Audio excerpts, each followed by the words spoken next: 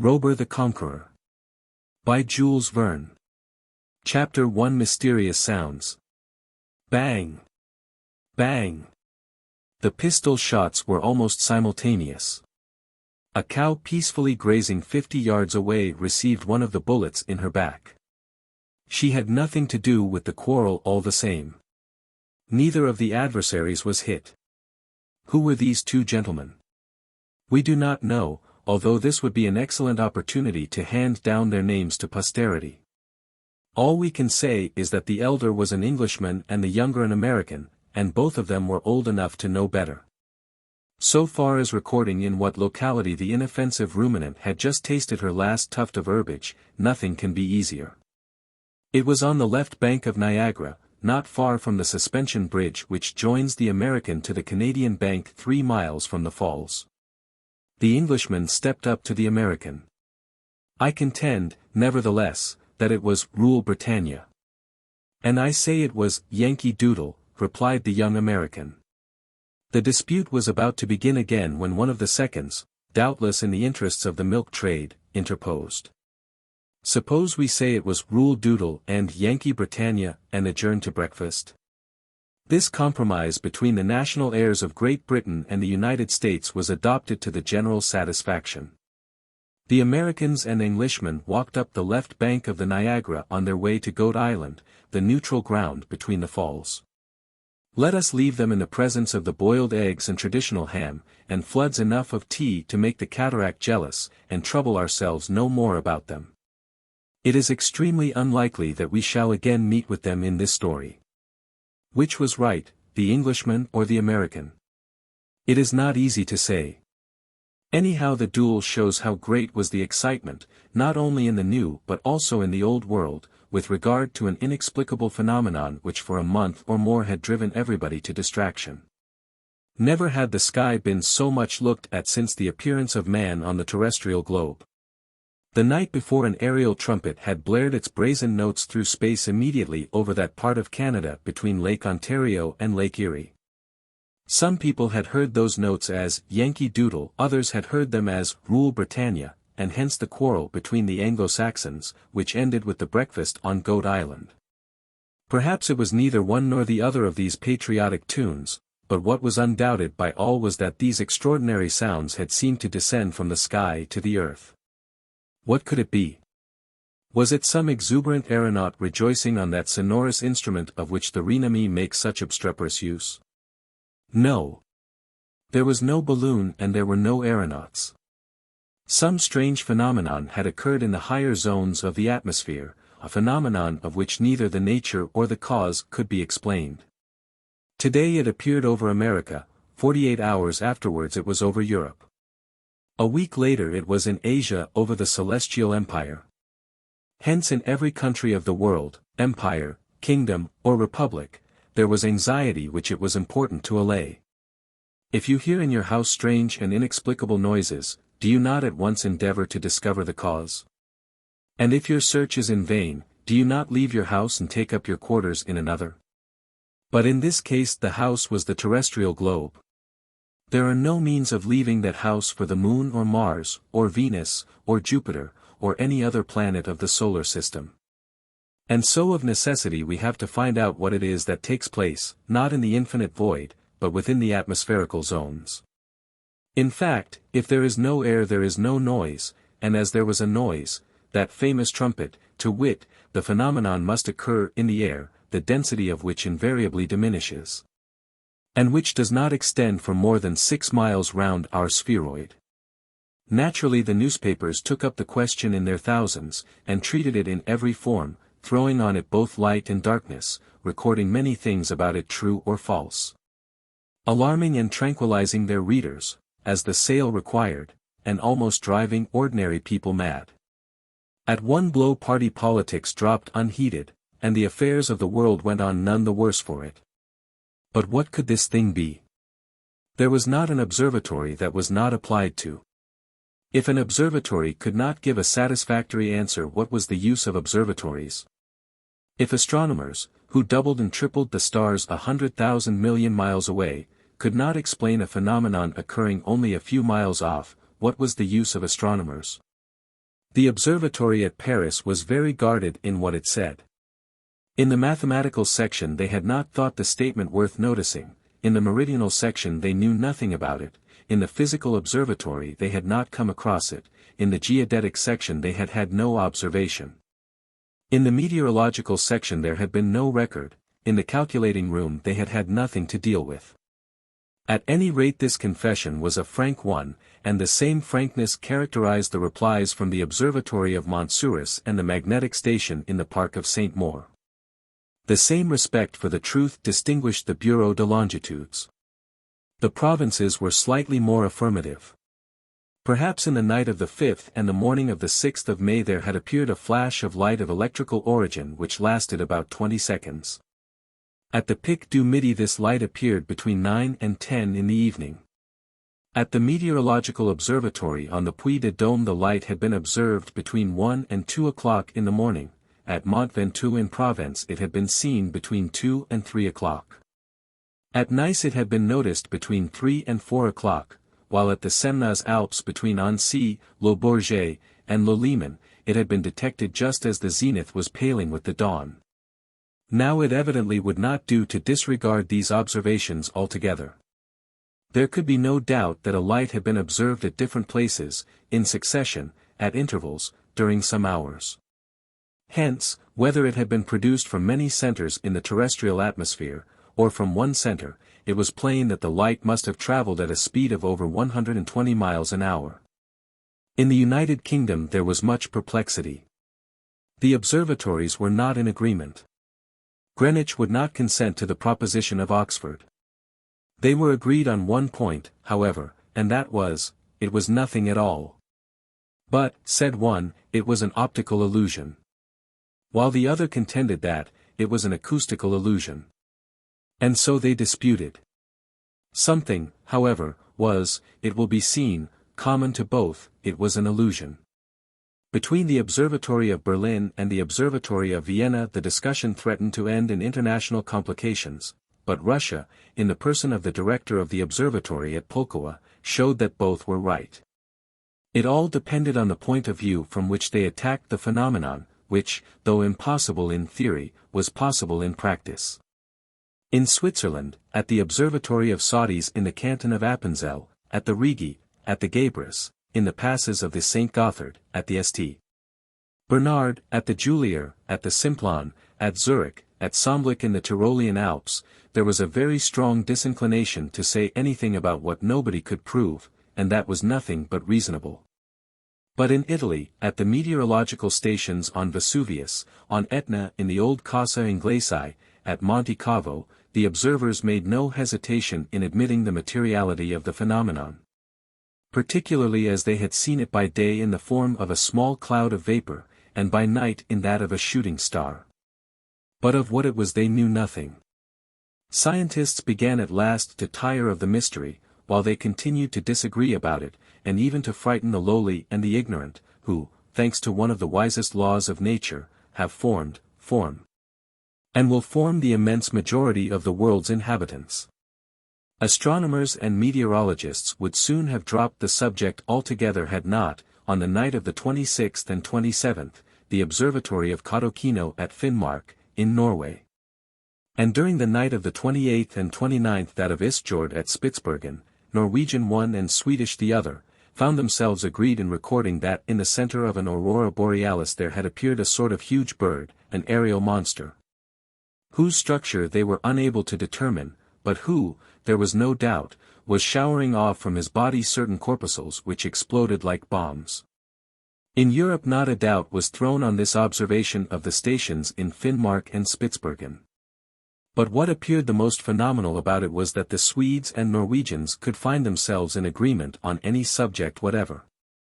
There was a laugh at the asserted discovery in all the observatories of South America, in Brazil, Peru, and La Plata, and in those of Australia at Sydney, Adelaide, and Melbourne, and Australian laughter is very catching. To sum up, only one chief of a meteorological station ventured on a decided answer to this question, notwithstanding the sarcasms that his solution provoked. This was a Chinaman, the director of the observatory at XIII, which rises in the center of a vast plateau less than 30 miles from the sea, having an immense horizon and wonderfully pure atmosphere. "It is possible," said he, "that the object was an aviform apparatus, a flying machine." What nonsense! But if the controversy was keen in the Old World, we can imagine what it was like in that portion of the New of which the United States occupy so vast an area. A Yankee, we know, does not waste time on the road. He takes the street that leads him straight to his end. And the observatories of the American Federation did not hesitate to do their best. If they did not hurl their objectives at each other's heads, it was because they would have had to put them back just when they most wanted to use them. In this much disputed question, the observatories of Washington in the District of Columbia, and Cambridge in Massachusetts, found themselves opposed by those of Dartmouth College in New Hampshire, and Ann Arbor in Michigan. The subject of their dispute was not the nature of the body observed, but the precise moment of its observation. All of them claimed to have seen it the same night, the same hour, the same minute, the same second, although the trajectory of the mysterious voyager took it but a moderate height above the horizon. Now from Massachusetts to Michigan, from New Hampshire to Columbia, the distance is too great for this double observation, made at the same moment, to be considered possible. Dudley at Albany, in the state of New York, and West Point, the military academy, showed that their colleagues were wrong by an elaborate calculation of the right ascension and declination of the aforesaid body. But later on it was discovered that the observers had been deceived in the body, and that what they had seen was an aerolite. This aerolite could not be the object in question, for how could an aerolite blow a trumpet? It was in vain that they tried to get rid of this trumpet as an optical illusion. The ears were no more deceived than the eyes. Something had assuredly been seen, and something had assuredly been heard. In the night of the 12th and 13th of May, a very dark night, the observers at Yale College, in the Sheffield Science School, had been able to take down a few bars of a musical phrase in D major, common time, which gave note for note. Rhythm for rhythm, the chorus of the chant do depart. Good, said the Yankee wags. There is a French band well up in the air. But to joke is not to answer.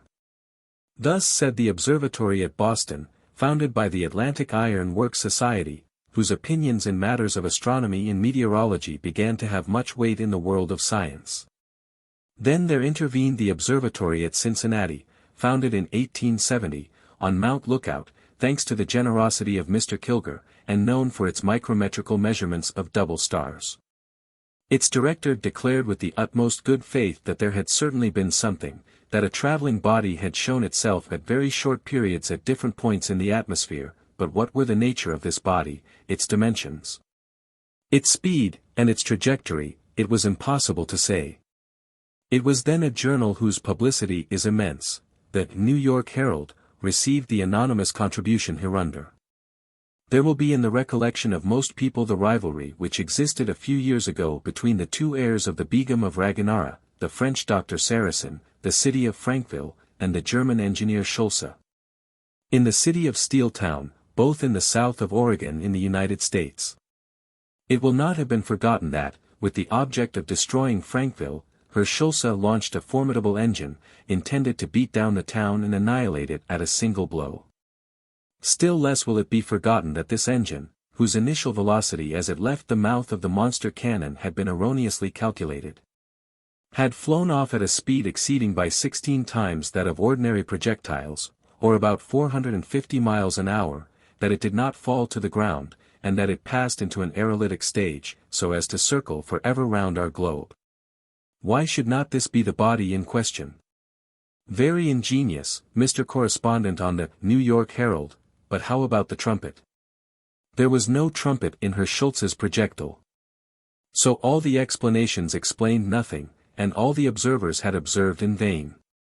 There remained only the suggestion offered by the director of XIII.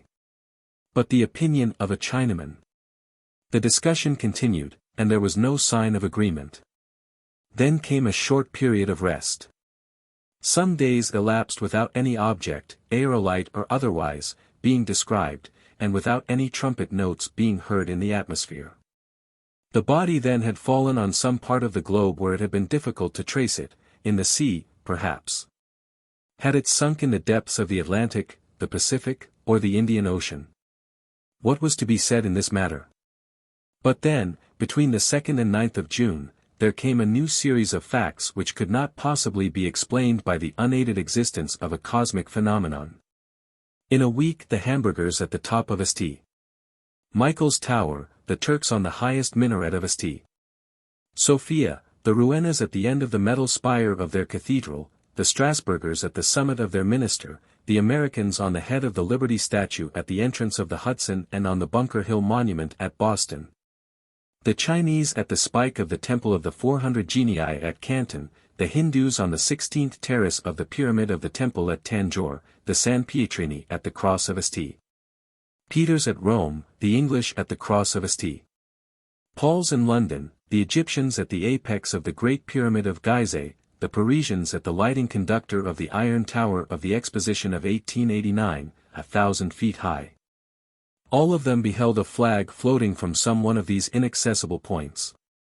And the flag was black, dotted with stars, and it bore a golden sun in its center.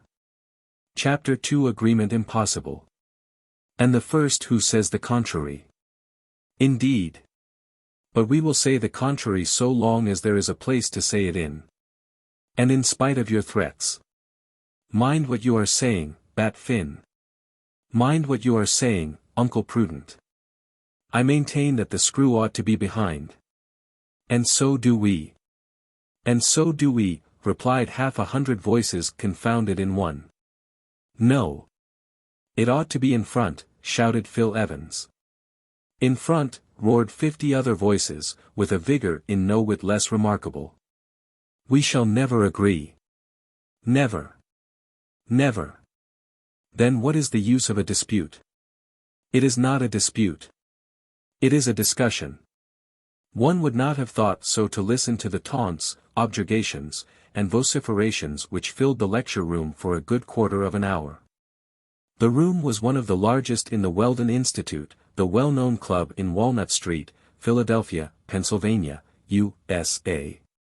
The evening before there had been an election of a lamplighter, occasioning many public manifestations, noisy meetings, and even interchanges of blows, resulting in an effervescence which had not yet subsided. And which would account for some of the excitement just exhibited by the members of the Weldon Institute. For this was merely a meeting of balloonists, discussing the burning question of the direction of balloons.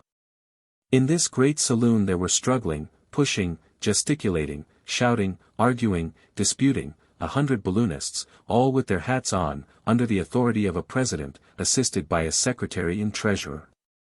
They were not engineers by profession, but simply amateurs of all that appertained to aerostatics, and they were amateurs in a fury, and especially foes of those who would oppose to aerostats apparatuses heavier than the air.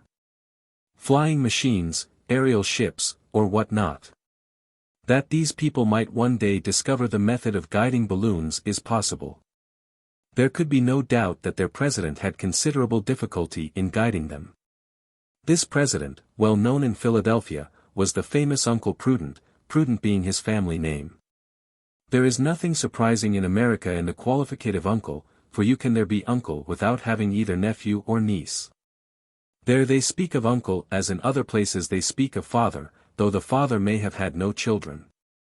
Uncle Prudent was a personage of consideration, and in spite of his name was well known for his audacity. He was very rich, and that is no drawback even in the United States, and how could it be otherwise when he owned the greater part of the shares in Niagara Falls? A society of engineers had just been founded at Buffalo for working the cataract. It seemed to be an excellent speculation.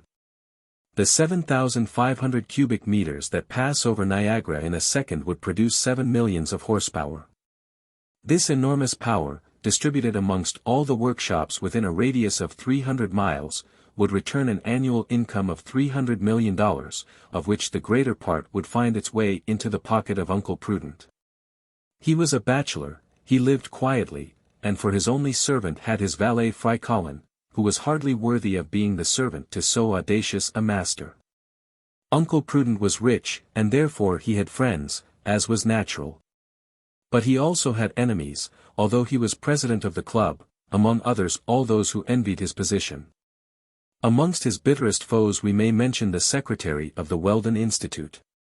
This was Phil Evans, who was also very rich, being the manager of the Wheelton Watch Company, an important manufactory, which makes every day 500 movements equal in every respect to the best Swiss workmanship. Phil Evans would have passed for one of the happiest men in the world, and even in the United States, if it had not been for Uncle Prudent. Like him he was in his 46th year, like him of invariable health, like him of undoubted boldness.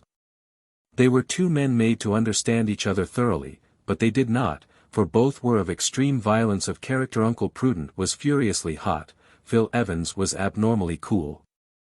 And why had not Phil Evans been elected president of the club? The votes were exactly divided between Uncle Prudent and him. 20 times there had been a scrutiny, and 20 times the majority had not declared for either one or the other. The position was embarrassing, and it might have lasted for the lifetime of the candidates. One of the members of the club then proposed a way out of the difficulty. This was Jem Chip, the treasurer of the Weldon Institute. Chip was a confirmed vegetarian, a proscriber of all animal nourishment, of all fermented liquors, half a Mussulman, half a Brahmin. On this occasion Jem Chip was supported by another member of the club, William T. Forbes, the manager of a large factory where they made glucose by treating rags with sulfuric acid. A man of good standing was this William T. Forbes, the father of two charming girls, Miss Dorothy, called Doll, and Miss Martha, called Matt, who gave the tone to the best society in Philadelphia. It followed, then, on the proposition of Jem Chip, supported by William T. Forbes and others, that it was decided to elect the president, on the center point. This mode of election can be applied in all cases when it is desired to elect the most worthy. And a number of Americans of high intelligence are already thinking of employing it in the nomination of the President of the Republic of the United States. On two boards of perfect whiteness a black line is traced. The length of each of these lines is mathematically the same, for they have been determined with as much accuracy as the base of the first triangle in a trigonometrical survey. That done, the two boards were erected on the same day in the center of the conference room, and the two candidates, each armed with a fine needle, marched towards the board that had fallen to his lot. The man who planted his needle nearest the center of the line would be proclaimed president of the Weldon Institute. The operation must be done at once, no guide marks or trial shots allowed, nothing but sureness of eye. The man must have a compass in his eye, as the saying goes, that was all. Uncle Prudent stuck in his needle at the same moment as Phil Evans did his. Then there began the measurement to discover which of the two competitors had most nearly approached the center. Wonderful! Such had been the precision of the shots that the measures gave no appreciable difference. If they were not exactly in the mathematical center of the line, the distance between the needles was so small as to be invisible to the naked eye. The meeting was much embarrassed. Fortunately one of the members, Truck Milner, insisted that the measurements should be remade by means of a rule graduated by the micrometrical machine of M. Perot's, which can divide a millimeter into 1500ths of a millimeter with a diamond splinter, was brought to bear on the lines. And on reading the divisions through a microscope the following were the results: Uncle Prudent had approached the center within less than 6/1500ths of a millimeter. Phil Evans was within 9/1500ths. And that is why Phil Evans was only secretary of the Weldon Institute, whereas Uncle Prudent was president. A difference of 3/1500ths of a millimeter. And on account of it Phil Evans vowed against Uncle Prudent one of those hatreds which are none the less fierce for being latent. Chapter 3: A visitor is announced. The many experiments made during this last quarter of the 19th century have given considerable impetus to the question of guidable balloons. The cars furnished with propellers attached in 1852 to the aerostats of the elongated form introduced by Henry Giffard, the machines of Dupuy de Lomé in 1872, of the Tissandier brothers in 1883, and of Captain Krebs and Renard in 1884. Yielded many important results. But if these machines, moving in a medium heavier than themselves, maneuvering under the propulsion of a screw, working at an angle to the direction of the wind, and even against the wind, to return to their point of departure, had been really guidable, they had only succeeded under very favorable conditions. In large, covered hulls their success was perfect. In a calm atmosphere they did very well. In a light wind of 5 or 6 yards a second they still moved. But nothing practical had been obtained. Against a miller's wind, 9 yards a second, the machines had remained almost stationary. Against a fresh breeze, 11 yards a second, they would have advanced backwards. In a storm, 27 to 33 yards a second, they would have been blown about like a feather. In a hurricane, 60 yards a second, they would have run the risk of being dashed to pieces. And in one of those cyclones which exceed 100 yards a second not a fragment of them would have been left. It remained, then, even after the striking experiments of Captains Krebs and Renard, that though guidable aerostats had gained a little speed, they could not be kept going in a moderate breeze. Hence the impossibility of making practical use of this mode of aerial locomotion. With regards to the means employed to give the aerostat its motion a great deal of progress had been made. For the steam engines of Henry Giffard, and the muscular force of Dupuy de Lomé, electric motors had gradually been substituted. The batteries of bichromate of potassium of the Tissandier brothers had given a speed of 4 yards a second. The dynamo-electric machines of Captain Krebs and Renard had developed a force of 12 horsepower and yielded a speed of 6.5 yards per second. With regard to this motor, engineers and electricians had been approaching more and more to that desideratum which is known as a steam horse in a watch case. Gradually the results of the pile of which Captains Krebs and Renard had kept the secret had been surpassed, and aeronauts had become able to avail themselves of motors whose lightness increased at the same time as their power. In this there was much to encourage those who believed in the utilization of guidable balloons. But yet how many good people there are who refuse to admit the possibility of such a thing. If the aerostat finds support in the air it belongs to the medium in which it moves. Under such conditions, how can its mass, which offers so much resistance to the currents of the atmosphere, make its way against the wind? In this struggle of the inventors after a light and powerful motor, the Americans had most nearly attained what they sought. A dynamo-electric apparatus, in which a new pile was employed the composition of which was still a mystery, had been bought from its inventor, a Boston chemist up to then unknown.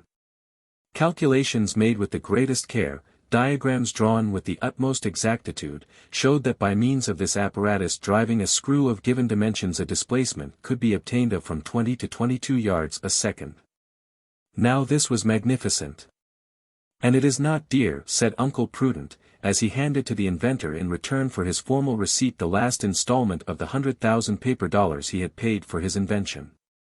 Immediately the Weldon Institute set to work. When there comes along a project of practical utility the money leaps nimbly enough from American pockets. The funds flowed in even without its being necessary to form a syndicate. $300,000 came into the club's account at the first appeal. The work began under the superintendence of the most celebrated aeronaut of the United States, Harry W. Tinder, immortalized by 3 of his ascents out of 1,000, one in which he rose to a height of 12,000 yards, higher than Gay-Lussac, Coxwell, Civet, Croce-Spinelli, Tissandier, Glacier.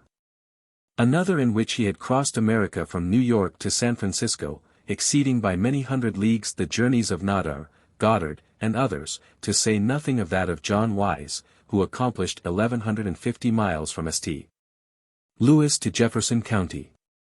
The third, which ended in a frightful fall from 1,500 feet at the cost of a slight sprain in the right thumb, while the less fortunate Pilatre de Rogier fell only 700 feet, and yet killed himself on the spot. At the time this story begins the Weldon Institute had got their work well in hand. In the Turner Yard at Philadelphia there reposed an enormous aerostat, whose strength had been tried by highly compressed air. It well merited the name of the monster balloon. How large was Nadar's Géant? 6,000 cubic meters. How large was John Wise's balloon? 20,000 cubic meters.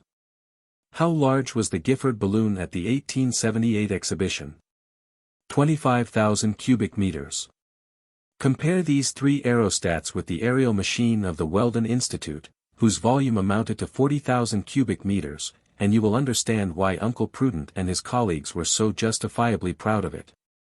This balloon, not being destined for the exploration of the higher strata of the atmosphere, was not called the Excelsior, a name which is rather too much held in honor among the citizens of America. No. It was called, simply, the Go-Ahead. And all it had to do was to justify its name by going ahead obediently to the wishes of its commander. The dynamo-electric machine, according to the patent purchased by the Weldon Institute, was nearly ready. In less than 6 weeks the Go-Ahead would start for its first cruise through space. But, as we have seen, all the mechanical difficulties had not been overcome. Many evenings had been devoted to discussing, not the form of its screw nor its dimensions, but whether it ought to be put behind, as the Tissandier brothers had done, or before as Captains Krebs and Renard had done. It is unnecessary to add that the partisans of the two systems had almost come to blows. The group of beforists were equalled in number by the group of behindists. Uncle Prudent, who ought to have given the casting vote, Uncle Prudent, brought up doubtless in the school of Professor Buridan, could not bring himself to decide. Hence the impossibility of getting the screw into place. The dispute might last for some time, unless the government interfered. But in the United States the government meddles with private affairs as little as it possibly can. And it is right. Things were in this state at this meeting on the 13th of June, which threatened to end in a riot, insults exchanged, fisticuffs succeeding the insults, cane thrashing succeeding the fisticuffs. Revolver shots succeeding the cane thrashings, when at 37 minutes past 8 there occurred a diversion. The porter of the Weldon Institute coolly and calmly, like a policeman amid the storm of the meeting, approached the presidential desk. On it he placed a card. He awaited the orders that Uncle Prudent found it convenient to give. Uncle Prudent turned on the steam whistle, which did duty for the presidential bell, for even the Kremlin clock would have struck in vain. But the tumult slackened not. Then the president removed his hat. Thanks to this extreme measure a semi-silence was obtained. "A communication," said Uncle Prudent, after taking a huge pinch from the snuff-box which never left him. "Speak up," answered 89 voices, accidentally in agreement on this one point. "A stranger, my dear colleagues, asks to be admitted to the meeting." "Never," replied every voice. "He desires to prove to us, it would appear," continued Uncle Prudent, "that to believe in guiding balloons is to believe in the absurdest of utopias. Let him in. Let him in." "What is the name of this singular personage?" asked Secretary Phil Evans. "Robur," replied Uncle Prudent. "Robur. Robur. Robur," yelled the assembly. And the welcome accorded so quickly to the curious name was chiefly due to the Weldon Institute hoping to vent its exasperation on the head of him who bore it. Chapter 4 in which a new character appears. Citizens of the United States. My name is Robur. I am worthy of the name. I am 40 years old, although I look but 30, and I have a constitution of iron, a healthy vigor that nothing can shake, a muscular strength that few can equal, and a digestion that would be thought first class even in an ostrich. They were listening. Yes. The riot was quelled at once by the totally unexpected fashion of the speech. Was this fellow a madman or a hoaxer? Whoever he was, he kept his audience in hand. There was not a whisper in the meeting in which but a few minutes ago the storm was in full fury. And Robur looked the man he said he was. Of middle height and geometric breadth, his figure was a regular trapezium with the greatest of its parallel sides formed by the line of his shoulders. On this line attached by a robust neck there rose an enormous spheroidal head. The head of what animal did it resemble from the point of view of passional analogy? The head of a bull, but a bull with an intelligent face. Eyes which at the least opposition would glow like coals of fire. And above them a permanent contraction of the superciliary muscle, an invariable sign of extreme energy. Short hair, slightly woolly, with metallic reflections, large chest rising and falling like a smith's bellows. Arms, hands, legs, feet, all worthy of the trunk. No mustaches, no whiskers, but a large American goatee, revealing the attachments of the jaw whose masseter muscles were evidently of formidable strength. It has been calculated, what has not been calculated, that the pressure of the jaw of an ordinary crocodile can reach 400 atmospheres, while that of a hound can only amount to 100. From this the following curious formula has been deduced: if a kilogram of dog produces 8 kilograms of masseteric force, a kilogram of crocodile could produce 12.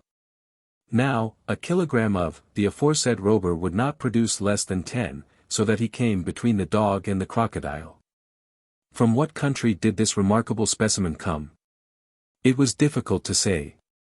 One thing was noticeable, and that was that he expressed himself fluently in English without a trace of the drawling twang that distinguishes the Yankees of New England. He continued, "And now, honorable citizens, for my mental faculties. You see before you an engineer whose nerves are in no way inferior to his muscles. I have no fear of anything or anybody. I have a strength of will that has never had to yield.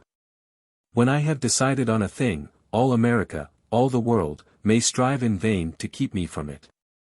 When I have an idea, I allow no one to share it, and I do not permit any contradiction. I insist on these details, honorable citizens, because it is necessary you should quite understand me. Perhaps you think I am talking too much about myself. It does not matter if you do. And now consider a little before you interrupt me, as I have come to tell you something that you may not be particularly pleased to hear." A sound as of the surf on the beach began to rise along the first row of seats, a sign that the sea would not be long in getting stormy again. "Speak, stranger," said Uncle Prudent, who had some difficulty in restraining himself. And Robur spoke as follows, without troubling himself any more about his audience. "Yes. I know it well. After a century of experiments that have led to nothing, and trials giving no results, there still exist ill-balanced minds who believe in guiding balloons. They imagine that a motor of some sort, electric or otherwise, might be applied to their pretentious skin bags which are at the mercy of every current in the atmosphere. They persuade themselves that they can be masters of an aerostat as they can be masters of a ship on the surface of the sea. Because a few inventors in calm or nearly calm weather have succeeded in working an angle with the wind, or even beating to windward in a gentle breeze, they think that the steering of aerial apparatus lighter than the air is a practical matter. Well, now, look here, you hundred, who believe in the realization of your dreams, are throwing your thousands of dollars not into water but into space. You are fighting the impossible.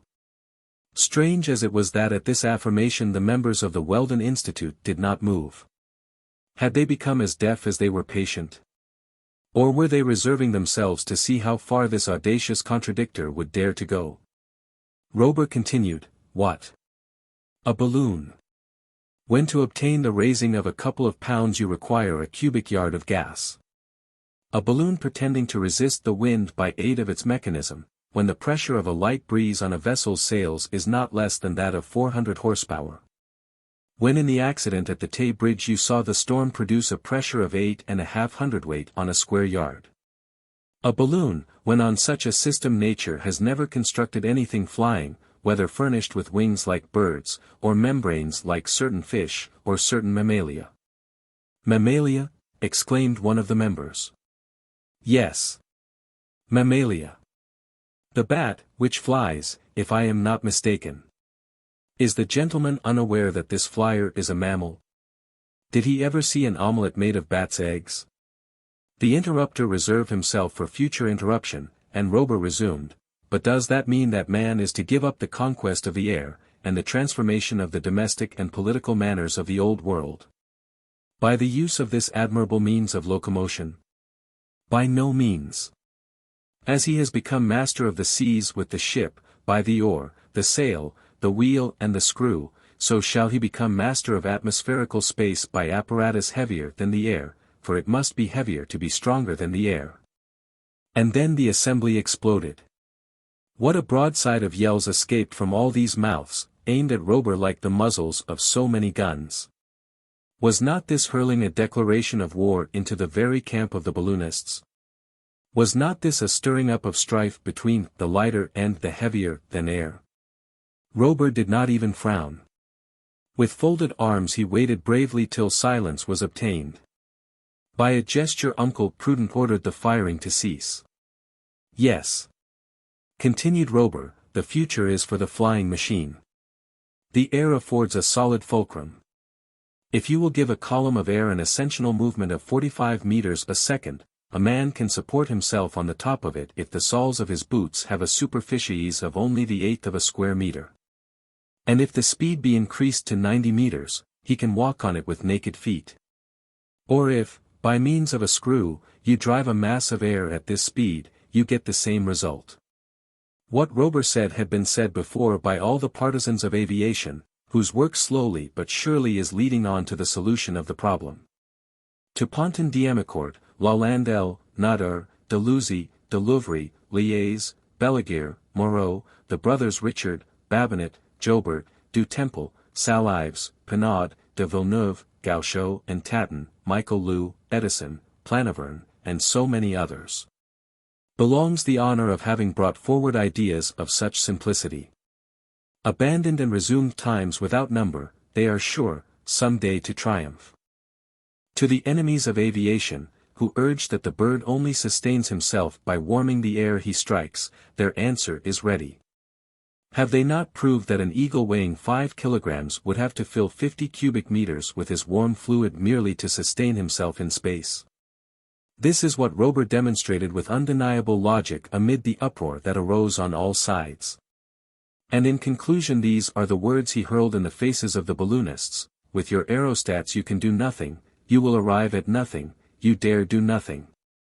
The boldest of your aeronauts, John Wise, although he has made an aerial voyage of 1,200 miles above the American continent, has had to give up his project of crossing the Atlantic. And you have not advanced one step, not one step, towards your end.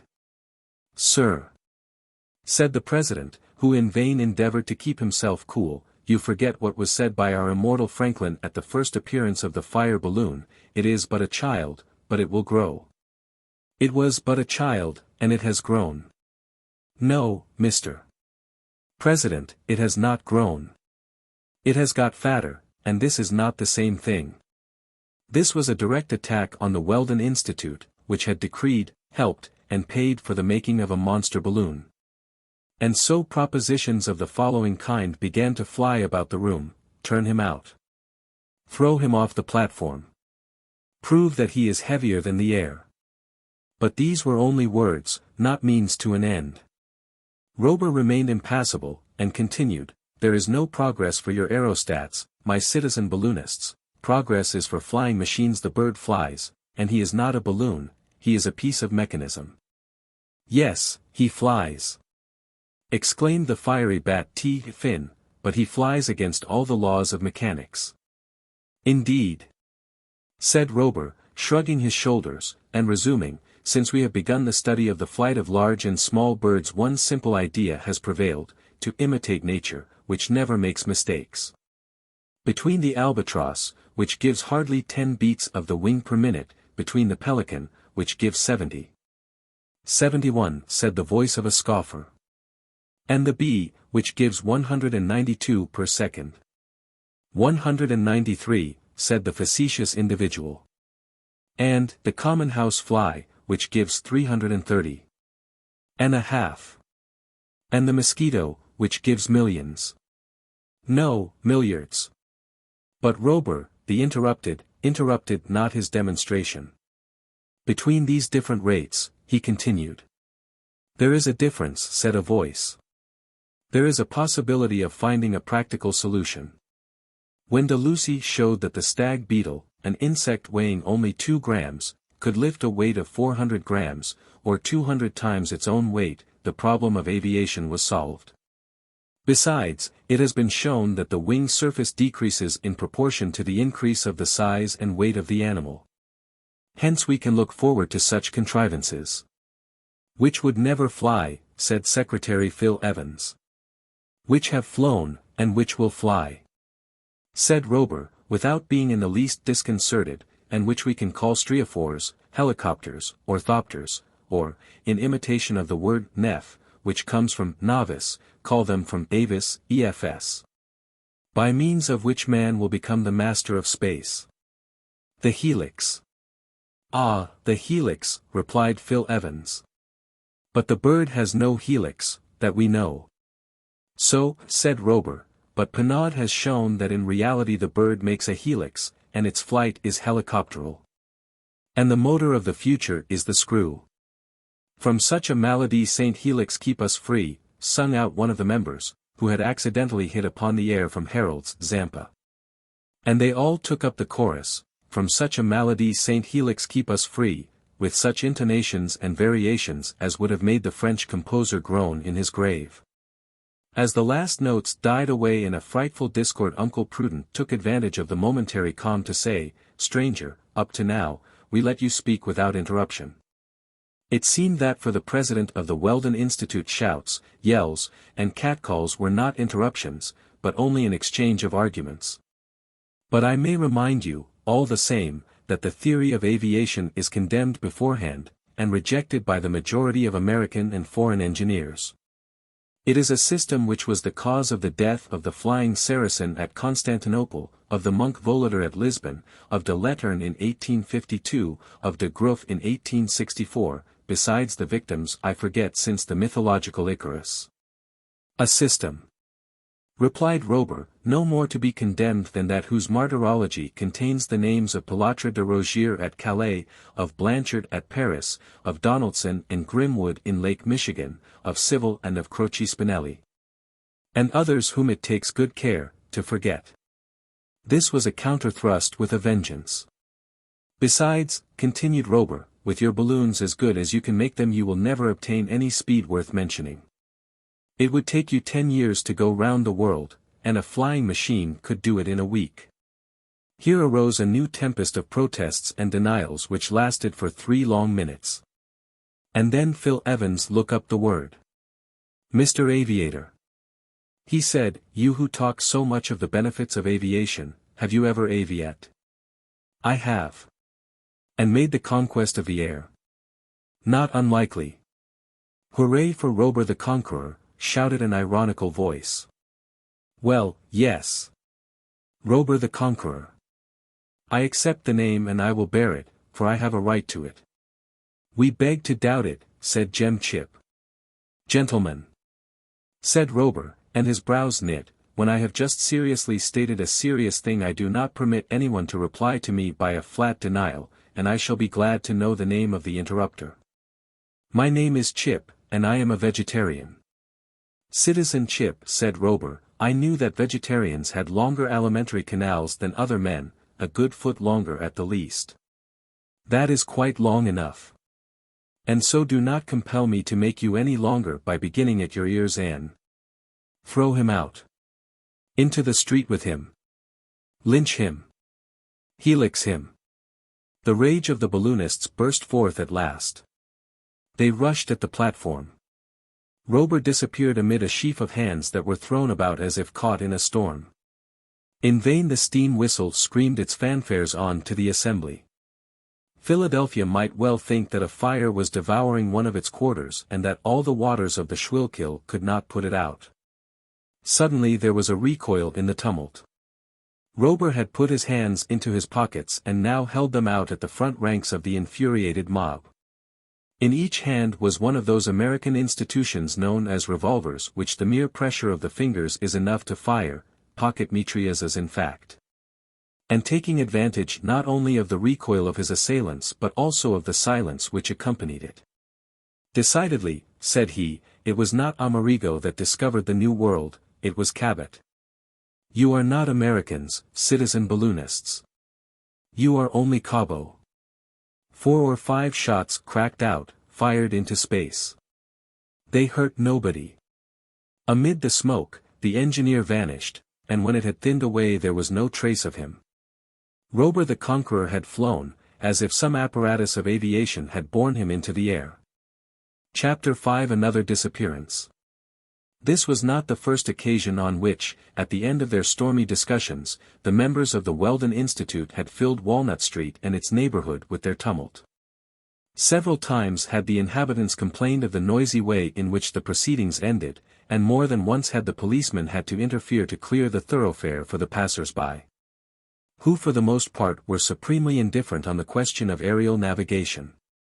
But never before had the tumult attained such proportions, never had the complaints been better founded, never had the intervention of the police been more necessary. But there was some excuse for the members of the Weldon Institute. They had been attacked in their own house. To these enthusiasts for lighter than air and no less enthusiast for heavier than air had said things absolutely abhorrent. And at the moment they were about to treat him as he deserved, he had disappeared. So they cried aloud for vengeance. To leave such insults unpunished was impossible to all with American blood in their veins. Had not the sons of Amerigo been called the sons of Cabot? Was not that an insult as unpardonable as it happened to be just, historically?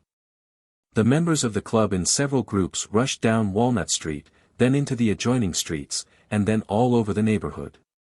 They woke up the householders. They compelled them to search their houses, prepared to indemnify them later on for the outrage on their privacy. Vain were all their trouble and searching. Robur was nowhere to be found, there was no trace of him. He might have gone off in the Go-Ahead, the balloon of the Institute, for all they could tell. After an hour's hunt the members had to give in and separate, not before they had agreed to extend their search over the whole territory of the twin Americas that formed the new continent.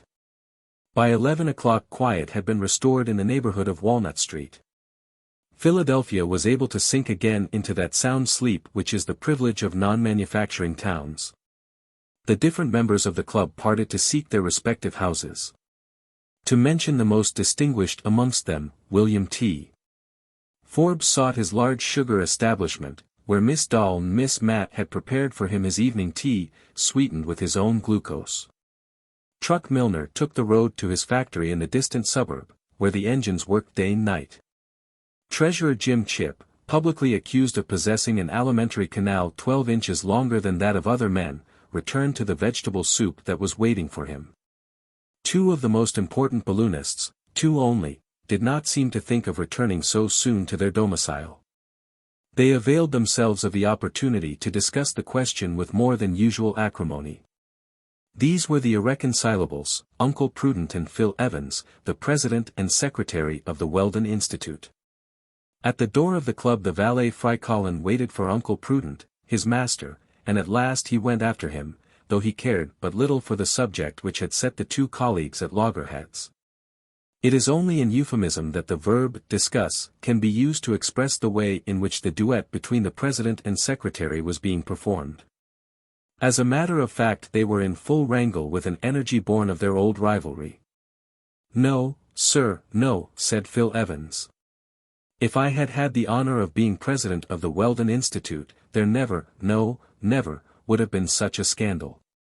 "And what would you have done, if you had had the honor?" demanded Uncle Prudent. "I would have stopped the insulter before he had opened his mouth." "It seems to me it would have been impossible to stop him until he had opened his mouth," replied Uncle Prudent. "Not in America, sir, not in America." And exchanging such observations, increasing in bitterness as they went, they walked on through the streets farther and farther from their homes, until they reached a part of the city whence they had to go a long way round to get back. Frycollin followed, by no means at ease to see his master plunging into such deserted spots. He did not like deserted spots, particularly after midnight. In fact the darkness was profound, and the moon was only a thin crescent just beginning its monthly life. Frycollin kept a lookout to the left and right of him to see if he was followed. And he fancied he could see 5 or 6 hulking fellows dogging his footsteps. Instinctively he drew nearer to his master, but not for the world would he have dared to break in on the conversation of which the fragments reached him. In short it so chanced that the president and secretary of the Weldon Institute found themselves on the road to Fairmount Park. In the full heat of their dispute they crossed the Schuylkill River by the famous iron bridge. They met only a few belated wayfarers, and pressed on across a wide open tract ere the immense prairie was broken every now and then by the patches of thick woodland, which make the park different to any other in the world. There Frycollin's terror became acute, particularly as he saw the 5 or 6 shadows gliding after him across the Schuylkill Bridge. The pupils of his eyes broadened out to the circumference of his iris, and his limbs seemed to diminish as if endowed with the contractility peculiar to the mollusca and certain of the articulate, for Frycollin, the valet, was an egregious coward. He was a pure South Carolina Negro, with the head of a fool and the carcass of an imbecile.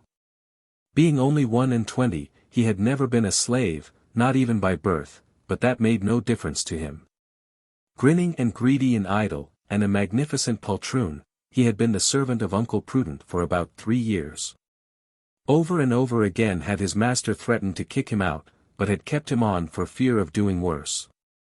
With a master ever ready to venture on the most audacious enterprises, Frycollin's cowardice had brought him many arduous trials.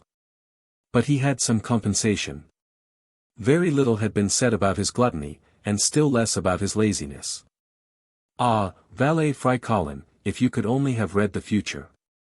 Why, oh why, Frycollin, did you not remain at Boston with the Sneffels, and not have given them up when they talked of going to Switzerland? Was not that a much more suitable place for you than this of Uncle Prudence, where danger was daily welcomed? But here he was, and his master had become used to his faults. He had one advantage, and that was a consideration.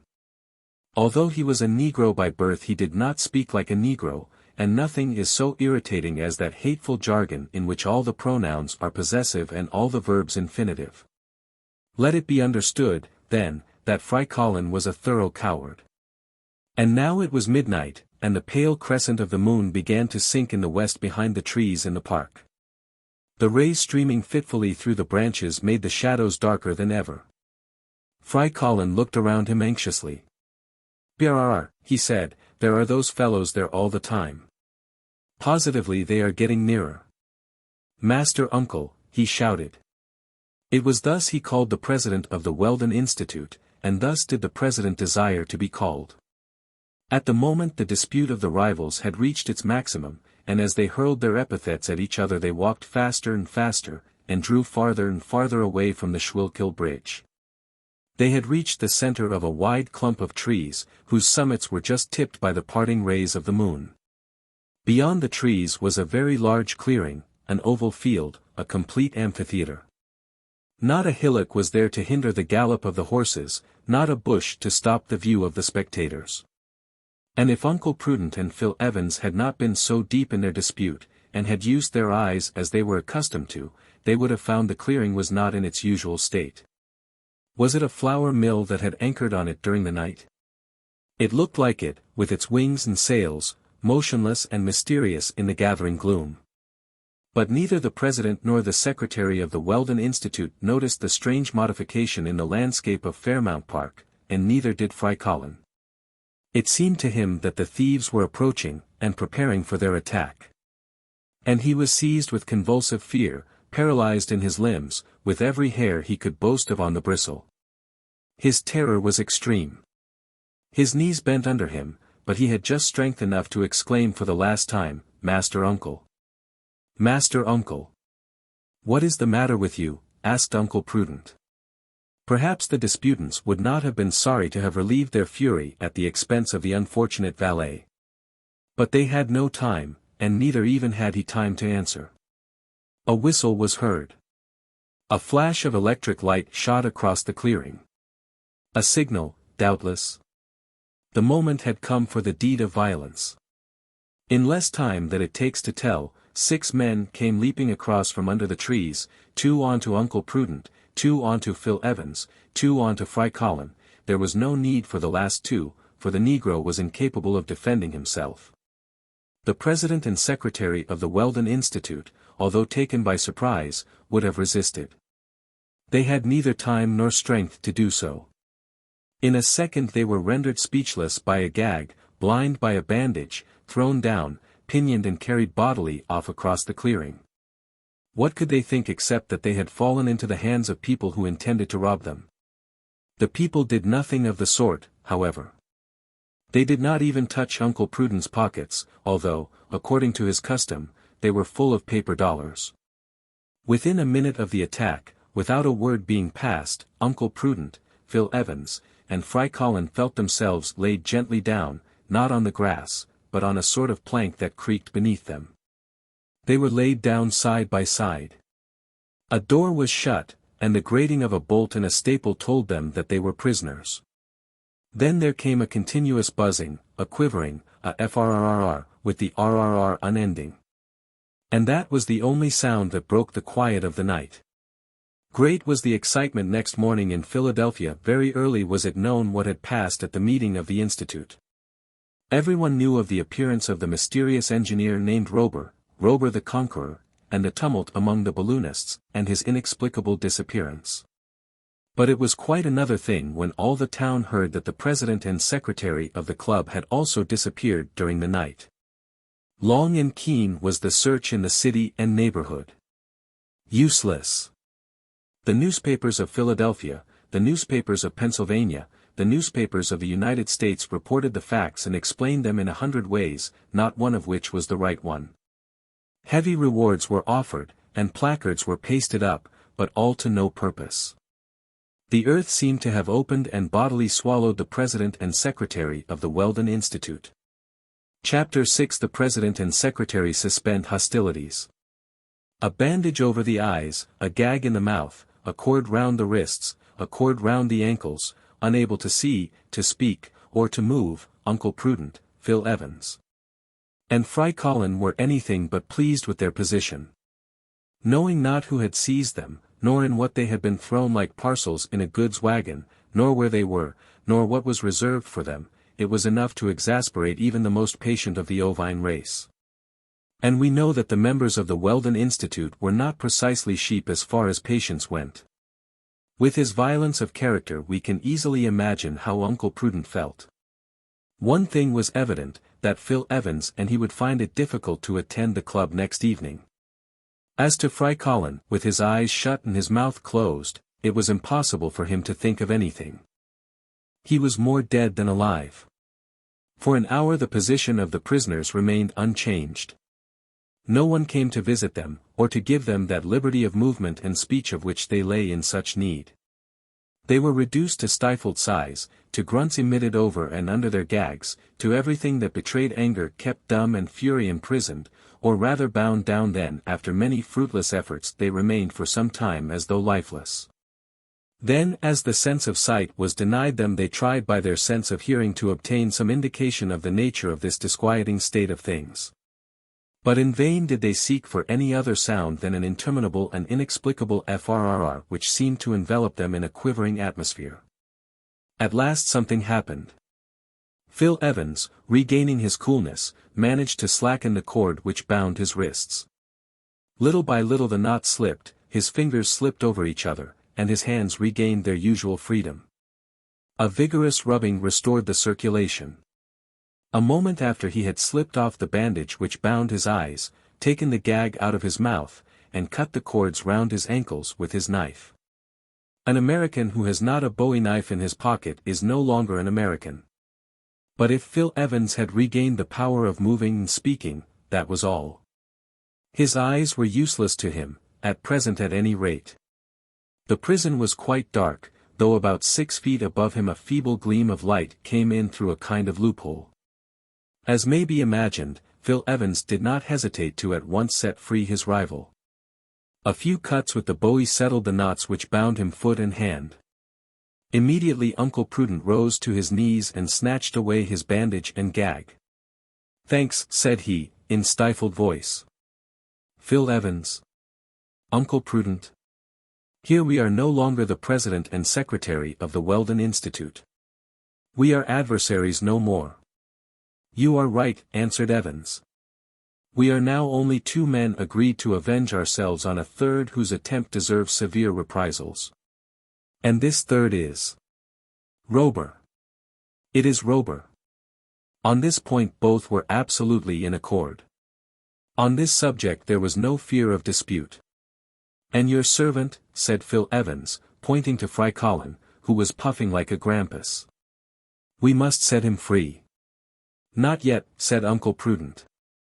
He would overwhelm us with his Jeremiads, and we have something else to do than abuse each other. What is that, Uncle Prudent? To save ourselves if possible. You are right, even if it is impossible. And even if it is impossible.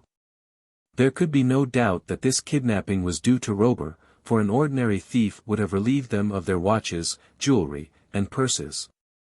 And thrown their bodies into the Schuylkill with a good gash in their throats instead of throwing them to the bottom of what?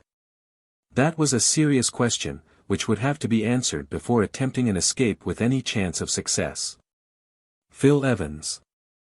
Began Uncle Prudent, if, when we came away from our meeting, instead of indulging in amenities to which we need not recur, we had kept our eyes more open, this would not have happened.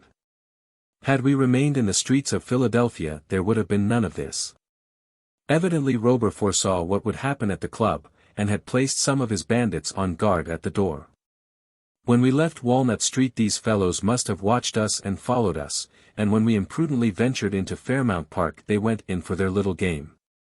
Agreed, said Evans. We were wrong not to go straight home. It is always wrong not to be right, said Prudent. Here a long-drawn sigh escaped from the darkest corner of the prison. What is that? Asked Evans. Nothing. Frycollin is dreaming. Between the moment we were seized a few steps out into the clearing and the moment we were thrown in here only 2 minutes elapsed. It is thus evident that those people did not take us out of Fairmount Park. And if they had done so we should have felt we were being moved. Undoubtedly, and consequently we must be in some vehicle, perhaps some of those long prairie wagons, or some show caravan. Evidently.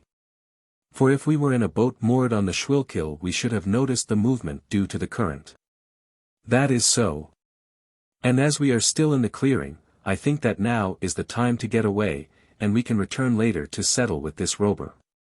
And make him pay for this attempt on the liberty of 2 citizens of the United States. And he shall pay pretty dearly.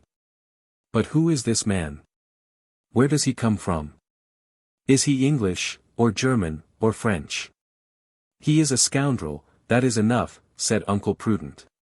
Now to work. And then the 2 men, with their hands stretched out and their fingers wide apart, began to feel round the walls to find a joint or crack. Nothing. Nothing, not even at the door. It was closely shut and it was impossible to shoot back the lock. All that could be done was to make a hole, and escape through the hole. It remained to be seen if the knives could cut into the walls. But whence comes this never-ending rustling? Asked Evans, who was much impressed at the continuous frr. The wind, doubtless, said Uncle Prudent. The wind. But I thought the night was quite calm. So it was. But if it isn't the wind, what can it be? Phil Evans got out the best blade of his knife and set to work on the wall near the door. Perhaps he might make a hole which would enable him to open it from the outside should it be only bolted or should the key have been left in the lock. He worked away for some minutes. The only result was to nip up his knife, to snip off its point, and transform what was left of the blade into a saw. Doesn't it cut? Asked Uncle Prudent. No. Is the wall made of sheet iron? No, it gives no metallic sound when you hit it. Is it of ironwood? No, it isn't iron and it isn't wood. What is it then? Impossible to say. But, anyhow, steel doesn't touch it. Uncle Prudent, in a sudden outburst of fury, began to rave and stamp on the sonorous planks, while his hands sought to strangle an imaginary Robur. Be calm, Prudent, be calm. You have a try. Uncle Prudent had a try, but the bowie knife could do nothing against a wall which its best blades could not even scratch. The wall seemed to be made of crystal. So it became evident that all flight was impracticable except through the door, and for a time they must resign themselves to their fate, not a very pleasant thing for the Yankee temperament. And very much to the disgust of these eminently practical men. But this conclusion was not arrived at without many objurgations and loud-sounding phrases hurled at this Robur, who, from what had been seen of him at the Weldon Institute, was not the sort of man to trouble himself much about them. Suddenly Frycollin began to give unequivocal signs of being unwell. He began to writhe in a most lamentable fashion, either with cramp in his stomach or in his limbs. And Uncle Prudent, thinking it his duty to put an end to these gymnastics, cut the cords that bound him. He had cause to be sorry for it. Immediately there was poured forth an interminable litany, in which the terrors of fear were mingled with the tortures of hunger. Frycollin was no worse in his brain than in his stomach, and it would have been difficult to decide to which organ the chief cause of the trouble should be assigned. "Frycollin," said Uncle Prudent. "Master Uncle." "Master Uncle," answered the negro between two of his lugubrious howls. "It is possible that we are doomed to die of hunger in this prison, but we have made up our minds not to succumb until we have availed ourselves of every means of alimentation to prolong our lives." "To eat me?" exclaimed Frycollin. "As is always done with a negro under such circumstances. So you had better not make yourself too obvious. Or you'll have your bones picked," said Evans. And as Frycollin saw he might be used to prolong two existences more precious than his own, he contented himself thenceforth with groaning in quiet. The time went on and all attempts to force the door or get through the wall proved fruitless. What the wall was made of was impossible to say. It was not metal, it was not wood, it was not stone, and all the cell seemed to be made of the same stuff. When they stamped on the floor it gave a peculiar sound that Uncle Prudent found it difficult to describe. The floor seemed to sound hollow, as if it was not resting directly on the ground of the clearing. And the inexplicable FRRR seemed to sweep along below it. All of which was rather alarming. "Uncle Prudent," said Phil Evans. "Well? Do you think our prison has been moved at all?" "Not that I know of. Because when we were first caught I distinctly remember the fresh fragrance of the grass and the resinous odor of the park trees. While now, when I take in a good sniff of the air, it seems as though all that had gone." "So it has." "Why?" "We cannot say why unless we admit that the prison has moved, and I say again that if the prison had moved, either as a vehicle on the road or a boat on the stream, we should have felt it." Here Frycollin gave vent to a long groan, which might have been taken for his last had he not followed it up with several more. "I expect Robur will soon have us brought before him," said Phil Evans. "I hope so," said Uncle Prudent. "And I shall tell him." "What?" "That he began by being rude and ended in being unbearable." Here Phil Evans noticed that day was beginning to break. A gleam, still faint, filtered through the narrow window opposite the door. It ought thus to be about 4 o'clock in the morning, for it is at that hour in the month of June in this latitude that the horizon of Philadelphia is tinged by the first rays of the dawn.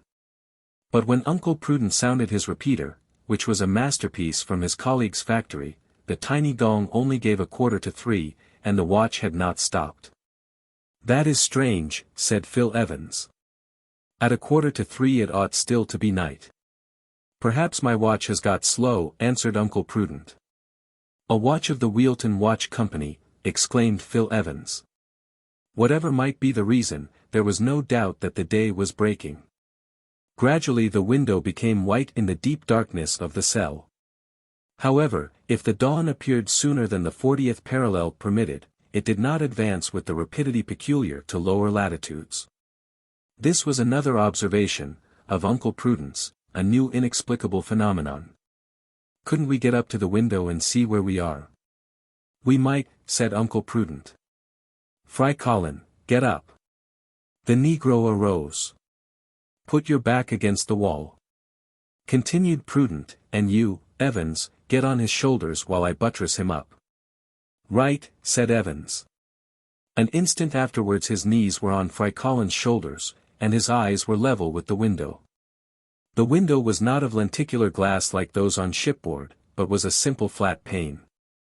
It was small, and Phil Evans found his range of view was much limited. "Break the glass," said Prudent, "and perhaps you will be able to see better." Phil Evans gave it a sharp knock with the handle of his bowie knife. It gave back a silvery sound, but it did not break. Another and more violent blow. The same result. "It is unbreakable glass," said Evans. It appeared as though the pane was made of glass toughened on the Siemens system, as after several blows it remained intact. The light had now increased, and Phil Evans could see for some distance within the radius allowed by the frame. "What do you see?" asked Uncle Prudent. "Nothing." "What? Not any trees?" "No." "Not even the top branches?" "No." "Then we are not in the clearing?" "Neither in the clearing nor in the park." "Don't you see any roofs of houses or monuments?" said Prudent, whose disappointment and anger were increasing rapidly. "No." "What?" "Not a flagstaff, nor a church tower, nor a chimney. Nothing but space." As he uttered the words, the door opened. A man appeared on the threshold. It was Robur. "Honorable balloonists," he said, in a serious voice, "you are now free to go and come as you like." "Free?" exclaimed Uncle Prudent. "Yes, within the limits of the Albatross." Uncle Prudent and Phil Evans rushed out of their prison. And what did they see? 4,000 feet below them the face of a country they sought in vain to recognize. Chapter 7 On Board the Albatross. When will man cease to crawl in the depths to live in the azure and quiet of the sky? To this question of Camille Flammario's the answer is easy. It will be when the progress of mechanics has enabled us to solve the problem of aviation.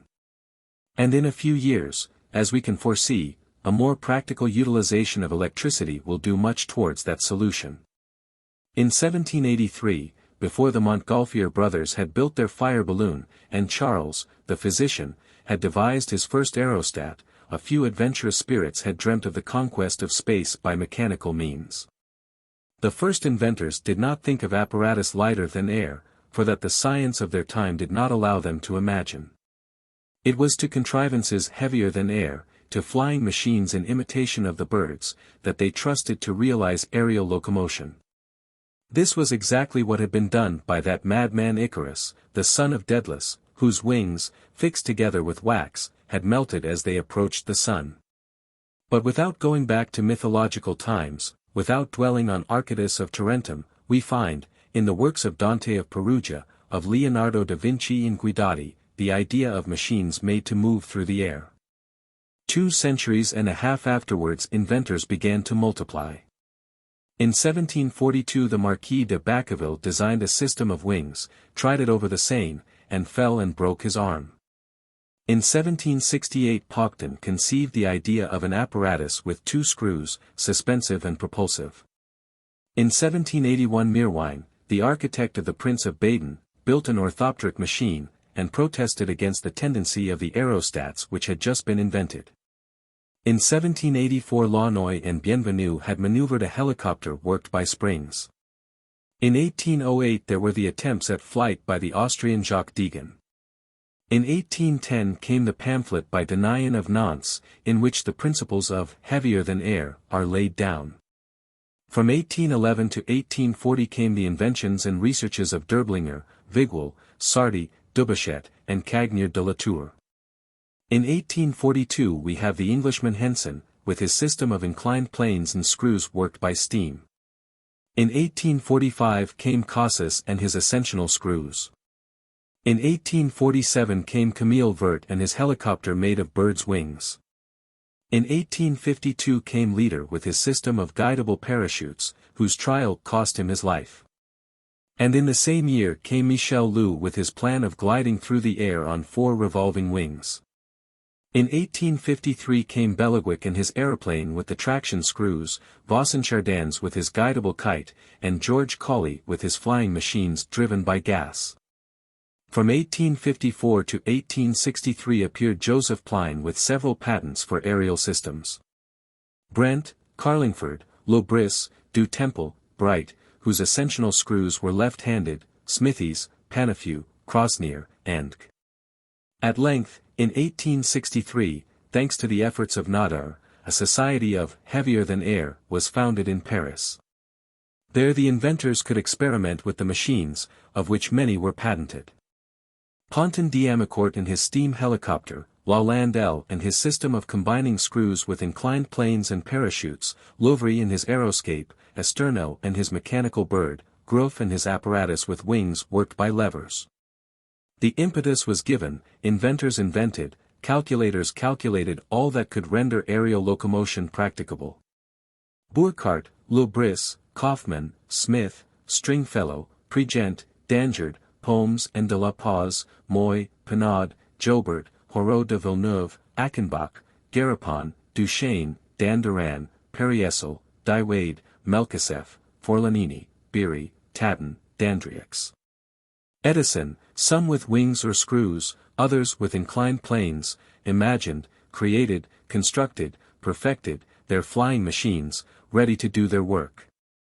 Once there came to be applied to thereby some inventor a motor of adequate power and excessive lightness. This list may be a little long, but that will be forgiven, for it is necessary to give the various steps in the ladder of aerial locomotion, on the top of which appeared Robur the Conqueror. Without these attempts, these experiments of his predecessors, how could the inquirer have conceived so perfect an apparatus? And though he had but contempt for those who obstinately worked away in the direction of balloons, he held in high esteem all those partisans of heavier than air. English, American, Italian, Austrian, French, and particularly French, whose work had been perfected by him, and led him to design and then to build this flying engine known as the Albatross, which he was guiding through the currents of the atmosphere. "The pigeon flies," had exclaimed one of the most persistent adepts at aviation. "They will crowd the air as they crowd the earth," said one of his most excited partisans. "From the locomotive to the aeromotive," shouted the noisiest of all, who had turned on the trumpet of publicity to awaken the old and new worlds. "Nothing, in fact, is better established, by experiment and calculation, than that the air is highly resistant. A circumference of only a yard in diameter in the shape of a parachute can not only impede descent in air, but can render it isochronous. That is a fact. It is equally well known that when the speed is great the work of the weight varies in almost inverse ratio to the square of the speed, and therefore becomes almost insignificant. It is also known that as the weight of a flying animal increases, the less is the proportional increase in the surface beaten by the wings in order to sustain it, although the motion of the wings becomes slower. A flying machine must therefore be constructed to take advantage of these natural laws, to imitate the bird, that admirable type of aerial locomotion according to Dr. Marcy, of the Institute of France. In short, the contrivances likely to solve the problem are of three kinds. 1. Helicopters or spiralophers, which are simply screws with vertical axes. 2. Ornithopters, machines which endeavor to reproduce the natural flight of birds. 3. Aeroplanes, which are merely inclined planes like kites, but towed or driven by screws. Each of these systems has had and still has its partisans obstinately resolved to give way in not the slightest particular. However, Robur, for many reasons, had rejected the two first. The ornithopter, or mechanical bird, offers certain advantages, no doubt. That the work and experiments of M. Renard in 1884 have sufficiently proved. But, as has been said, it is not necessary to copy nature servilely. Locomotives are not copied from the hare, nor are ships copied from the fish. To the first we have put wheels which are not legs. To the second we have put screws which are not fins. And they do not do so badly. Besides, what is this mechanical movement in the flight of birds, whose action is so complex? Has not Dr. Marcy suspected that the feathers open during the return of the wings so as to let the air through them? And is not that rather a difficult operation for an artificial machine? On the other hand, aeroplanes have given many good results. Screws opposing a slanting plane to the bed of air will produce an ascensional movement, and the models experimented on have shown that the disposable weight, that is to say the weight it is possible to deal with as distinct from that of the apparatus, increases with the square of the speed. Herein the aeroplane has the advantage over the aerostat even when the aerostat is furnished with the means of locomotion.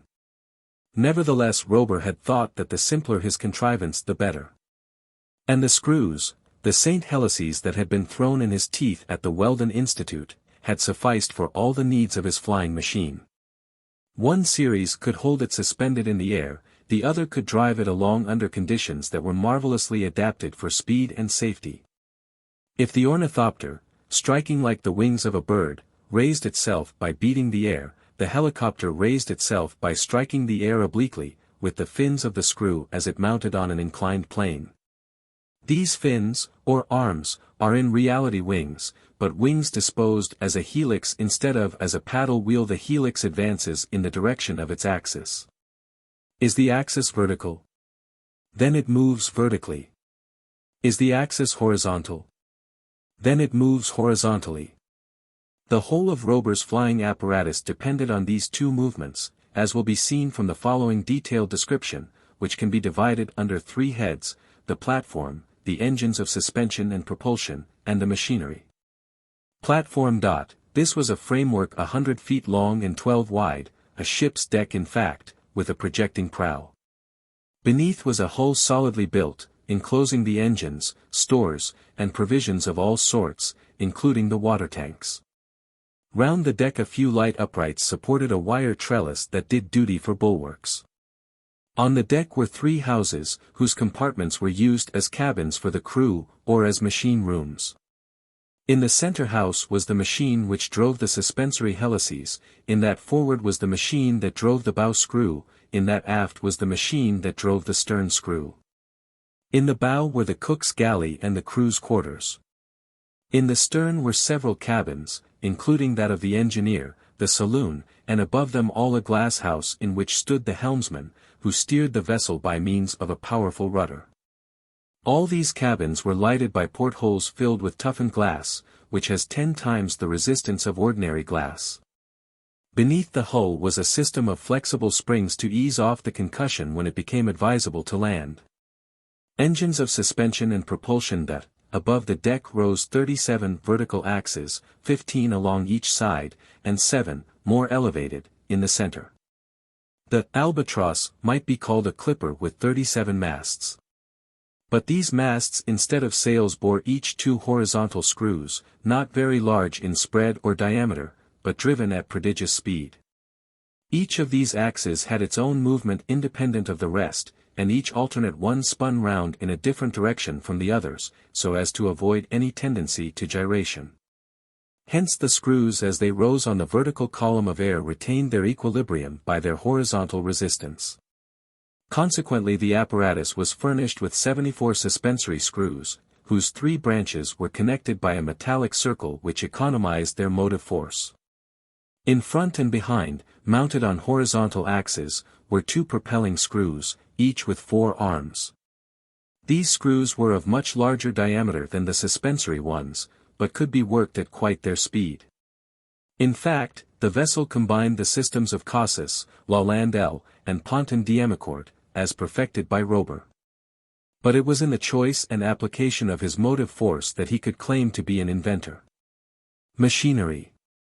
Robur had not availed himself of the vapor of water or other liquids, nor compressed air and other mechanical motion. He employed electricity, that agent which one day will be the soul of the industrial world. But he required no electromotor to produce it. All he trusted to was piles and accumulators. What were the elements of these piles, and what were the acids he used, Robur only knew. And the construction of the accumulators was kept equally secret. Of what were their positive and negative plates? None can say. The engineer took good care, and not unreasonably, to keep his secret unpatented. One thing was unmistakable, and that was that the piles were of extraordinary strength. And the accumulators left those of Frycollin very far behind in yielding currents whose amperes ran into figures up to then unknown. Thus there was obtained a power to drive the screws and communicate a suspending and propelling force in excess of all his requirements under any circumstances. But, it is as well to repeat it, this belonged entirely to Robur. He kept it a close secret. And, if the president and secretary of the Weldon Institute did not happen to discover it, it would probably be lost to humanity. It need not be shown that the apparatus possessed sufficient stability. Its center of gravity proved that at once. There was no danger of its making alarming angles with the horizontal, still less of its capsizing. And now for the metal used by Robur in the construction of his aeronef, a name which can be exactly applied to the Albatross. What was this material, so hard that the bowie knife of Phil Evans could not scratch it, and Uncle Prudent could not explain its nature? Simply paper. For some years this fabrication had been making considerable progress. Unzized paper, with the sheets impregnated with dextrin and starch and squeezed in hydraulic presses, will form a material as hard as steel. There are made of it pulleys, rails, and wagon wheels, much more solid than metal wheels, and far lighter. And it was this lightness and solidity which Robur availed himself of in building his aerial locomotive. Everything, framework, hull, houses, cabins, were made of straw paper turned hard as metal by compression, and, what was not to be despised in an apparatus flying at great heights, incombustible.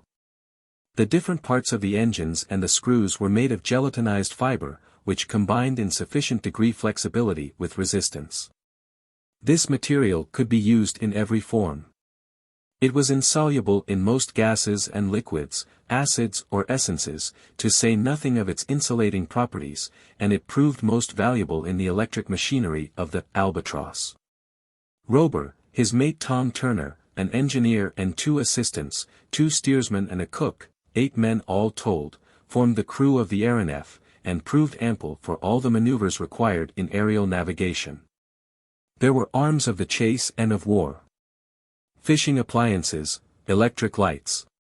Instruments of observation, compasses, and sextants for checking the course, thermometers for studying the temperature, different barometers, some for estimating the heights attained, others for indicating the variations of atmospheric pressure. A storm glass for forecasting tempests, a small library, a portable printing press, a field piece mounted on a pivot, breech loading and throwing a 3-inch shell, a supply of powder, bullets, dynamite cartridges. A cooking stove, warmed by currents from the accumulators, a stock of preserves, meats and vegetables sufficient to last for months. Such were the outfit and stores of the aeronef, in addition to the famous trumpet. There was besides a light India-rubber boat, insubmersible, which could carry 8 men on the surface of a river, a lake, or a calm sea. But were there any parachutes in case of accident? No. Robur did not believe in accidents of that kind. The axes of the screws were independent. The stoppage of a few would not affect the motion of the others, and if only half were working, the Albatross could still keep afloat in her natural element.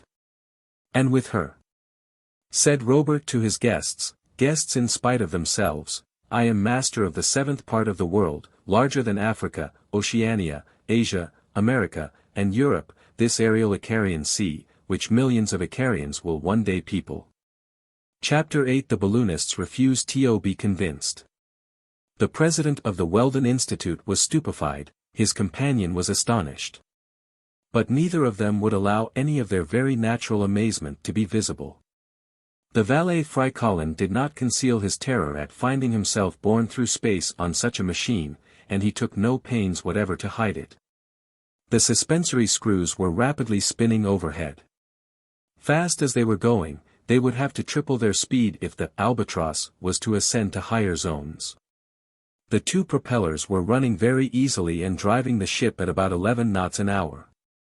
As they leaned over the rail, the passengers of the Albatross could perceive a long sinuous liquid ribbon which meandered like a mere brook through a varied country amid the gleaming of many lagoons obliquely struck by the rays of the sun. The brook was a river, one of the most important in that district. Along its left bank was a chain of mountains extending out of sight. "And will you tell us where we are?" asked Uncle Prudent, in a voice tremulous with anger. "I have nothing to teach you," answered Robur. "And will you tell us where we are going?" asked Phil Evans. "Through space." "And how long will that last?" "Until it ends." "Are we going round the world?" asked Phil Evans ironically. "Further than that," said Robur. "And if this voyage does not suit us?" asked Uncle Prudent. "It will have to suit you." That is a foretaste of the nature of the relations that were to obtain between the master of the Albatross and his guests, not to say his prisoners. Manifestly he wished to give them time to cool down, to admire the marvelous apparatus which was bearing them through the air, and doubtless to compliment the inventor. And so he went off to the other end of the deck, leaving them to examine the arrangement of the machinery and the management of the ship, or to give their whole attention to the landscape which was unrolling beneath them. "Uncle Prudent," said Evans, "unless I am mistaken we are flying over central Canada. That river in the northwest is the St. Lawrence. That town we are leaving behind is Quebec." It was indeed the old city of Champlain, whose zinc roofs were shining like reflectors in the sun. The Albatross must thus have reached the 46th degree of north latitude, and thus was explained the premature advance of the day with the abnormal prolongation of the dawn. "Yes," said Phil Evans, "there is the town in its amphitheater, the hill with its citadel, the Gibraltar of North America. There are the cathedrals. There is the custom house with its dome surmounted by the British flag." Phil Evans had not finished before the Canadian city began to slip into the distance. The clipper entered a zone of light clouds, which gradually shut off a view of the ground. Robur, seeing that the president and secretary of the Weldon Institute had directed their attention to the external arrangements of the Albatross, walked up to them and said, "Well, gentlemen, do you believe in the possibility of aerial locomotion by machines heavier than air?" It would have been difficult not to succumb to the evidence. But Uncle Prudent and Phil Evans did not reply. "You are silent," continued the engineer. "Doubtless hunger makes you dumb. But if I undertook to carry you through the air, I did not think of feeding you on such a poorly nutritive fluid. Your first breakfast is waiting for you." As Uncle Prudent and Phil Evans were feeling the pangs of hunger somewhat keenly, they did not care to stand upon ceremony. A meal would commit them to nothing, and when Robur put them back on the ground they could resume full liberty of action. And so they followed into a small dining room in the aftermost house. There they found a well-laid table at which they could take their meals during the voyage. There were different preserves. And, among other things, was a sort of bread made of equal parts of flour and meat reduced to powder and worked together with a little lard, which boiled in water made excellent soup, and there were rashers of fried ham, and for drink there was tea. Neither had Frycollin been forgotten. He was taken forward and there found some strong soup made of this bread. In truth he had to be very hungry to eat at all, for his jaws shook with fear, and almost refused to work. "If it was to break. If it was to break," said the unfortunate Negro. "Hence continual faintings. Only think. A fall of over 4,000 feet, which would smash him to a jelly." An hour afterwards Uncle Prudent and Phil Evans appeared on the deck. Robur was no longer there. At the stem the man at the wheel in his glass cage, his eyes fixed on the compass, followed imperturbably without hesitation the route given by the engineer. As for the rest of the crew, breakfast probably kept them from their posts. An assistant engineer, examining the machinery, went from one house to the other. If the speed of the ship was great the two colleagues could only estimate it imperfectly, for the Albatross had passed through the cloud zone which the sun showed some 4,000 feet below. "I can hardly believe it," said Phil Evans. "Don't believe it," said Uncle Prudent. And going to the bow they looked out towards the western horizon. "Another town," said Phil Evans. "Do you recognize it?" "Yes. It seems to me to be Montreal." "Montreal? But we only left Quebec 2 hours ago. That proves that we must be going at a speed of 75 miles an hour. Such was the speed of the AERONEF. And if the passengers were not inconvenienced by it, it was because they were going with the wind. In a calm such speed would have been difficult and the rate would have sunk to that of an express. In a headwind the speed would have been unbearable." Phil Evans was not mistaken. Below the Albatross appeared Montreal, easily recognizable by the Victoria Bridge, a tubular bridge thrown over the St. Lawrence like the railway viaduct over the Venice lagoon. Soon they could distinguish the town's wide streets, its huge shops, its palatial banks, its cathedral, recently built on the model of St. Peter's at Rome, and then Mount Royal, which commands the city and forms a magnificent park. Luckily Phil Evans had visited the chief towns of Canada, and could recognize them without asking Robur. After Montreal they passed Ottawa, whose falls, seen from above, looked like a vast cauldron in ebullition, throwing off masses of steam with grand effect. There is the Parliament House. And he pointed out a sort of Nuremberg toy planted on a hilltop. This toy with its polychrome architecture resembled the House of Parliament in London much as the Montreal Cathedral resembles St. Peter's at Rome. But that was of no consequence. There could be no doubt it was Ottawa. Soon the city faded off towards the horizon, and formed but a luminous spot on the ground. It was almost 2 hours before Robur appeared. His mate, Tom Turner, accompanied him. He said only 3 words. These were transmitted to the 2 assistant engineers in the fore and aft engine houses. At a sign the helmsman changed the direction of the Albatross a couple of points to the southwest. At the same time Uncle Prudent and Phil Evans felt that a greater speed had been given to the propellers. In fact, the speed had been doubled, and now surpassed anything that had ever been attained by terrestrial engines. Torpedo boats do their 22 knots an hour, railway trains do their 60 miles an hour, the ice boats on the frozen Hudson do their 65 miles an hour. A machine built by the Patterson Company, with a cogged wheel, has done its 80 miles, and another locomotive between Trenton and Jersey City has done its 84. But the Albatross, at full speed, could do her 120 miles an hour, or 176 feet per second. This speed is that of the storm which tears up trees by the roots.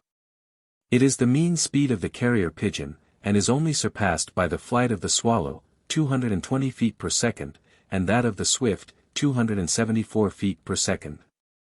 In a word, as Robur had said, the Albatross, by using the whole force of her screws, could make the tour of the globe in 200 hours, or less than 8 days.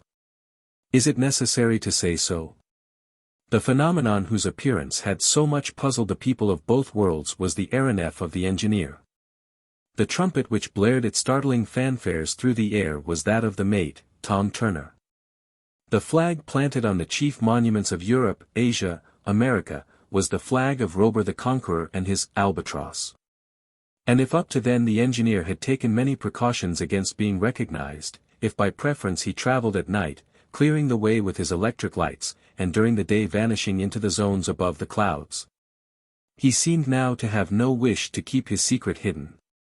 And if he had come to Philadelphia and presented himself at the meeting of the Weldon Institute, was it not that they might share in his prodigious discovery, and convince, ipso facto, the most incredulous? We know how he had been received, and we see what reprisals he had taken on the president and secretary of the club. Again did Robur approach his prisoners, who affected to be in no way surprised at what they saw, of what had succeeded in spite of them.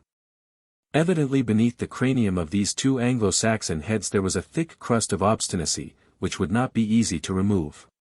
On his part, Robur did not seem to notice anything particular, and coolly continued the conversation which he had begun 2 hours before.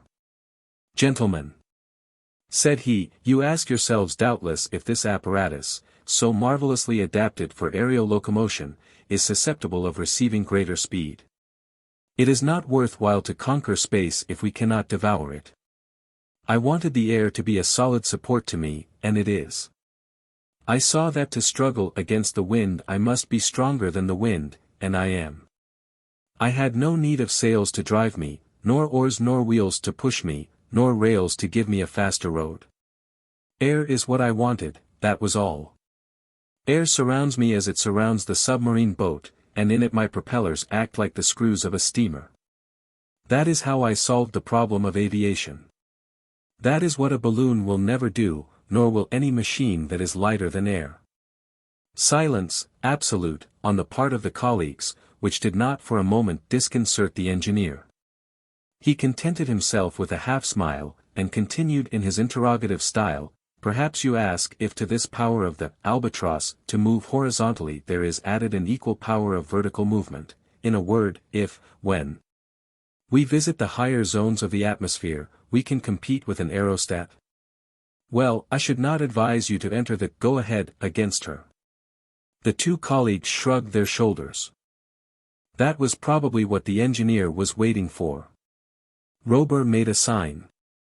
The propelling screws immediately stopped, and after running for a mile the Albatross pulled up motionless.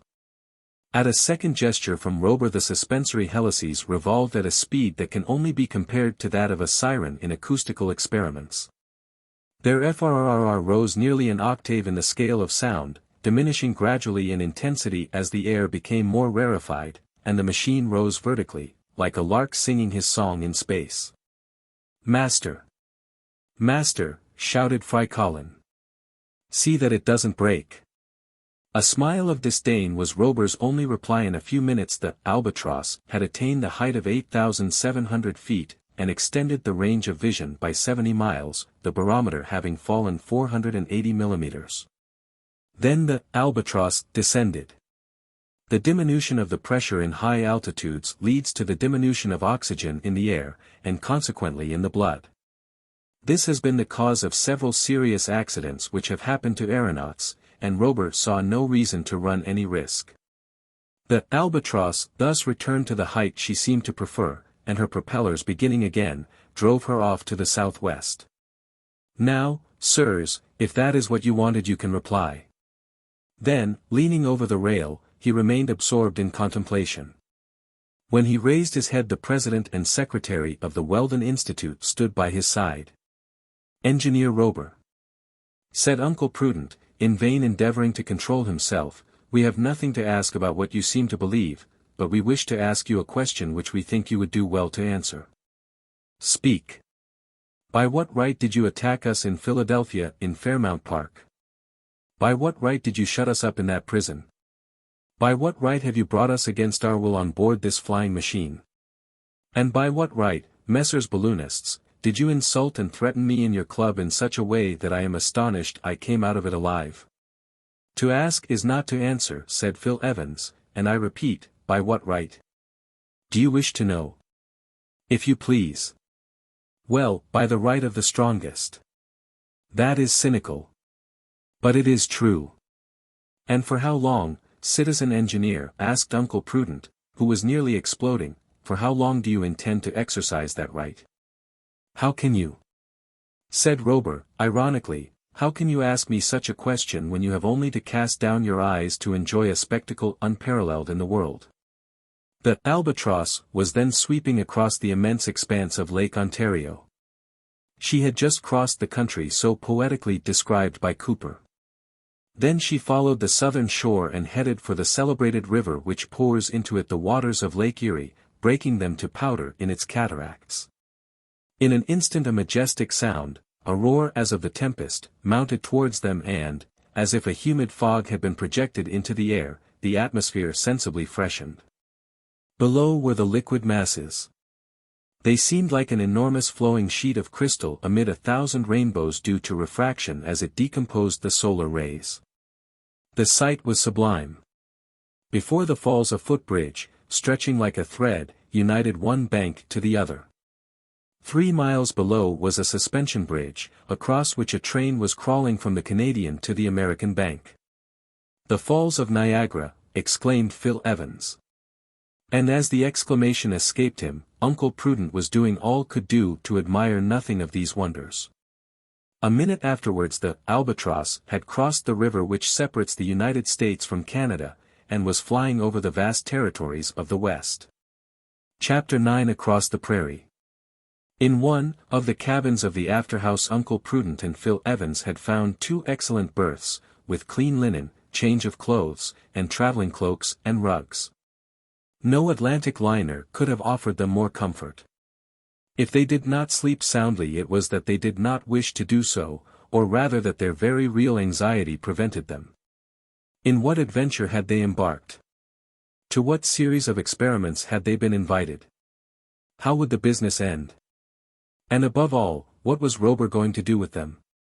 Frycollin, the valet, was quartered forward in a cabin adjoining that of the cook. The neighborhood did not displease him, he liked to rub shoulders with the great in this world.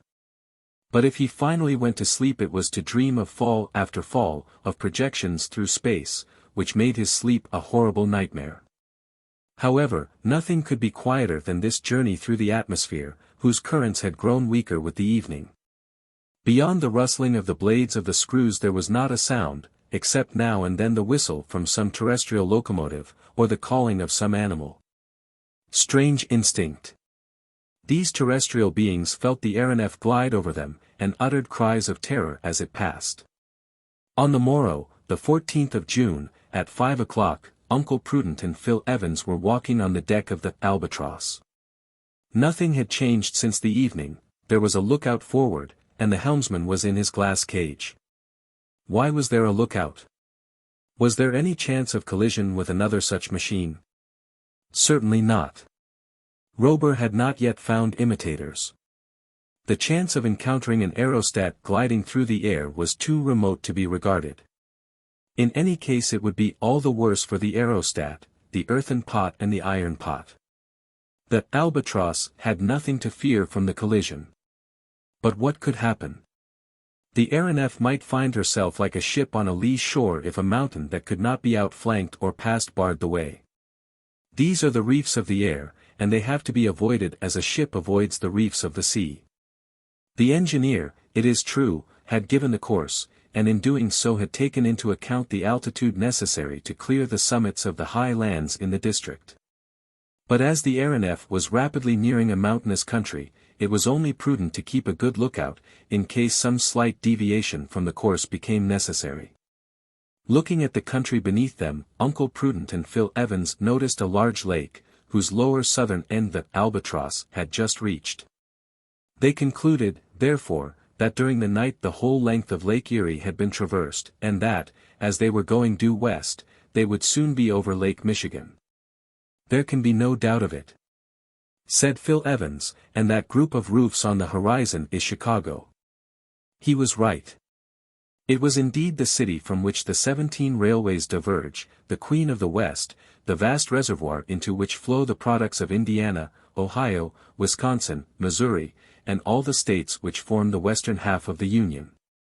Uncle Prudent, through an excellent telescope he had found in his cabin, easily recognized the principal buildings. His colleague pointed out to him the churches and public edifices, the numerous elevators, or mechanical, granaries, and the huge Sherman Hotel, whose windows seemed like 100 glittering points on each of its faces. If that is Chicago, said Uncle Prudent, it is obvious that we are going farther west than is convenient for us if we are to return to our starting place. And, in fact, the Albatross was traveling in a straight line from the Pennsylvania capital. But if Uncle Prudent wished to ask Robur to take him eastwards he could not then do so. That morning the engineer did not leave his cabin. Either he was occupied in some work, or else he was asleep, and the two colleagues sat down to breakfast without seeing him. The speed was the same as that during last evening. The wind being easterly the rate was not interfered with at all, and as the thermometer only falls a degree centigrade for every 70 meters of elevation the temperature was not insupportable. And so, in chatting and thinking and waiting for the engineer, Uncle Prudent and Phil Evans walked about beneath the forest of screws, whose gyratory movement gave their arms the appearance of semi-diaphanous discs. The state of Illinois was left by its northern frontier in less than 2 hours and a half, and they crossed the Father of Waters, the Mississippi, whose double-decked steamboats seemed no bigger than canoes. Then the Albatross flew over Iowa after having sighted Iowa City about 11 o'clock in the morning. A few chains of hills, bluffs as they are called, curved across the face of the country trending from the south to the northwest, whose moderate height necessitated no rise in the course of the aeronef. Soon the bluffs gave place to the large plains of western Iowa and Nebraska, immense prairies extending all the way to the foot of the Rocky Mountains. Here and there were many rios, affluents or minor affluents of the Missouri. On their banks were towns and villages, growing more scattered as the Albatross sped farther west. Nothing particular happened during this day. Uncle Prudent and Phil Evans were left entirely to themselves. They hardly noticed Frycollin sprawling at full length in the bow, keeping his eyes shut so that he could see nothing. And they were not attacked by vertigo, as might have been expected. There was no guiding mark, and there was nothing to cause the vertigo, as there would have been on the top of a lofty building. The abyss has no attractive power when it is gazed at from the car of a balloon or deck of an aeronef. It is not an abyss that opens beneath the aeronaut, but an horizon that rises round him on all sides like a cup. In a couple of hours the Albatross was over Omaha, on the Nebraskan frontier, Omaha City, the real head of the Pacific Railway, that long line of rails, 4,500 miles in length, stretching from New York to San Francisco. For a moment they could see the yellow waters of the Missouri, then the town, with its houses of wood and brick in the center of a rich basin, like a buckle in the iron belt which clasps North America round the waist. Doubtless, also, as the passengers in the aeronef could observe all these details, the inhabitants of Omaha noticed the strange machine. Their astonishment at seeing it gliding overhead could be no greater than that of the president and secretary of the Weldon Institute at finding themselves on board. Anyhow, the journals of the Union would be certain to notice the fact. It would be the explanation of the astonishing phenomenon which the whole world had been wondering over for some time. In an hour the Albatross had left Omaha and crossed the Platte River, whose valley is followed by the Pacific Railway in its route across the prairie. Things looked serious for Uncle Prudent and Phil Evans. It is serious, then, this absurd project of taking us to the antipodes. And whether we like it or not, exclaimed the other. Robur had better take care. I am not the man to stand that sort of thing. Nor am I, replied Phil Evans. But be calm, Uncle Prudent, be calm. Be calm. And keep your temper until it is wanted. By 5 o'clock they had crossed the Black Mountains covered with pines and cedars, and the Albatross was over the appropriately named Bad Lands of Nebraska, a chaos of ochre-colored hills. Of mountainous fragments fallen on the soil and broken in their fall. At a distance these blocks take the most fantastic shapes. Here and there amid this enormous game of knucklebones there could be traced the imaginary ruins of medieval cities with forts and dungeons, pepperbox turrets, and machicolated towers. And in truth these bad lands are an immense ossuary where lie bleaching in the sun myriads of fragments of pachyderms, chelonians, and even, some would have us believe, fossil men, overwhelmed by unknown cataclysms ages and ages ago. When evening came the whole basin of the Platte River had been crossed, and the plain extended to the extreme limits of the horizon, which rose high owing to the altitude of the Albatross. During the night there were no more shrill whistles of locomotives or deeper notes of the river steamers to trouble the quiet of the starry firmament. Long bellowing occasionally reached the aeronef from the herds of buffalo that roamed over the prairie in search of water and pasturage. And when they ceased, the trampling of the grass under their feet produced a dull roaring similar to the rushing of a flood, and very different from the continuous frrr of the screws. Then from time to time came the howl of a wolf, a fox, a wild cat, or a coyote, the Canis latrans, whose name is justified by his sonorous bark. Occasionally came penetrating odors of mint, and sage, and absinthe, mingled with the more powerful fragrance of the conifers which rose floating through the night air. At last came a menacing yell, which was not due to the coyote. It was the shout of a redskin, which no tenderfoot would confound with the cry of a wild beast. Chapter 10 Westward, but whither? The next day, the 15th of June, about 5 o'clock in the morning, Phil Evans left his cabin. Perhaps he would today have a chance of speaking to Robur. Desirous of knowing why he had not appeared the day before, Evans addressed himself to the mate, Tom Turner. Tom Turner was an Englishman of about 45, broad in the shoulders and short in the legs, a man of iron, with one of those enormous characteristic heads that Hogarth rejoiced in. "Shall we see Mr. Robur today?" asked Phil Evans. "I don't know," said Turner. "I need not ask if he has gone out. Perhaps he has. And when will he come back?" "When he has finished his cruise." And Tom went into his cabin. With this reply they had to be contented. Matters did not look promising, particularly as on reference to the compass it appeared that the Albatross was still steering southwest. Great was the contrast between the barren tract of the Bad Lands passed over during the night and the landscape then unrolling beneath them. The AERONEF was now more than 600 miles from Omaha, and over a country which Phil Evans could not recognize because he had never been there before. A few forts to keep the Indians in order crowned the bluffs with their geometric lines, formed oftener of palisades than walls. There were few villages, and few inhabitants, the country differing widely from the auriferous lands of Colorado many leagues to the south. In the distance a long line of mountain crests, in great confusion as yet, began to appear. They were the Rocky Mountains. For the first time that morning Uncle Prudent and Phil Evans were sensible of a certain lowness of temperature which was not due to a change in the weather, for the sun shone in superb splendor. "It is because of the Albatross being higher in the air," said Phil Evans. In fact the barometer outside the central deckhouse had fallen 540 millimeters, thus indicating an elevation of about 10,000 feet above the sea. The AERONEF was at this altitude owing to the elevation of the ground. An hour before she had been at a height of 13,000 feet, and behind her were mountains covered with perpetual snow. There was nothing Uncle Prudent and his companion could remember which would lead them to discover where they were. During the night the Albatross had made several stretches north and south at tremendous speed, and that was what had put them out of their reckoning. After talking over several hypotheses more or less plausible they came to the conclusion that this country encircled with mountains must be the district declared by an act of Congress in March, 1872, to be the National Park of the United States. A strange region it was. It well merited the name of a park with mountains for hills, with lakes for ponds, with rivers for streamlets, and with geysers of marvelous power instead of fountains. In a few minutes the Albatross glided across the Yellowstone River, leaving Mount Stevenson on the right, and coasting the large lake which bears the name of the stream.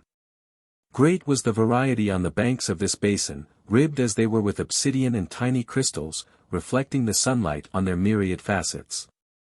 Wonderful was the arrangement of the islands on its surface. Magnificent were the blue reflections of the gigantic mirror. And around the lake, one of the highest in the globe, were multitudes of pelicans, swans, gulls and geese, barnacles and divers. In places the steep banks were clothed with green trees, pines and larches, and at the foot of the escarpments there shot upwards innumerable white fumaroles. The vapor escaping from the soil as from an enormous reservoir in which the water is kept in permanent ebullition by subterranean fire.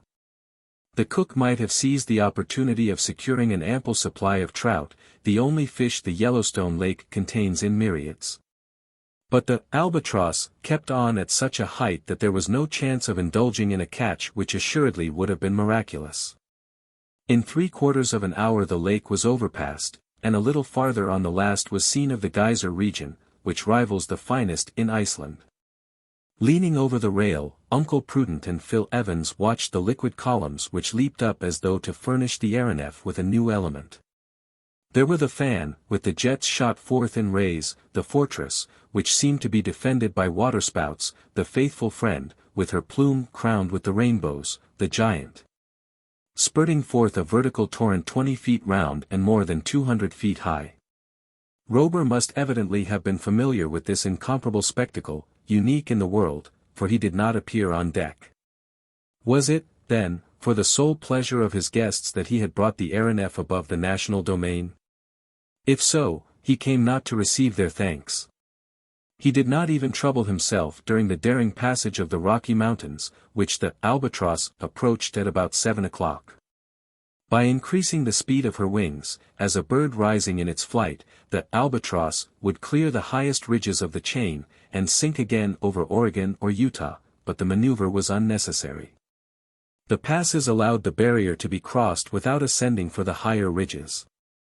There are many of these canyons, or steep valleys, more or less narrow, through which they could glide, such as Bridger Gap, through which runs the Pacific Railway into the Mormon Territory, and others to the north and south of it.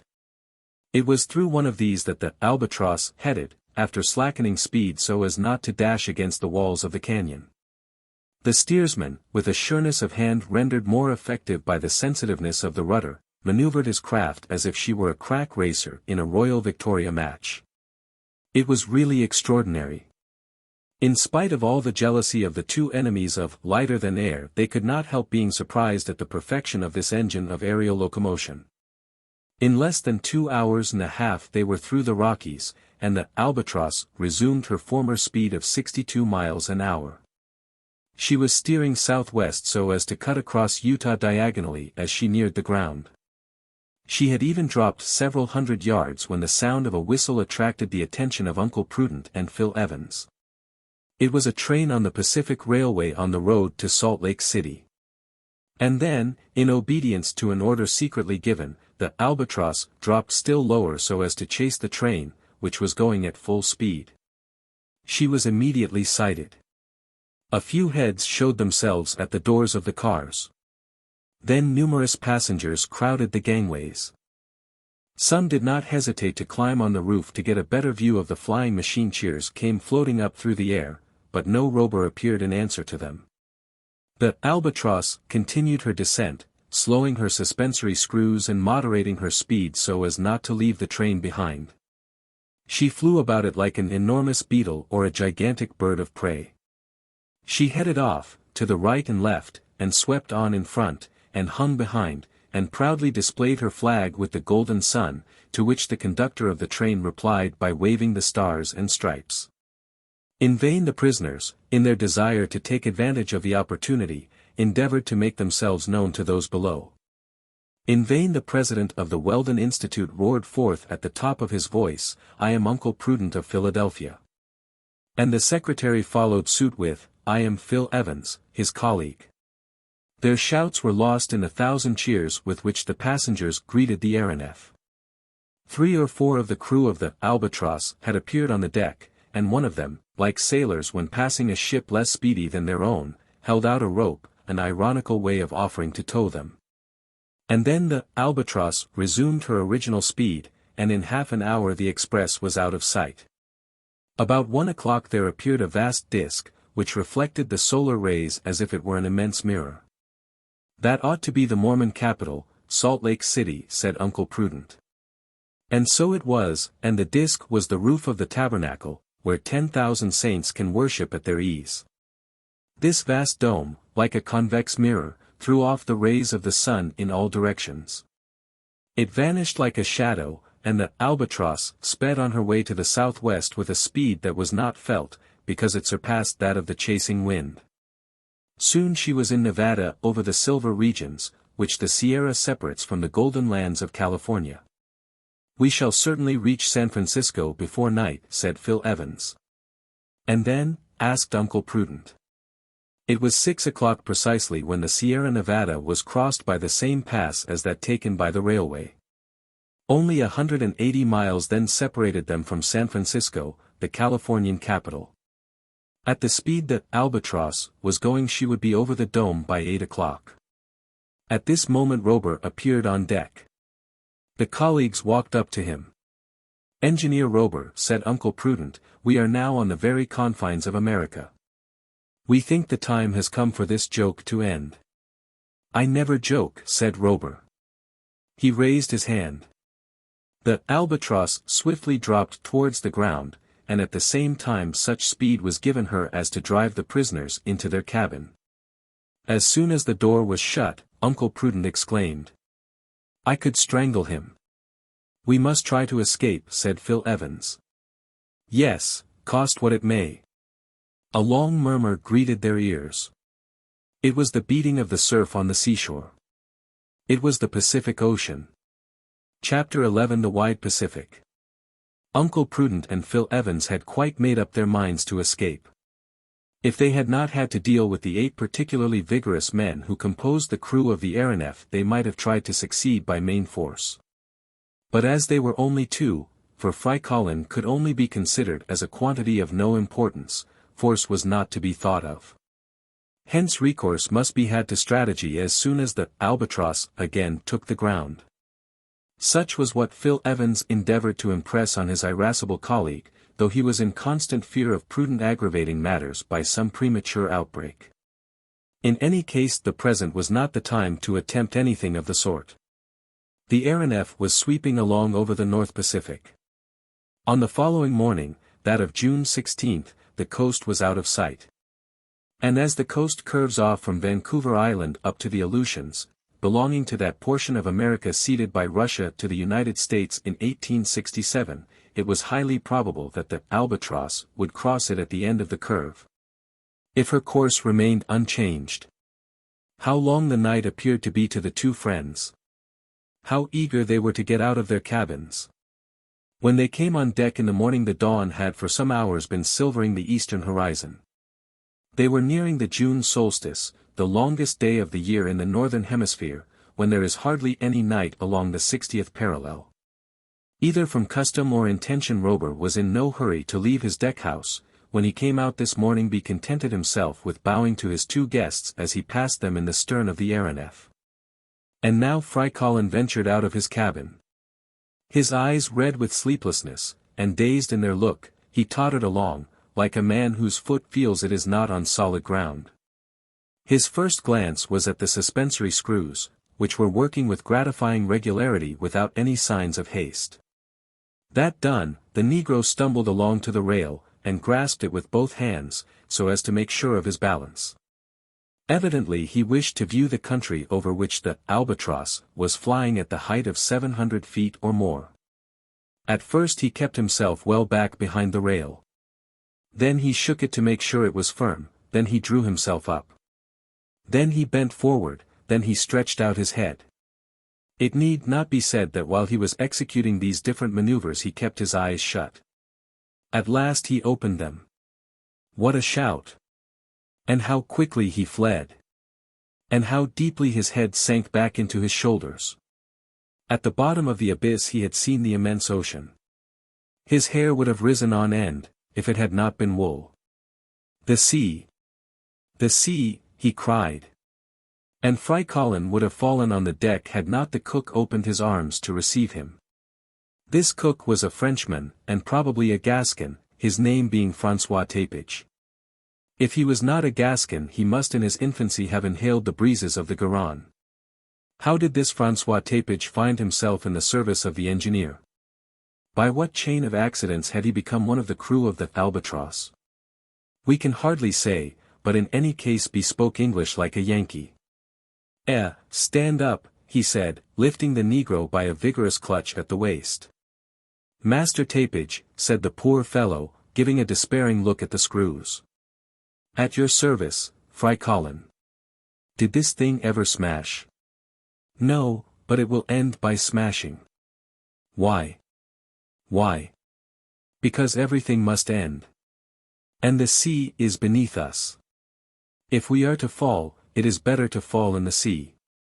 We shall be drowned. We shall be drowned, but we shall not be smashed to a jelly. The next moment Frycollin was on all fours, creeping to the back of his cabin. During this day the AERONEF was only driven at moderate speed. She seemed to skim the placid surface of the sea, which lay beneath. Uncle Prudent and his companion remained in their cabin, so that they did not meet with Robur, who walked about smoking alone or talking to the mate. Only half the screws were working, yet that was enough to keep the apparatus afloat in the lower zones of the atmosphere. The crew, as a change from the ordinary routine, would have endeavored to catch a few fish had there been any sign of them. But all that could be seen on the surface of the sea were a few of those yellow-bellied whales which measure about 80 feet in length. These are the most formidable cetaceans in the northern seas, and whalers are very careful in attacking them, for their strength is prodigious. However, in harpooning one of these whales, either with the ordinary harpoon, the Fletcher fuse, or the javelin bomb, of which there was an assortment on board, there would have been danger to the men of the Albatross. But what was the good of such useless massacre?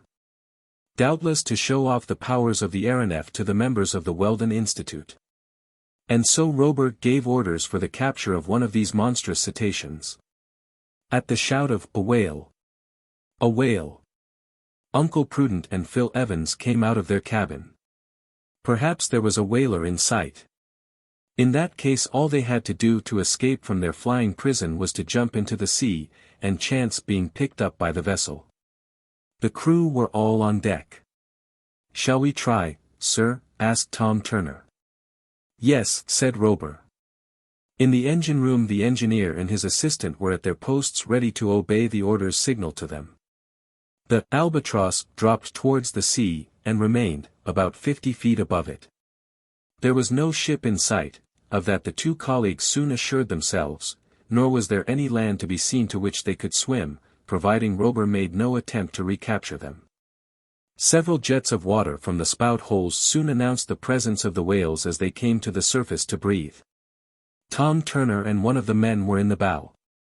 Within his reach was one of those javelin bombs, of Californian make, which are shot from an arquebus and which are shaped as a metallic cylinder terminated by a cylindrical shell armed with a shaft having a barbed point. Robur was a little farther aft, and with his right hand signaled to the engineers, while with his left, he directed the steersman. He thus controlled the aeronef in every way, horizontally and vertically, and it is almost impossible to conceive with what speed and precision that Albatross answered to his orders. She seemed a living being, of which he was the soul. "A whale! A whale!" shouted Tom Turner, as the back of a cetacean emerged from the surface about 4 cable lengths in front of the Albatross. The Albatross swept towards it, and when she was within 60 feet of it she stopped dead. Tom Turner seized the arquebus, which was resting against a cleat on the rail. He fired, and the projectile, attached to a long line, entered the whale's body. The shell, filled with an explosive compound, burst, and shot out a small harpoon with 2 branches, which fastened into the animal's flesh. "Look out!" shouted Turner. Uncle Prudent and Phil Evans, much against their will, became greatly interested in the spectacle. The whale, seriously wounded, gave the sea such a slap with his tail, that the water dashed up over the bow of the aeronef. Then he plunged to a great depth, while the line, which had been previously wetted in a tub of water to prevent its taking fire, ran out like lightning. When the whale rose to the surface he started off at full speed in a northerly direction. It may be imagined with what speed that Albatross was towed in pursuit. Besides, the propellers had been stopped. The whale was let go as he would, and the ship followed him. Turner stood ready to cut the line in case a fresh plunge should render this towing dangerous. For half an hour, and perhaps for a distance of 6 miles, the Albatross was thus dragged along, but it was obvious that the whale was tiring. Then, at a gesture from Robur the assistant engineer started the propellers astern, so as to oppose a certain resistance to the whale, who was gradually getting closer. Soon the aeronef was gliding about 25 feet above him. His tail was beating the waters with incredible violence, and as he turned over on his back an enormous wave was produced. Suddenly the whale turned up again, so as to take a header, as it were, and then dived with such rapidity that Turner had barely time to cut the line. The aeronef was dragged to the very surface of the water. A whirlpool was formed where the animal had disappeared. A wave dashed up onto the deck as if the aeronef were a ship driving against wind and tide. Luckily, with a blow of the hatchet the mate severed the line, and the Albatross, freed from her tug, sprang aloft 600 feet under the impulse of her ascensional screws. Robur had maneuvered his ship without losing his coolness for a moment. A few minutes afterwards the whale returned to the surface, dead. From every side the birds flew down on to the carcass, and their cries were enough to deafen a congress. The Albatross, without stopping to share in the spoil, resumed her course to the west. In the morning of the 17th of June, at about 6 o'clock, land was sighted on the horizon. This was the peninsula of Alaska, and the long range of breakers of the Aleutian Islands. The Albatross glided over the barrier where the fur seals swarm for the benefit of the Russo-American Company.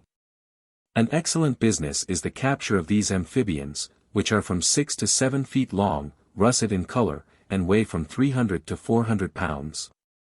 There they were in interminable files, ranged in line of battle, and countable by thousands. Although they did not move at the passage of the Albatross. It was otherwise with the ducks, divers, and loons, whose husky cries filled the air as they disappeared beneath the waves and fled terrified from the aerial monster.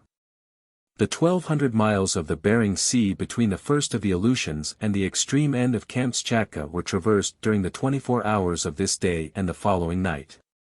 Uncle Prudent and Phil Evans found that here was no present chance of putting their project of escape into execution. Flight was not to be thought of among the deserts of eastern Asia, nor on the coast of the Sea of Okhotsk. Evidently the Albatross was bound for Japan or China, and there, although it was not perhaps quite safe to trust themselves to the mercies of the Chinese or Japanese, the two friends had made up their minds to run if the AERONEF stopped. But would she stop? She was not like a bird which grows fatigued by too long a flight, or like a balloon which has to descend for want of gas. She still had food for many weeks and her organs were of marvelous strength, defying all weakness and weariness. During the 18th of June she swept over the peninsula of Kamchatka, and during the day there was a glimpse of Petropolovsky and the volcano of Klauchu. Then she rose again to cross the Sea of Okhotsk, running down by the Kuriil Isles, which seemed to be a breakwater pierced by hundreds of channels. On the 19th, in the morning, the Albatross was over the Strait of La Perouse between Saghalien and northern Japan, and had reached the mouth of the great Siberian River, the Amur. Then there came a fog so dense that the AERONEF had to rise above it. At the altitude she was there was no obstacle to be feared, no elevated monuments to hinder her passage, no mountains against which there was risk of being shattered in her flight. The country was only slightly varied. But the fog was very disagreeable, and made everything on board very damp. All that was necessary was to get above this bed of mist, which was nearly 1,300 feet thick, and the ascensional screws being increased in speed, the Albatross was soon clear of the fog and in the sunny regions of the sky. Under these circumstances, Uncle Prudent and Phil Evans would have found some difficulty in carrying out their plan of escape, even admitting that they could leave the AERONEF. During the day, as Robur passed them he stopped for a moment, and without seeming to attach any importance to what he said, addressed them carelessly as follows: "Gentlemen. A sailing ship or a steamship caught in a fog from which it cannot escape is always much delayed. It must not move unless it keeps its whistle or its horn going. It must reduce its speed, and any instant a collision may be expected. The Albatross has none of these things to fear. What does fog matter to her? She can leave it when she chooses. The whole of space is hers." And Robur continued his stroll without waiting for an answer, and the puffs of his pipe were lost in the sky. "Uncle Prudent," said Phil Evans, "it seems that this astonishing Albatross never has anything to fear." "That we shall see," answered the president of the Weldon Institute. The fog lasted 3 days, the 19th, 20th, and 21st of June, with regrettable persistence. An ascent had to be made to clear the Japanese mountain of Fujiyama. When the curtain of mist was drawn aside there lay below them an immense city, with palaces, villas, gardens, and parks. Even without seeing it Robur had recognized it by the barking of the innumerable dogs, the cries of the birds of prey, and above all, by the cadaverous odor which the bodies of its executed criminals gave off into space. The two colleagues were out on the deck while the engineer was taking his observations in case he thought it best to continue his course through the fog. "Gentlemen," said he, "I have no reason for concealing from you that this town is Tokyo, the capital of Japan." Uncle Prudent did not reply. In the presence of the engineer he was almost choked, as if his lungs were short of air. "This view of Tokyo," continued Robur, "is very curious." "Curious as it may be," replied Phil Evans. "It is not as good as Peking," interrupted the engineer. "That is what I think, and very shortly you shall have an opportunity of judging. Impossible to be more agreeable." The Albatross, then gliding southeast, had her course changed 4 points, so as to head to the eastward. Chapter 12 Through the Himalayas. During the night the fog cleared off. There were symptoms of an approaching typhoon, a rapid fall of the barometer, a disappearance of vapor, large clouds of ellipsoid form clinging to a copper sky, and, on the opposite horizon, long streaks of carmine on a slate-colored field. With a large sector quite clear in the north. Then the sea was smooth and calm and at sunset assumed a deep scarlet hue. Fortunately the typhoon broke more to the south, and had no other result than to sweep away the mist which had been accumulating during the last 3 days. In an hour they had traversed the 125 miles of the Korean Strait, and while the typhoon was raging on the coast of China, the Albatross was over the Yellow Sea. During the 22nd and 23rd she was over the Gulf of Petchouli, and on the 24th she was ascending the valley of the Peiho on her way to the capital of the Celestial Empire. Leaning over the rail, the two colleagues, as the engineer had told them, could see distinctly the immense city, the wall which divides it into 2 parts, the Manchu town, and the Chinese town, the 12 suburbs which surround it. The large boulevards which radiate from its center, the temples with their green and yellow roofs bathed in the rising sun, the ground surrounding the houses of the mandarins. Then in the middle of the Manchu town the 1800 acres of the Yellow Town, with its pagodas, its imperial gardens, its artificial lakes, its mountain of coal which towers above the capital. And in the center of the Yellow Town, like a square of Chinese puzzle enclosed in another, the Red Town, that is the imperial palace, with all the peaks of its outrageous architecture. Below the Albatross, the air was filled with a singular harmony. It seemed to be a concert of Aeolian harps. In the air were 100 kites of different forms, made of sheets of palm leaf, and having at their upper end a sort of bough of light wood with a thin slip of bamboo beneath. In the breath of the wind these slips, with all their notes varied like those of a harmonicon, gave forth a most melancholy murmuring. It seemed as though they were breathing musical oxygen. It suited Robur's whim to run close up to this aerial orchestra, and the Albatross slowed as she glided through the sonorous waves which the kites gave off through the atmosphere. But immediately an extraordinary effect was produced amongst the innumerable population. Beatings of the tom-toms and sounds of other formidable instruments of the Chinese orchestra, gun reports by the thousand, mortars fired in hundreds, all were brought into play to scare away the aeronef. Although the Chinese astronomers may have recognized the aerial machine as the moving body that had given rise to such disputes, it was to the celestial million, from the humblest tankader to the best button mandarin. An apocalyptical monster appearing in the sky of Buddha. The crew of the Albatross troubled themselves very little about these demonstrations, but the strings which held the kites, and were tied to fixed pegs in the imperial gardens, were cut or quickly hauled in. And the kites were either drawn in rapidly, sounding louder as they sank, or else fell like a bird shot through both wings, whose song ends with its last sigh. A noisy fanfare escaped from Tom Turner's trumpet, and drowned the final notes of the aerial concert. It did not interrupt the terrestrial fusillade. At last a shell exploded a few feet below the Albatross. And then she mounted into the inaccessible regions of the sky.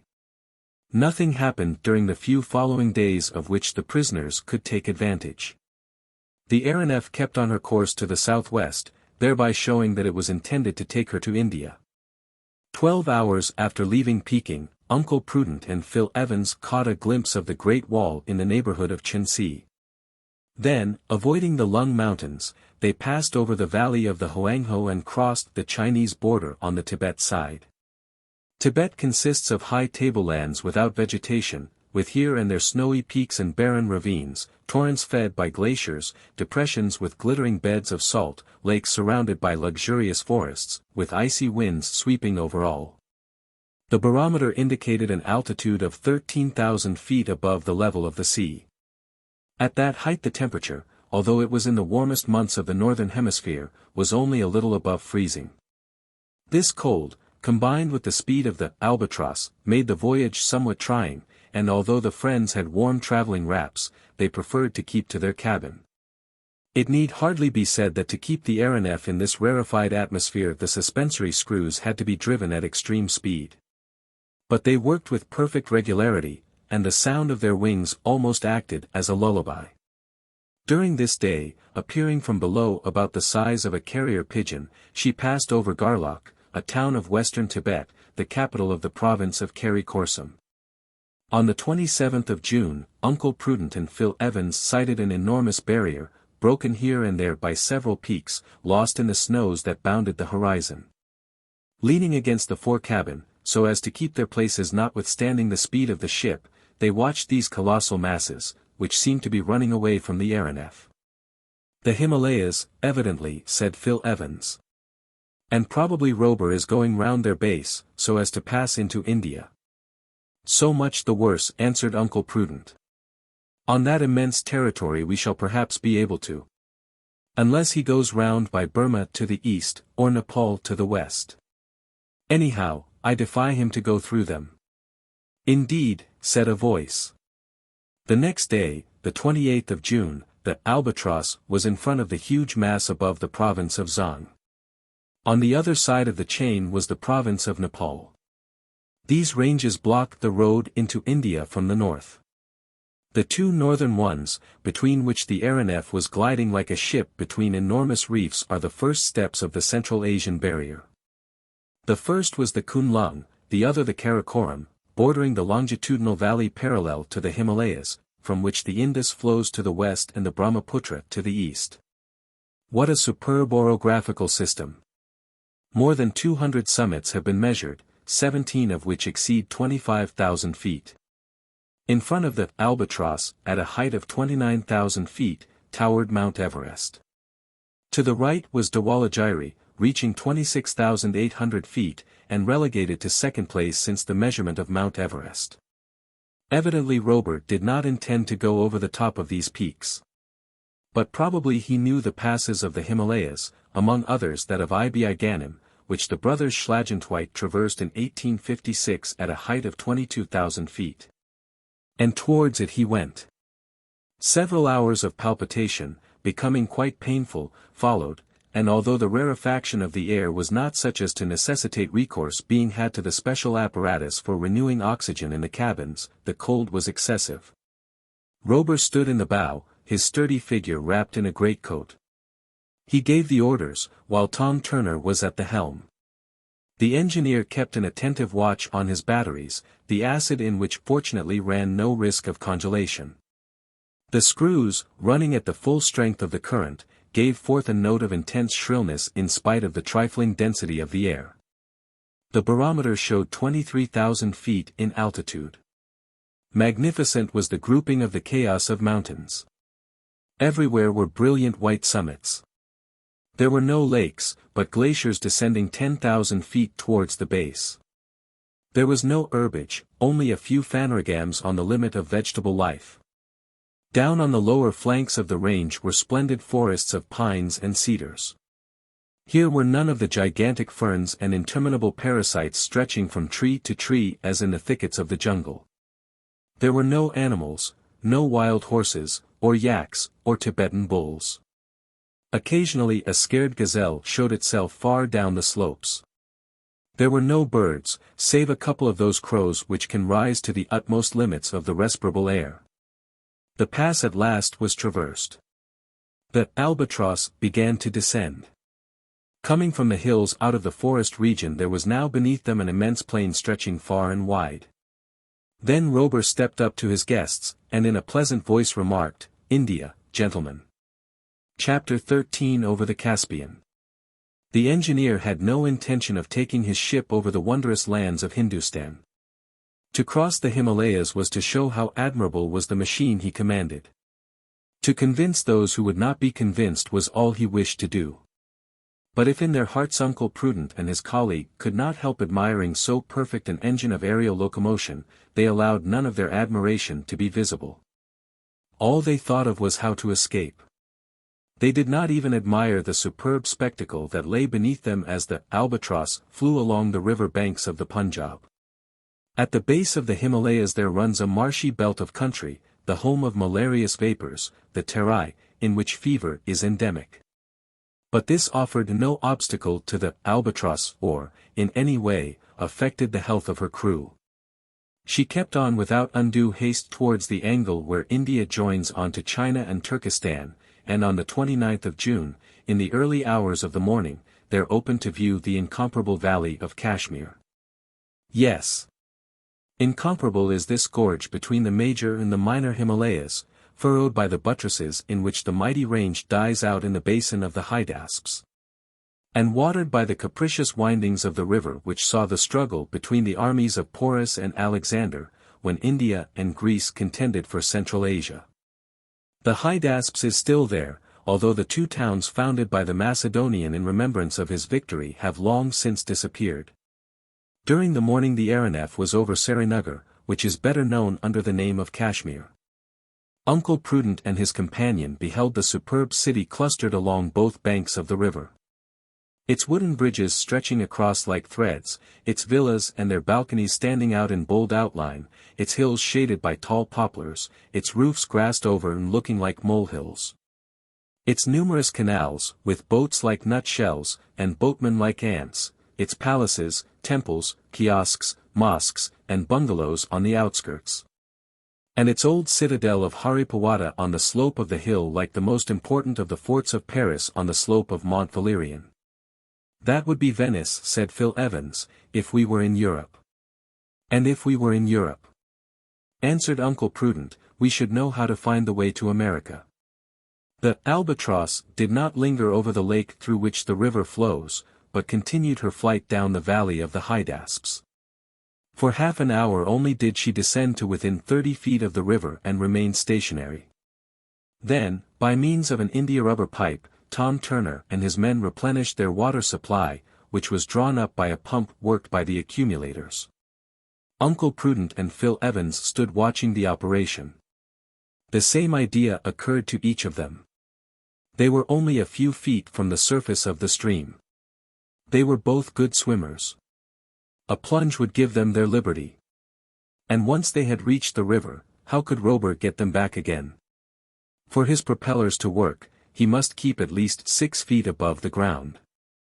In a moment all the chances pro and con were run over in their heads. In a moment they were considered, and the prisoners rushed to throw themselves overboard, when several pairs of hands seized them by the shoulders. They had been watched, and flight was utterly impossible. This time they did not yield without resisting. They tried to throw off those who held them. But these men of the Albatross were no children. Gentlemen, said the engineer, when people have the pleasure of traveling with Robur the Conqueror, as you have so well named him, on board his admirable Albatross, they do not leave him in that way. I may add you never leave him. Phil Evans drew away his colleague, who was about to commit some act of violence. They retired to their cabin, resolved to escape, even if it cost them their lives. Immediately the Albatross resumed her course to the west. During the day at moderate speed she passed over the territory of Kabulistan, catching a momentary glimpse of its capital, and crossed the frontier of the kingdom of Herat, nearly 700 miles from Kashmir. In these much disputed countries, the open road for the Russians to the English possessions in India, there were seen many columns and convoys, and, in a word, everything that constitutes in men and material an army on the march. There were heard also the roar of the cannon and the crackling of musketry. But the engineer never meddled with the affairs of others where his honor or humanity was not concerned. He passed above them. If Herat, as we are told, is the key of Central Asia, it mattered little to him if it was kept in an English or Muscovite pocket. Terrestrial interests were nothing to him who had made the air his domain. Besides, the country soon disappeared in one of those sandstorms which are so frequent in these regions. The wind called the tebed bears along the seeds of fever in the impalpable dust it raises in its passage. And many are the caravans that perish in its eddies. To escape this dust, which might have interfered with the working of the screws, the Albatross shot up some 6,000 feet into a purer atmosphere. And thus vanished the Persian frontier and the extensive plains. The speed was not excessive, although there were no rocks ahead, for the mountains marked on the map are of very moderate altitude. But as the ship approached the capital, she had to steer clear of Demavend, whose snowy peak rises some 22,000 feet, and the chain of Elbruz, at whose foot is built Teheran. As soon as the day broke on the 2nd of July the peak of Demavend appeared above the sandstorm, and the Albatross was steered so as to pass over the town, which the wind had wrapped in a mantle of dust.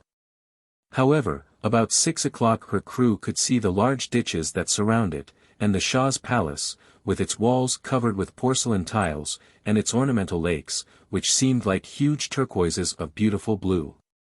It was but a hasty glimpse. The Albatross now headed for the north, and a few hours afterwards she was over a little hill at the northern angle of the Persian frontier, on the shores of a vast extent of water which stretched away out of sight to the north and east. The town was Asharata, the most southerly of the Russian stations. The vast extent of water was a sea. It was the Caspian.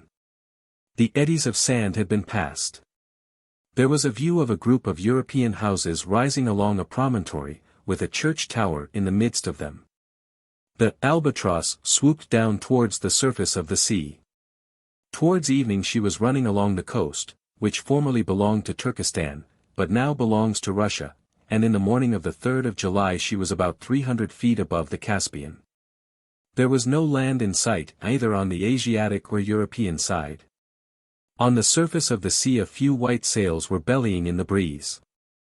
These were native vessels recognizable by their peculiar rig, quaysbays, with 2 masts. Cayuks, the old pirate boats, with 1 mast, timals, and smaller craft for trading and fishing. Here and there a few puffs of smoke rose up to the Albatross from the funnels of the Asharata steamers, which the Russians keep as the police of these Turcoman waters. That morning Tom Turner was talking to the cook, Tapage, and to a question of his replied, "Yes, we shall be about 48 hours over the Caspian." "Good," said the cook, "then we can have some fishing." Just so. They were to remain for 48 hours over the Caspian, which is some 625 miles long and 200 wide, because the speed of the Albatross had been much reduced. And while the fishing was going on she would be stopped altogether. The reply was heard by Phil Evans, who was then in the bow, where Frycollin was overwhelming him with piteous pleadings to be put on the ground. Without replying to this preposterous request, Evans returned aft to Uncle Prudent. And there, taking care not to be overheard, he reported the conversation that had taken place. "Phil Evans," said Uncle Prudent, "I think there can be no mistake as to this scoundrel's intention with regard to us." "None," said Phil Evans. "He will only give us our liberty when it suits him, and perhaps not at all. In that case we must do all we can to get away from the Albatross. A splendid craft, she is, I must admit." "Perhaps so," said Uncle Prudent. "But she belongs to a scoundrel who detains us on board in defiance of all right. For us and ours she is a constant danger. If we do not destroy her." "Let us begin by saving ourselves," answered Phil Evans. "We can see about the destruction afterwards." "Just so," said Uncle Prudent. "And we must avail ourselves of every chance that comes along. Evidently the Albatross is going to cross the Caspian into Europe either by the north into Russia or by the west into the southern countries. Well, no matter where we stop, before we get to the Atlantic, we shall be safe. And we ought to be ready at any moment." "But," asked Evans, "how are we to get out?" "Listen to me," said Uncle Prudent. "It may happen during the night that the Albatross may drop to within a few hundred feet of the ground. Now there are on board several ropes of that length, and, with a little pluck we might slip down them." "Yes," said Evans. "If the case is desperate I don't mind." "Nor I. During the night there's no one about except the man at the wheel. And if we can drop one of the ropes forward without being seen or heard." "Good. I am glad to see you are so cool, that means business. But just now we are over the Caspian. There are several ships in sight. The Albatross is going down to fish. Cannot we do something now?" "Sh. They are watching us much more than you think," said Uncle Prudent. "You saw that when we tried to jump into the Hydasps." "And who knows that they don't watch us at night?" asked Evans. "Well, we must end this. We must finish with this Albatross and her master." It will be seen how in the excitement of their anger the colleagues, Uncle Prudent in particular, were prepared to attempt the most hazardous things. The sense of their powerlessness, the ironical disdain with which Robur treated them, the brutal remarks he indulged in, all contributed towards intensifying the aggravation which daily grew more manifest. This very day something occurred which gave rise to another most regrettable altercation between Robur and his guests. This was provoked by Frycollin, who, finding himself above the boundless sea, was seized with another fit of terror. Like a child, like the Negro he was, he gave himself over to groaning and protesting and crying, and writhing in 1,000 contortions and grimaces. I want to get out. I want to get out. I am not a bird. Boo-hoo. I don't want to fly, I want to get out. Uncle Prudent, as may be imagined, did not attempt to quiet him. In fact, he encouraged him, and particularly as the incessant howling seemed to have a strangely irritating effect on Robur. When Tom Turner and his companions were getting ready for fishing, the engineer ordered them to shut up Frycollin in his cabin. But the Negro never ceased his jumping about, and began to kick at the wall and yell with redoubled power. It was noon. The Albatross was only about 15 or 20 feet above the water. A few ships, terrified at the apparition, sought safety in flight. As may be guessed, a sharp lookout was kept on the prisoners, whose temptation to escape could not but be intensified. Even supposing they jumped overboard, they would have been picked up by the India rubber boat. As there was nothing to do during the fishing, in which Phil Evans intended to take part, Uncle Prudent, raging furiously as usual, retired to his cabin. The Caspian Sea is a volcanic depression.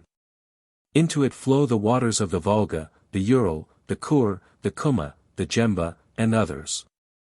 Without the evaporation which relieves it of its overflow, this basin, with an area of 17,000 square miles, and a depth of from 60 to 400 feet, would flood the low marshy ground to its north and east. Although it is not in communication with the Black Sea or the Sea of Aral, being at a much lower level than they are, it contains an immense number of fish, such fish, be it understood, as can live in its bitter waters. The bitterness being due to the naphtha which pours in from the springs on the south. The crew of the Albatross made no secret of their delight at the change in their food the fishing would bring them. "Look out," shouted Turner, as he harpooned a good-sized fish, not unlike a shark. It was a splendid sturgeon 7 feet long, called by the Russians beluga, the eggs of which mixed up with salt, vinegar, and white wine form caviar. Sturgeons from the river are, it may be, rather better than those from the sea. But these were welcomed warmly enough on board the Albatross. But the best catches were made with the dragnets, which brought up at each haul carp, bream, salmon, saltwater pike, and a number of medium-sized sterlets, which wealthy gourmets have sent alive to Astrakhan, Moscow, and Petersburg. And which now passed direct from their natural element into the cook's kettle without any charge for transport. An hour's work sufficed to fill up the larders of the AERONEF, and she resumed her course to the north. During the fishing Frycollin had continued shouting and kicking at his cabin wall, and making a tremendous noise. "That wretched nigger will not be quiet, then," said Robur, almost out of patience. "It seems to me, sir, he has a right to complain," said Phil Evans. "Yes, and I have a right to look after my ears," replied Robur. "Engineer Robur," said Uncle Prudent, who had just appeared on deck. President of the Weldon Institute. They had stepped up to one another, and were looking into the whites of each other's eyes. Then Robur shrugged his shoulders. "Put him at the end of a line," he said. Turner saw his meaning at once. Frycollin was dragged out of his cabin. Loud were his cries when the mate and one of the men seized him and tied him into a tub, which they hitched on to a rope, one of those very ropes, in fact, that Uncle Prudent had intended to use, as we know. The Negro at first thought he was going to be hanged. Not, he was only going to be towed. The rope was paid out for 100 feet and Frycollin found himself hanging in space. He could then shout at his ease. But fright contracted his larynx, and he was mute. Uncle Prudent and Phil Evans endeavored to prevent this performance.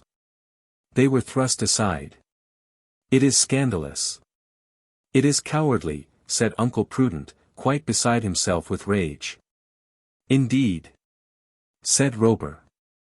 "It is an abuse of power against which I protest." "Protest away. I will be avenged, Mr. Robur." "Avenge when you like, Mr. Prudent. I will have my revenge on you and yours." The crew began to close up with anything but peaceful intentions. Robur motioned them away. "Yes, on you and yours," said Uncle Prudent, whom his colleague in vain tried to keep quiet. "Whenever you please," said the engineer. "And in every possible way." "That is enough now," said Robur, in a threatening tone. "There are other ropes on board. And if you don't be quiet I'll treat you as I have done your servant." Uncle Prudent was silent, not because he was afraid, but because his wrath had nearly choked him, and Phil Evans led him off to his cabin. During the last hour the air had been strangely troubled. The symptoms could not be mistaken.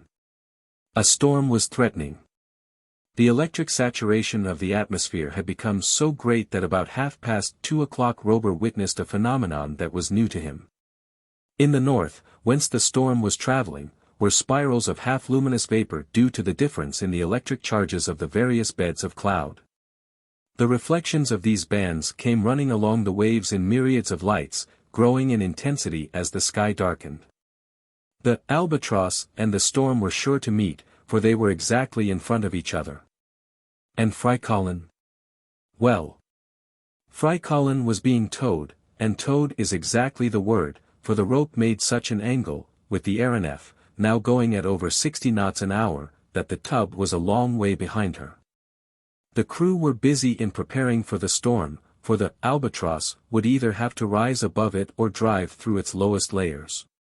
She was about 3,000 feet above the sea when a clap of thunder was heard. Suddenly the squall struck her. In a few seconds the fiery clouds swept on around her. Phil Evans went to intercede for Frycollin, and asked for him to be taken on board again.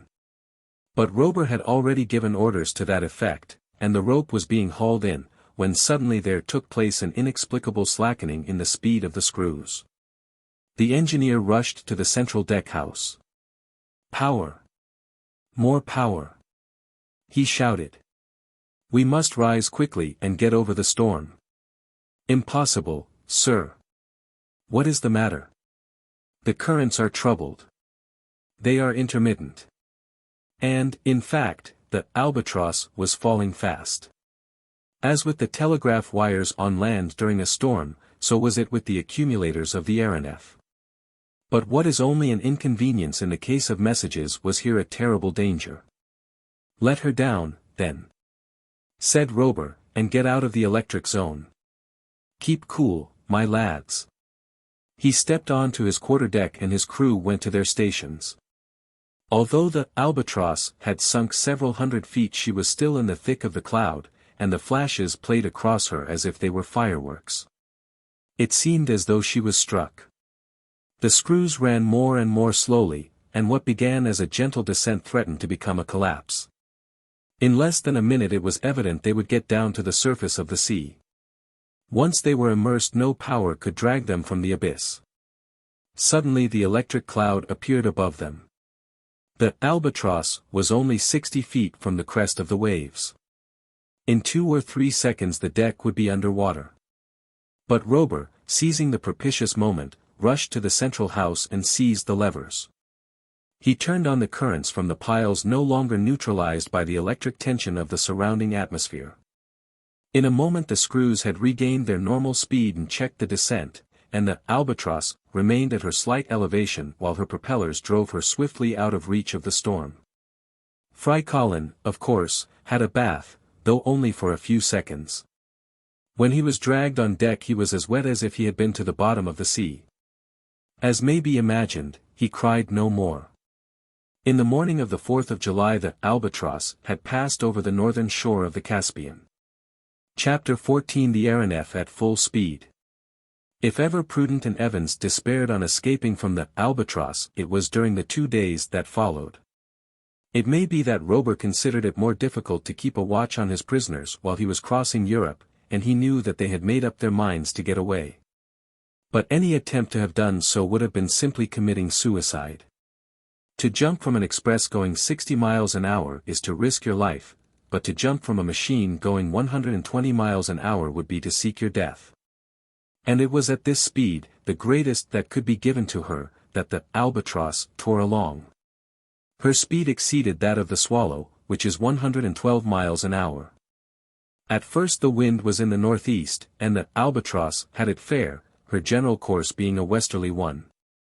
But the wind began to drop, and it soon became impossible for the colleagues to remain on the deck without having their breath taken away by the rapidity of the flight. And on one occasion they would have been blown overboard if they had not been dashed up against the deckhouse by the pressure of the wind. Luckily the steersman saw them through the windows of his cage, and by the electric bell gave the alarm to the men in the forecabin. 4 of them came aft, creeping along the deck. Those who have been at sea, beating to windward in half a gale of wind, will understand what the pressure was like. But here it was the Albatross that by her incomparable speed made her own wind. To allow Uncle Prudent and Phil Evans to get back to their cabin the speed had to be reduced. Inside the deckhouse the Albatross bore with her a perfectly breathable atmosphere. To stand such driving the strength of the apparatus must have been prodigious. The propellers spun round so swiftly that they seemed immovable, and it was with irresistible power that they screwed themselves through the air.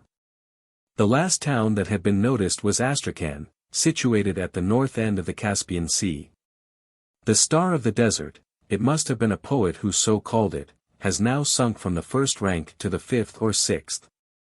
A momentary glance was afforded at its old walls, with their useless battlements, the ancient towers in the center of the city, the mosques and modern churches, the cathedral with its 5 domes. Gilded and dotted with stars as if it were a piece of the sky, as they rose from the bank of the Volga, which here, as it joins the sea, is over a mile in width. Thenceforward the flight of the Albatross became quite a race through the heights of the sky, as if she had been harnessed to one of those fabulous hippogriffs which cleared a league at every sweep of the wing.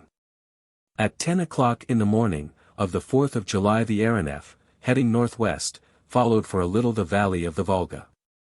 The steppes of the Don and the Ural stretched away on each side of the river. Even if it had been possible to get a glimpse of these vast territories there would have been no time to count the towns and villages. In the evening the AERONEF passed over Moscow without saluting the flag on the Kremlin. In 10 hours she had covered the 1,200 miles which separate Astrakhan from the ancient capital of all the Russias. From Moscow to St. Petersburg the railway line measures about 750 miles. This was but a half-day's journey, and the Albatross, as punctual as the mail, reached St. Petersburg and the banks of the Neva at 2 o'clock in the morning. Then came the Gulf of Finland, the archipelago of Abo, the Baltic, Sweden in the latitude of Stockholm, and Norway in the latitude of Christiania. 10 hours only for these 1,200 miles. Verily it might be thought that no human power would henceforth be able to check the speed of the Albatross. And as if the resultant of her force of projection and the attraction of the earth would maintain her in an unvarying trajectory round the globe. But she did stop nevertheless, and that was over the famous fall of the Rjukanfoss in Norway. Gusta, whose summit dominates this wonderful region of Telemarken, stood in the west like a gigantic barrier apparently impassable. And when the Albatross resumed her journey at full speed her head had been turned to the south. And during this extraordinary flight what was Frycollin doing? He remained silent in a corner of his cabin, sleeping as well as he could, except at meal times. Tapage then favored him with his company and amused himself at his expense. My boy," said he. "So you are not crying any more. Perhaps it hurt you too much? That 2 hours hanging cured you of it? At our present rate, what a splendid air bath you might have for your rheumatics. It seems to me we shall soon go to pieces." "Perhaps so, but we shall go so fast we shan't have time to fall. That is some comfort." "Do you think so?" "I do. To tell the truth, and not to exaggerate like Tapage, it was only reasonable that owing to the excessive speed the work of the suspensory screws should be somewhat lessened. The Albatross glided on its bed of air like a Congreve rocket. "And shall we last long like that?" asked Frycollin. "Long? Oh, no, only as long as we live." "Oh," said the negro, beginning his lamentations. "Take care, Fry, take care. For, as they say in my country, the master may send you to the seesaw." And Frycollin gulped down his sobs as he gulped down the meat which, in double doses, he was hastily swallowing. Meanwhile Uncle Prudent and Phil Evans, who were not men to waste time in wrangling when nothing could come of it, agreed upon doing something. It was evident that escape was not to be thought of.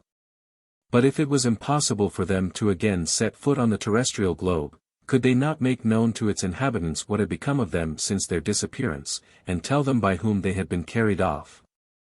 And provoke, how was not very clear, some audacious attempt on the part of their friends to rescue them from Robur. Communicate. But how? Should they follow the example of sailors in distress and enclose in a bottle a document giving the place of shipwreck and throw it into the sea? But here the sea was the atmosphere. The bottle would not swim. And if it did not fall on somebody and crack his skull it might never be found. The colleagues were about to sacrifice one of the bottles on board when an idea occurred to Uncle Prudent. He took snuff, as we know, and we may pardon this fault in an American, who might do worse. And as a snuff-taker he possessed a snuff-box, which was now empty. This box was made of aluminum. If it was thrown overboard any honest citizen that found it would pick it up, and, being an honest citizen, he would take it to the police office. And there they would open it and discover from the document what had become of the two victims of Robur the Conqueror. And this is what was done. The note was short, but it told all, and it gave the address of the Weldon Institute, with a request that it might be forwarded. Then Uncle Prudent folded up the note, shut it in the box, bound the box round with a piece of worsted so as to keep it from opening it as it fell. And then all that had to be done was to wait for a favorable opportunity. During this marvelous flight over Europe it was not an easy thing to leave the cabin and creep along the deck at the risk of being suddenly and secretly blown away. And it would not do for the snuff-box to fall into the sea or a gulf or a lake or a watercourse, for it would then perhaps be lost. At the same time it was not impossible that the colleagues might in this way get into communication with the habitable globe. It was then growing daylight, and it seemed as though it would be better to wait for the night and take advantage of a slackening speed or a halt to go out on deck and drop the precious snuff-box into some town. When all these points had been thought over and settled, the prisoners found they could not put their plan into execution, on that day, at all events, for the Albatross, after leaving Gusta, had kept her southerly course, which took her over the North Sea, much to the consternation of the thousands of coasting craft engaged in the English, Dutch, French, and Belgian trade. Unless the snuff-box fell on the deck of one of these vessels there was every chance of its going to the bottom of the sea, and Uncle Prudent and Phil Evans were obliged to wait for a better opportunity. And, as we shall immediately see, an excellent chance was soon to be offered them. At 10 o'clock that evening the Albatross reached the French coast near Dunkirk. The night was rather dark. For a moment they could see the lighthouse at Grisnes cross its electric beam with the lights from Dover on the other side of the strait. Then the Albatross flew over the French territory at a mean height of 3,000 feet. There was no diminution in her speed. She shot like a rocket over the towns and villages so numerous in northern France. She was flying straight on to Paris, and after Dunkirk came Doullens, Amiens, Creil, St. Denis. She never left the line. And about midnight she was over the City of Light, which merits its name even when its inhabitants are asleep or ought to be. By what strange whim was it that she was stopped over the city of Paris? We do not know. But down she came till she was within a few hundred feet of the ground. Robur then came out of his cabin, and the crew came on to the deck to breathe the ambient air. Uncle Prudent and Phil Evans took care not to miss such an excellent opportunity. They left their deck-house and walked off away from the others so as to be ready at the propitious moment. It was important their action should not be seen. The Albatross, like a huge coleopter, glided gently over the mighty city. She took the line of the boulevards, then brilliantly lighted by the Edison lamps. Up to her there floated the rumble of the vehicles as they drove along the streets, and the roll of the trains on the numerous railways that converge into Paris. Then she glided over the highest monuments as if she was going to knock the ball off the Pantheon or the cross off the Invalides. She hovered over the 2 minarets of the Trocadero and the metal tower of the Champ de Mars, where the enormous reflector was inundating the whole capital with its electric rays. This aerial promenade, this nocturnal loitering, lasted for about an hour. It was a halt for breath before the voyage was resumed.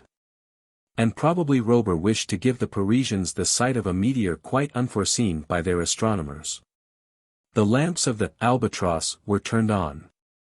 2 brilliant sheaves of light shot down and moved along over the squares, the gardens, the palaces, the 60,000 houses, and swept the space from one horizon to the other.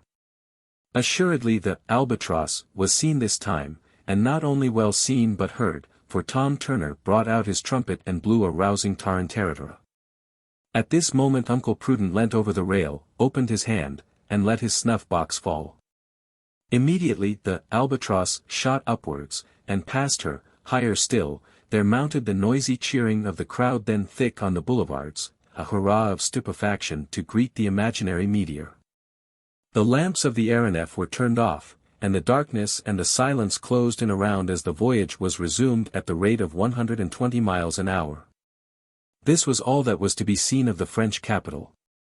At 4 o'clock in the morning the Albatross had crossed the whole country obliquely, and so as to lose no time in traversing the Alps or the Pyrenees, she flew over the face of Provence to the Cape of Antibes.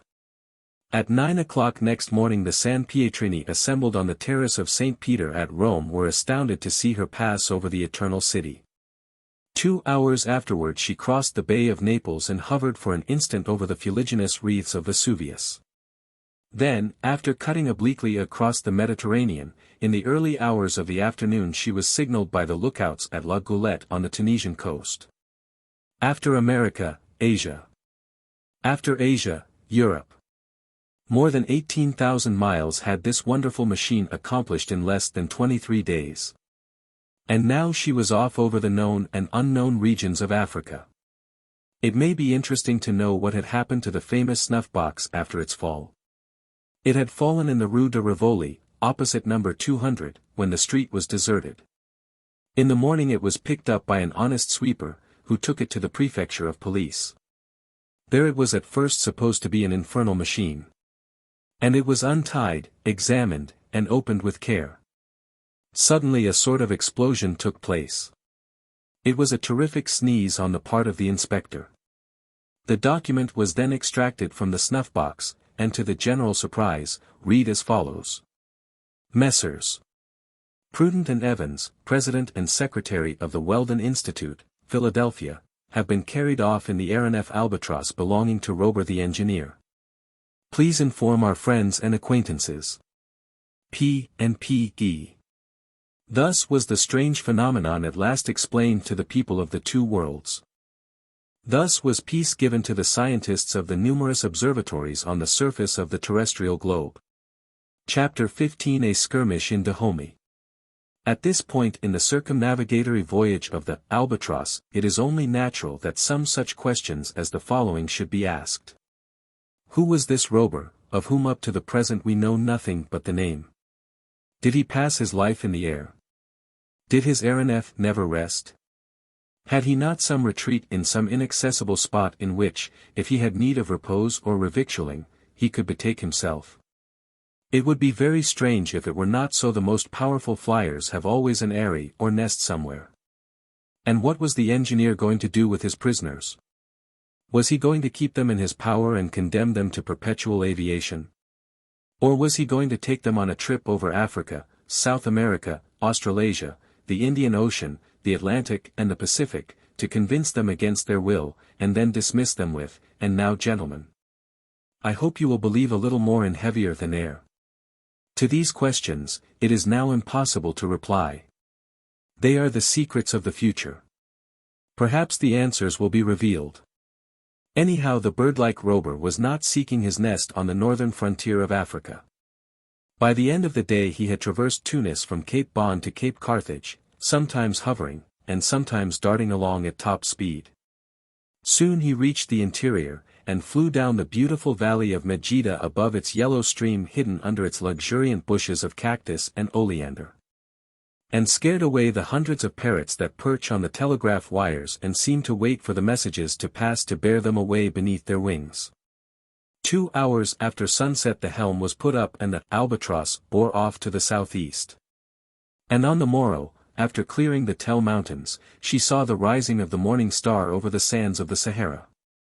On the 30th of July there was seen from the AERONEF the little village of Jerryville, founded like Lagwat on the frontier of the desert to facilitate the future conquest of Kabylia. Next, not without difficulty, the peaks of Stiliero were passed against a somewhat boisterous wind. Then the desert was crossed, sometimes leisurely over the XIIIs or green oases, sometimes at terrific speed that far outstripped the flight of the vultures. Often the crew had to fire into the flocks of these birds which, a dozen or so at a time, fearlessly hurled themselves on to the AERONEF to the extreme terror of Frycollin.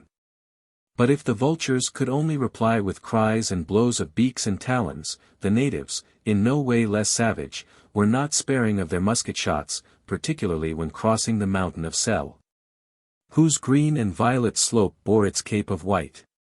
Then the Albatross was at last over the Grand Sahara, and at once she rose into the higher zone so as to escape from a simoom which was sweeping a wave of ruddy sand along the surface of the ground like a boar on the surface of the sea. Then the desolate tablelands of Chetka scattered their ballast in blackish waves up to the fresh and verdant valley of Einmassen. It is difficult to conceive the variety of the territories which could be seen at one view. To the green hills covered with trees and shrubs there succeeded long grey undulations draped like the folds of an Arab burnous and broken in picturesque masses.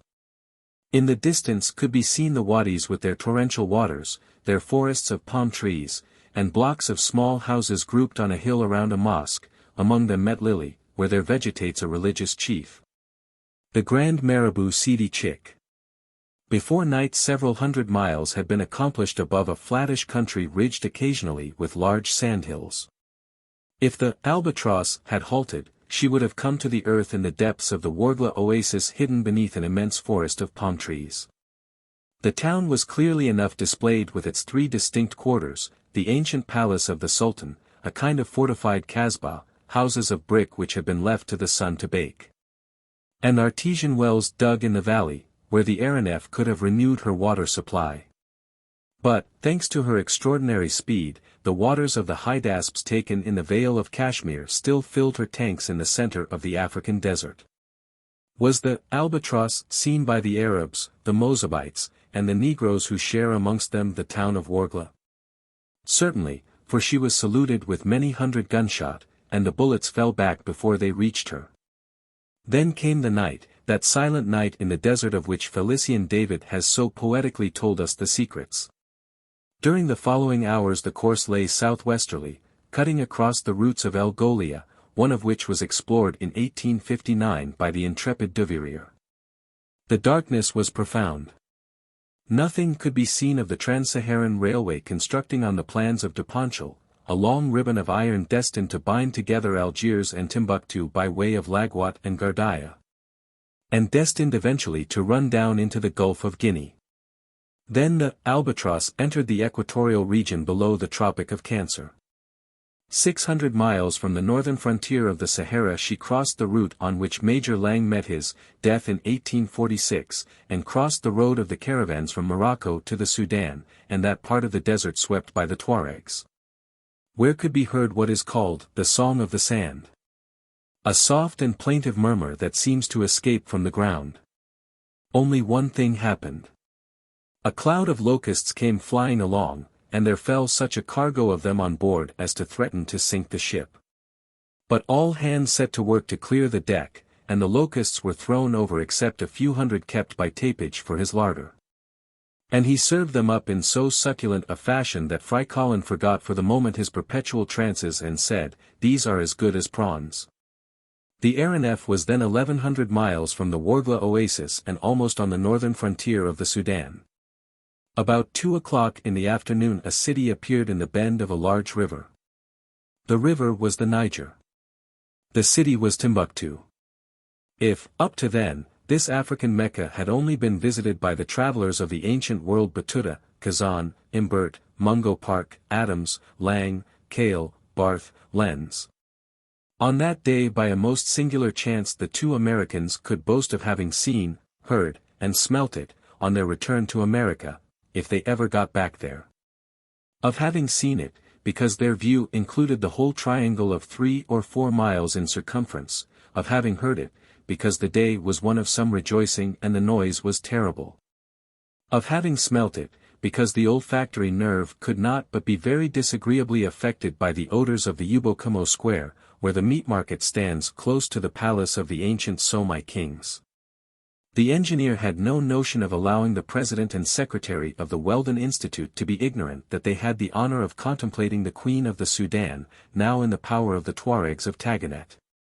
"Gentlemen, Timbuktu," he said, in the same tone as 12 days before he had said, "Gentlemen, India."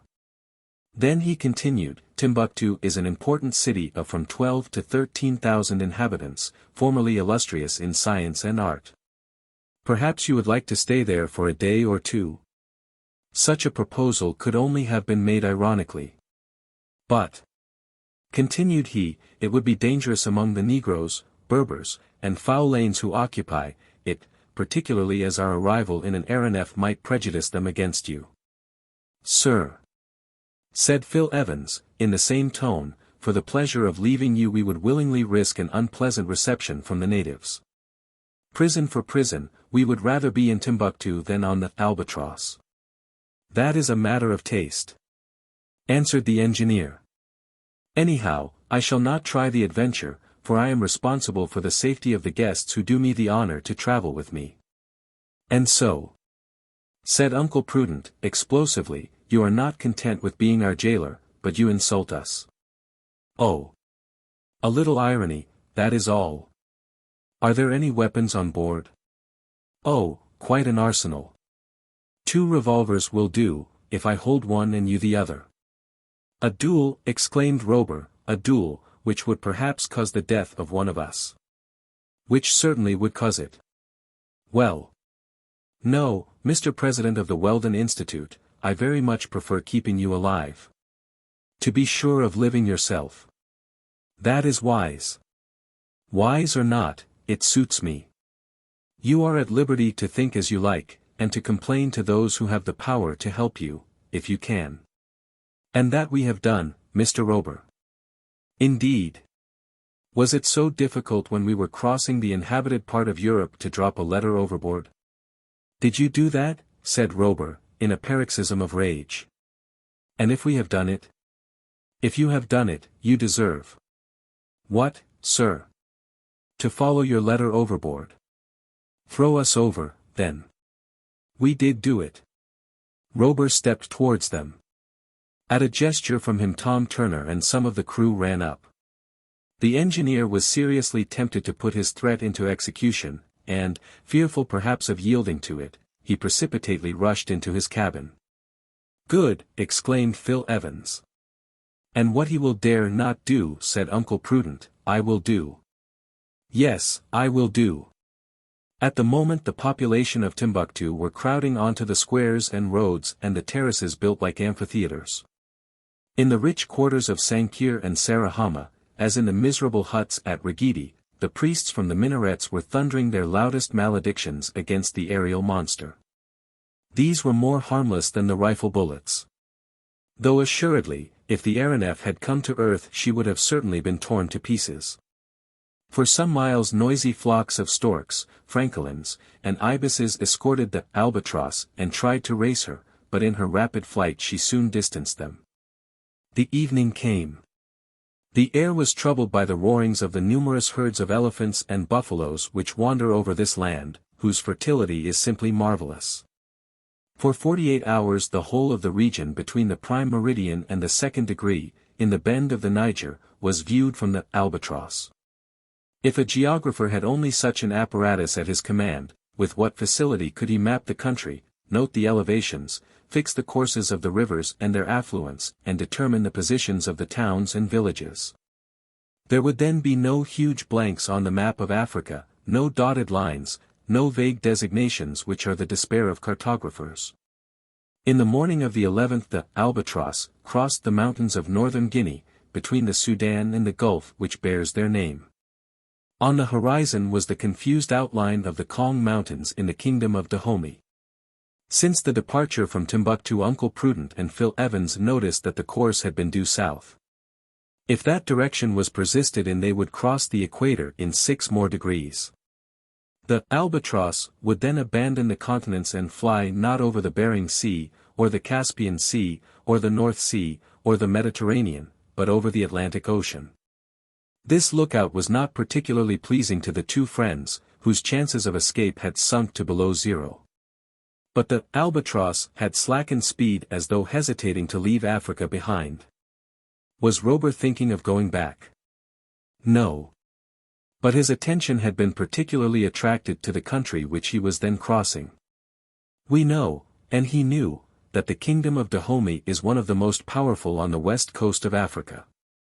Strong enough to hold its own with its neighbor Ashanti, its area is somewhat small, being contained within 360 leagues from north to south, and 180 from east to west. But its population numbers some 700,000 or 800,000, including the neighboring independent territories of Whither and Ardra. If Dahomey is not a large country, it is often talked about. It is celebrated for the frightful cruelties which signalize its annual festivals, and by its human sacrifices, fearful hecatombs intended to honor the sovereign it has lost and the sovereign who has succeeded him.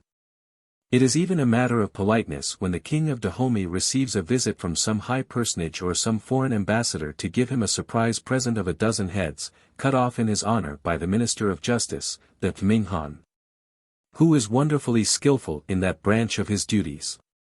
When the Albatross came flying over Dahomey, the old King Bahadur had just died, and the whole population was proceeding to the enthronization of his successor. Hence there was great agitation all over the country, and it did not escape Robur that everybody was on the move. Long lines of Dahomeyans were hurrying along the roads from the country into the capital, Abomey. Well-kept roads radiating among vast plains clothed with giant trees, immense fields of manioc, magnificent forests of palms, cocoa trees, mimosas, orange trees, mango trees, such was the country whose perfumes mounted to the Albatross. While many parrots and cardinals swarmed among the trees. The engineer, leaning over the rail, seemed deep in thought, and exchanged but a few words with Tom Turner. It did not look as though the Albatross had attracted the attention of those moving masses, which were often invisible under the impenetrable roof of trees. This was doubtless due to her keeping at a good altitude amid a bank of light cloud. About 11 o'clock in the morning the capital was sighted, surrounded by its walls, defended by a fosse measuring 12 miles round, with wide, regular streets on the flat plain, and a large square on the northern side occupied by the king's palace. This huge collection of buildings is commanded by a terrace not far from the place of sacrifice. During the festival days it is from this high terrace that they throw the prisoners tied up in wicker baskets, and it can be imagined with what fury these unhappy wretches are cut in pieces. In one of the courtyards which divide the king's palace there were drawn up 4,000 warriors, one of the contingents of the royal army, and not the least courageous one. If it is doubtful if there are any Amazons in the river of that name, there is no doubt of there being Amazons at Dahomey. Some have a blue shirt with a blue or red scarf, with white and blue striped trousers and a white cap. Others, the elephant huntresses, have a heavy carbine, a short-bladed dagger, and 2 antelope horns fixed to their heads by a band of iron. The artillery women have a blue and red tunic, and, as weapons, blunderbusses and old cast cannons. And another brigade, consisting of Vestal virgins, pure as Diana, have blue tunics and white trousers. If we add to these Amazons, 5,000 or 6,000 men in cotton drawers and shirts, with a knotted tuft to increase their stature, we shall have passed in review the Dahomeyan army. Abomey on this day was deserted. The sovereign, the royal family, the masculine and feminine army, and the population had all gone out of the capital to a vast plain a few miles away surrounded by magnificent forests. On this plain the recognition of the new king was to take place. Here it was that thousands of prisoners taken during recent razzias were to be immolated in his honor. It was about 2 o'clock when the Albatross arrived over the plain and began to descend among the clouds which still hid her from the Dahomeans. There were 16,000 people at least come from all parts of the kingdom, from Whither, and Carapae, and Ardra, and Tumari, and the most distant villages. The new king, a sturdy fellow named Bunati, some 25 years old, was seated on a hillock shaded by a group of wide-branched trees. Before him stood his male army, his Amazons, and his people.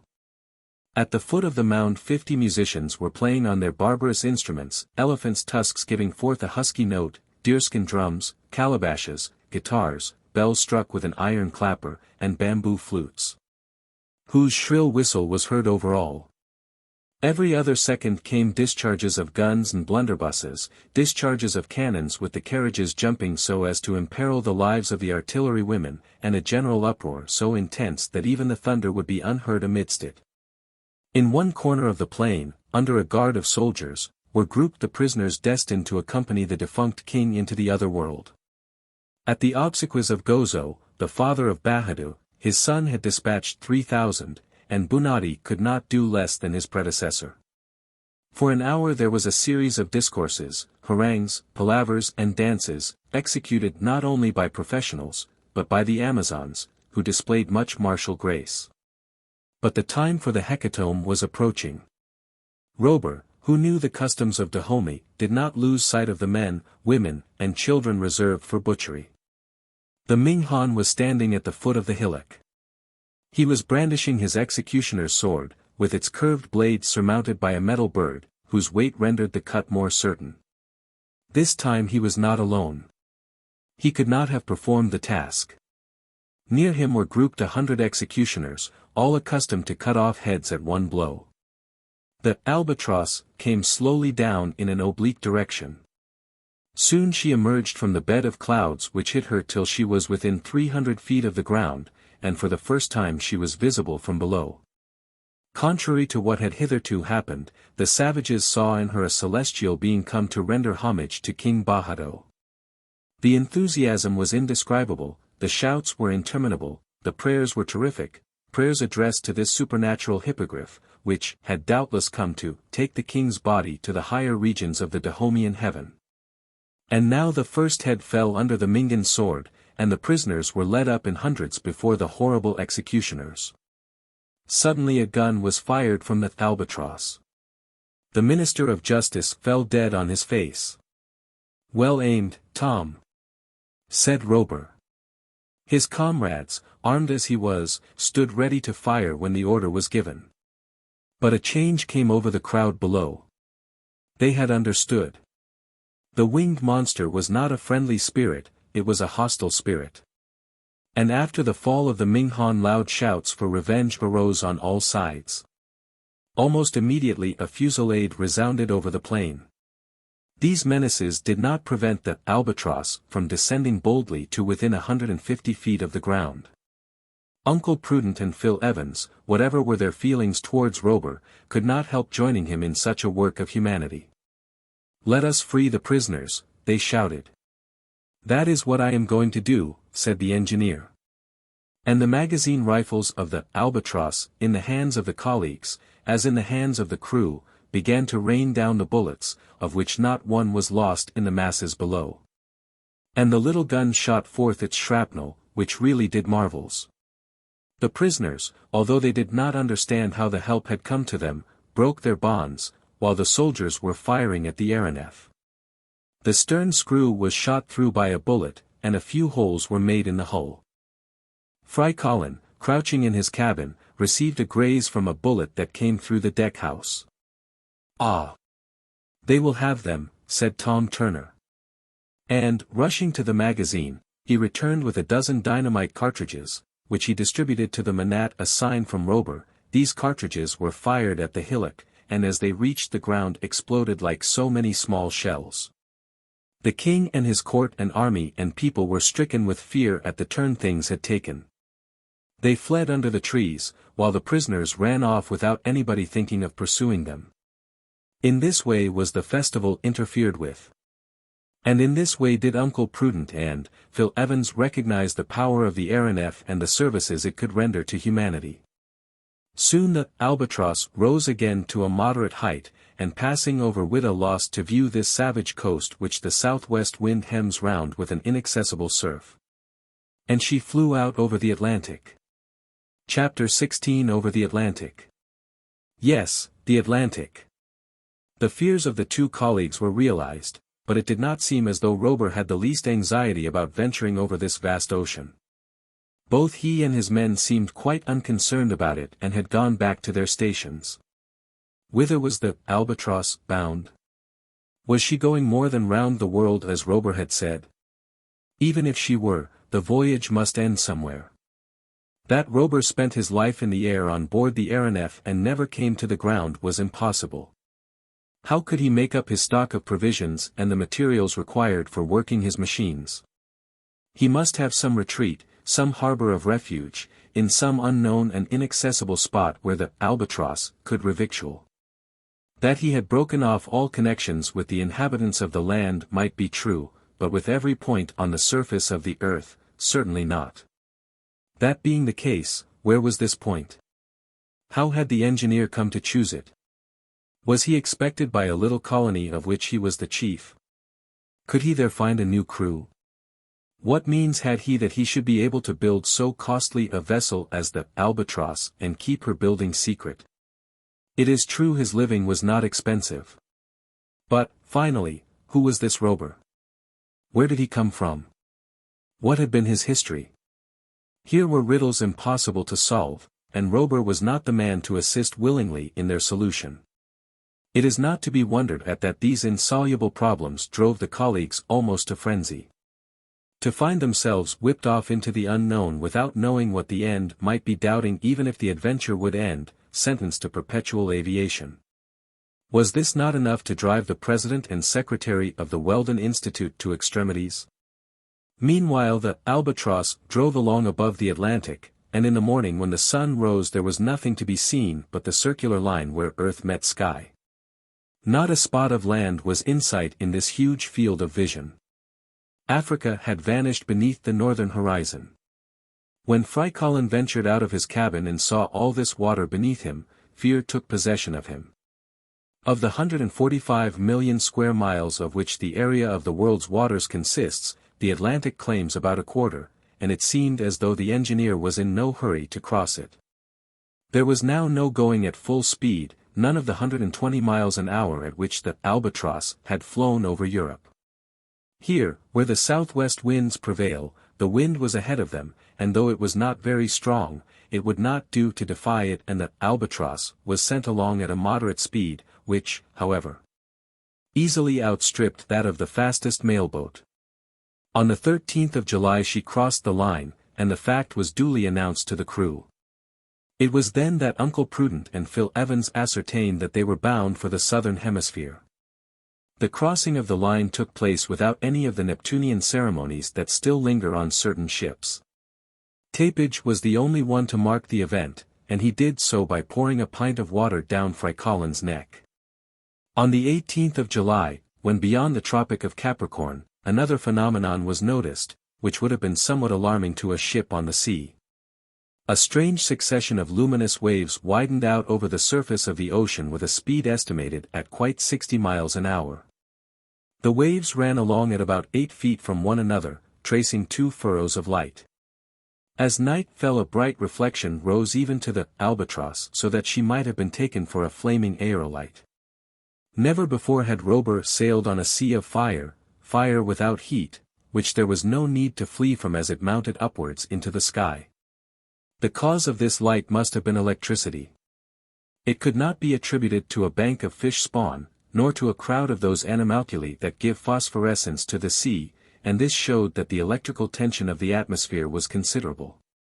In the morning an ordinary ship would probably have been lost. But the Albatross played with the winds and waves like the powerful bird whose name she bore. If she did not walk on their surface like the petrels, she could like the eagles find calm and sunshine in the higher zones. They had now passed the 47th parallel. The day was but little over 7 hours long, and would become even less as they approached the pole. About 1 o'clock in the afternoon the Albatross was floating along in a lower current than usual, about 100 feet from the level of the sea.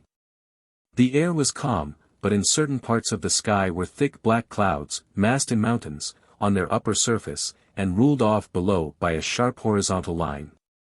From these clouds a few lengthy protuberances escaped, and their points as they fell seemed to draw up hills of foaming water to meet them.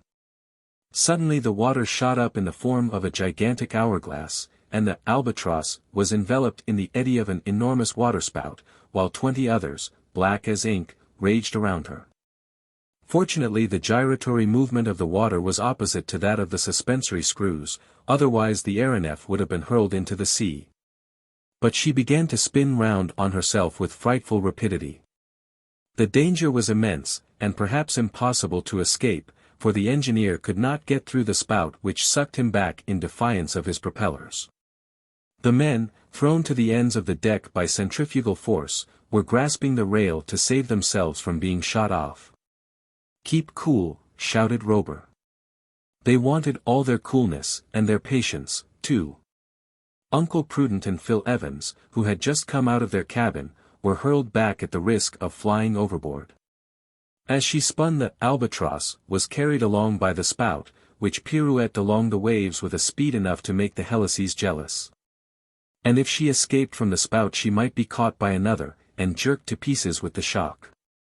"Get the gun ready," said Robur. The order was given to Tom Turner, who was crouching behind the swivel amidships where the effect of the centrifugal force was least felt. He understood. In a moment he had opened the breech and slipped a cartridge from the ammunition box at hand. The gun went off, and the waterspouts collapsed, and with them vanished the platform of cloud they seemed to bear above them. "Nothing broken on board?" asked Robur. "No," answered Tom Turner. "But we don't want to have another game of humming top like that."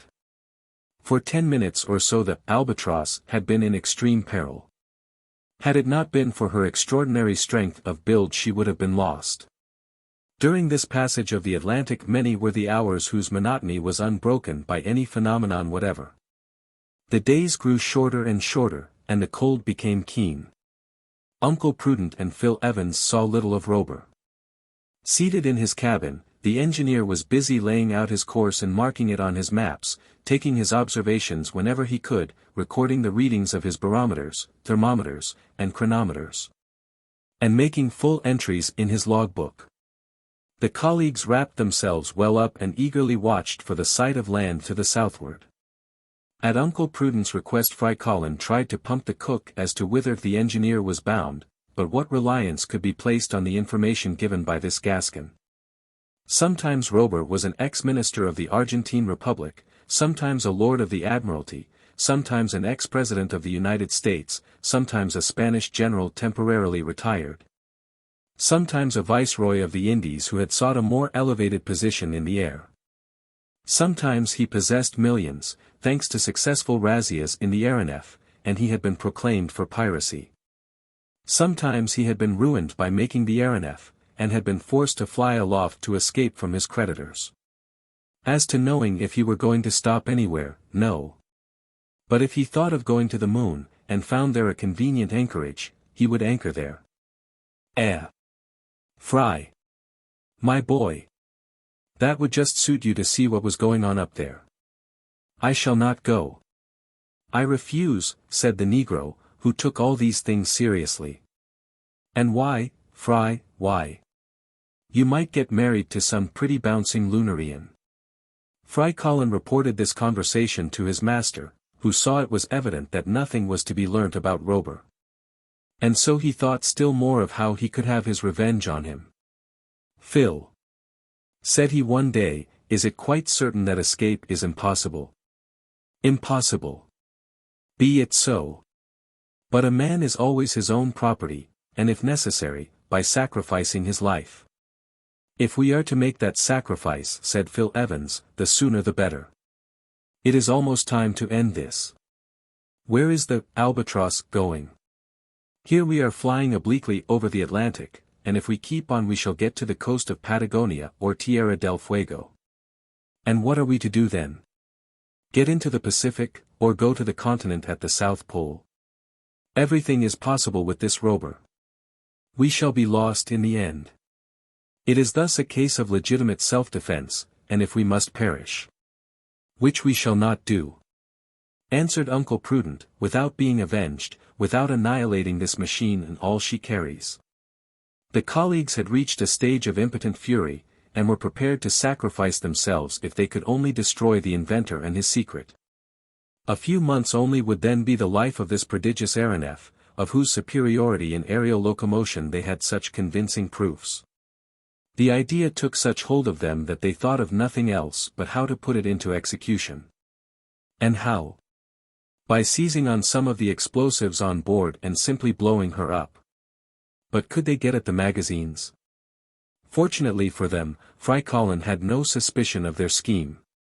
At the thought of the Albatross exploding in midair, he would not have shrunk from betraying his master. It was on the 23rd of July that the land reappeared in the southwest near Cape Virgins at the entrance of the Straits of Magellan. Under the 52nd parallel at this time of year the night was 18 hours long and the temperature was 6 below freezing. At first the Albatross, instead of keeping on to the south, followed the windings of the coast as if to enter the Pacific. After passing Lomas Bay, leaving Mount Gregory to the north and the Brecknocks to the west, they sighted Porto Arena, a small Chilean village. At the moment the church bells were in full swing. And a few hours later they were over the old settlement at Port Famine. If the Patagonians, whose fires could be seen occasionally, were really above the average in stature, the passengers in the aeronef were unable to say, for to them they seemed to be dwarfs. But what a magnificent landscape opened around during these short hours of the southern day. Rugged mountains, peaks eternally capped with snow, with thick forests rising on their flanks, inland seas, bays deep set amid the peninsulas, and islands of the archipelago. Clarence Island, Dawson Island, and the Land of Desolation, straits and channels, capes and promontories, all in inextricable confusion, and bound by the ice in one solid mass from Cape forward, the most southerly point of the American continent, to Cape Horn, the most southerly point of the New World. When she reached Fort Famine the Albatross resumed her course to the south. Passing between Mount Tam on the Brunswick Peninsula and Mount Graves, she steered for Mount Sarmiento, an enormous peak wrapped in snow, which commands the Straits of Magellan, rising 6,400 feet from the sea. And now they were over the land of the Fuegians, Tierra del Fuego, the land of fire. 6 months later, in the height of summer, with days from 15 to 16 hours long, how beautiful and fertile would most of this country be, particularly in its northern portion. Then, all around would be seen valleys and pasturages that could form the feeding grounds of thousands of animals. Then would appear virgin forests, gigantic trees, birches, beeches, ash trees, cypresses, tree ferns, and broad plains overrun by herds of guanacos, vicunas, and ostriches. Now there were armies of penguins and myriads of birds. And, when the Albatross turned on her electric lamps, the guillemots, ducks, and geese came crowding on board, enough to fill Tapage's larder 100 times and more. Here was work for the cook, who knew how to bring out the flavor of the game and keep down its peculiar oiliness. And here was work for Frycollin in plucking dozen after dozen of such interesting feathered friends. That day, as the sun was setting about 3 o'clock in the afternoon, there appeared in sight a large lake framed in a border of superb forest. The lake was completely frozen over, and a few natives with long snowshoes on their feet were swiftly gliding over it. At the sight of the Albatross, the Fuegians, overwhelmed with terror, scattered in all directions, and when they could not get away they hid themselves, taking, like the animals, to the holes in the ground. The Albatross still held her southerly course, crossing the Beagle Channel, and Navarin Island and Wollaston Island, on the shores of the Pacific. Then, having accomplished 4,700 miles since she left Dahomey, she passed the last islands of the Magellanic Archipelago, whose most southerly outpost, lashed by the everlasting surf, is the terrible Cape Horn. Chapter 17 The Shipwrecked Crew. Next day was the 24th of July, and the 24th of July in the southern hemisphere corresponds to the 24th of January in the northern. The 56th degree of latitude had been left behind. The similar parallel in northern Europe runs through Edinburgh. The thermometer kept steadily below freezing, so that the machinery was called upon to furnish a little artificial heat in the cabins. Although the days begin to lengthen after the 21st day of June in the southern hemisphere, yet the advance of the Albatross towards the pole more than neutralized this increase, and consequently the daylight became very short. There was thus very little to be seen. At night time the cold became very keen. But as there was no scarcity of clothing on board, the colleagues, well wrapped up, remained a good deal on deck thinking over their plans of escape, and watching for an opportunity. Little was seen of Robur. Since the high words that had been exchanged in the Timbuktu country, the engineer had left off speaking to his prisoners.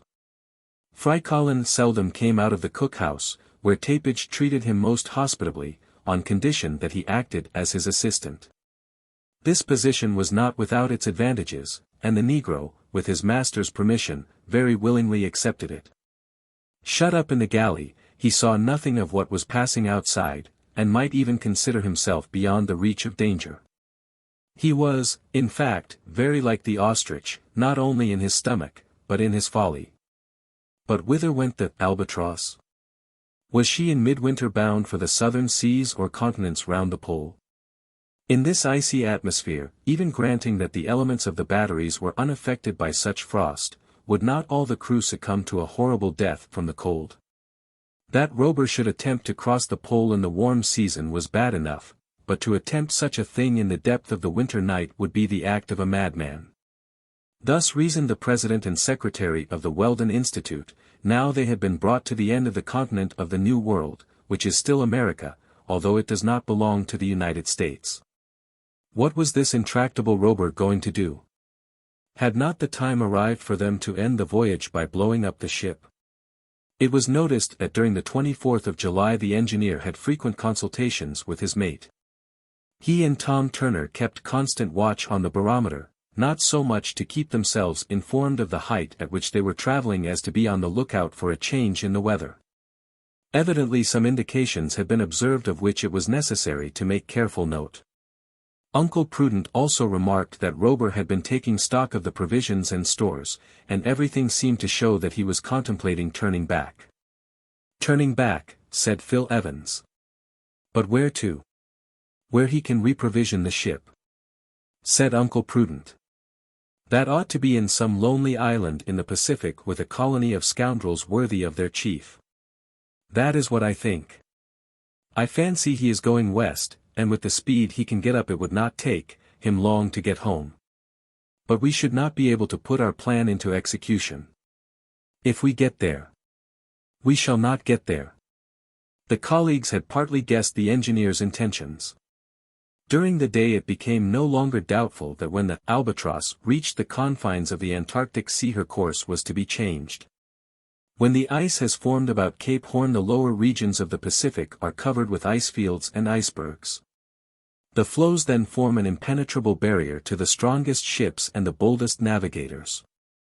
Of course, by increasing the speed of her wings the Albatross could clear the mountains of ice accumulated on the ocean as she could the mountains of earth on the polar continent, if it is a continent that forms the cap of the southern pole. But would she attempt it in the middle of the polar night, in an atmosphere of 60 below freezing? After she had advanced about 100 miles to the south the Albatross headed westerly, as if for some unknown island of the Pacific. Beneath her stretched the liquid plain between Asia and America. The waters now had assumed that singular color which has earned for them the name of the Milky Sea. In the half-shadow, which the enfeebled rays of the sun were unable to dissipate, the surface of the Pacific was a milky white. It seemed like a vast snowfield, whose undulations were imperceptible at such a height. If the sea had been solidified by the cold, and converted into an immense icefield, its aspect could not have been much different.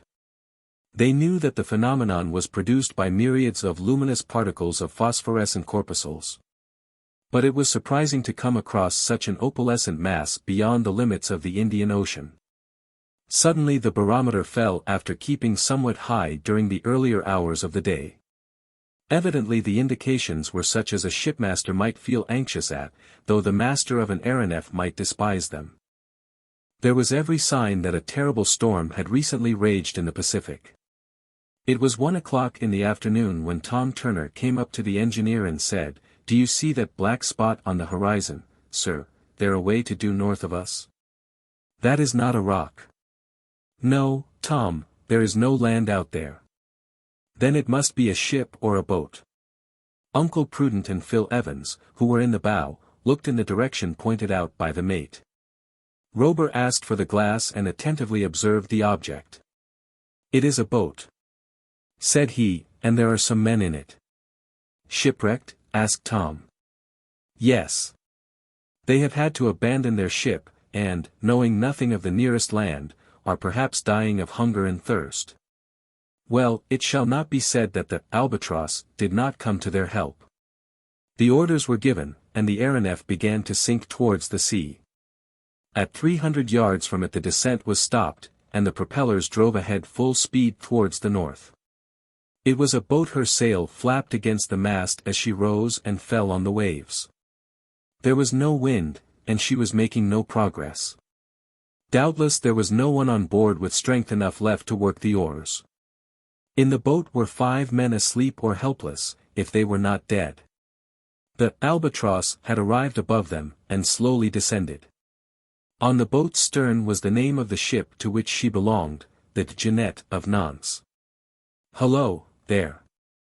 shouted Turner, loud enough for the men to hear, for the boat was only 80 feet below him. There was no answer. "Fire a gun," said Robur. The gun was fired and the report rang out over the sea. One of the men looked up feebly. His eyes were haggard and his face was that of a skeleton.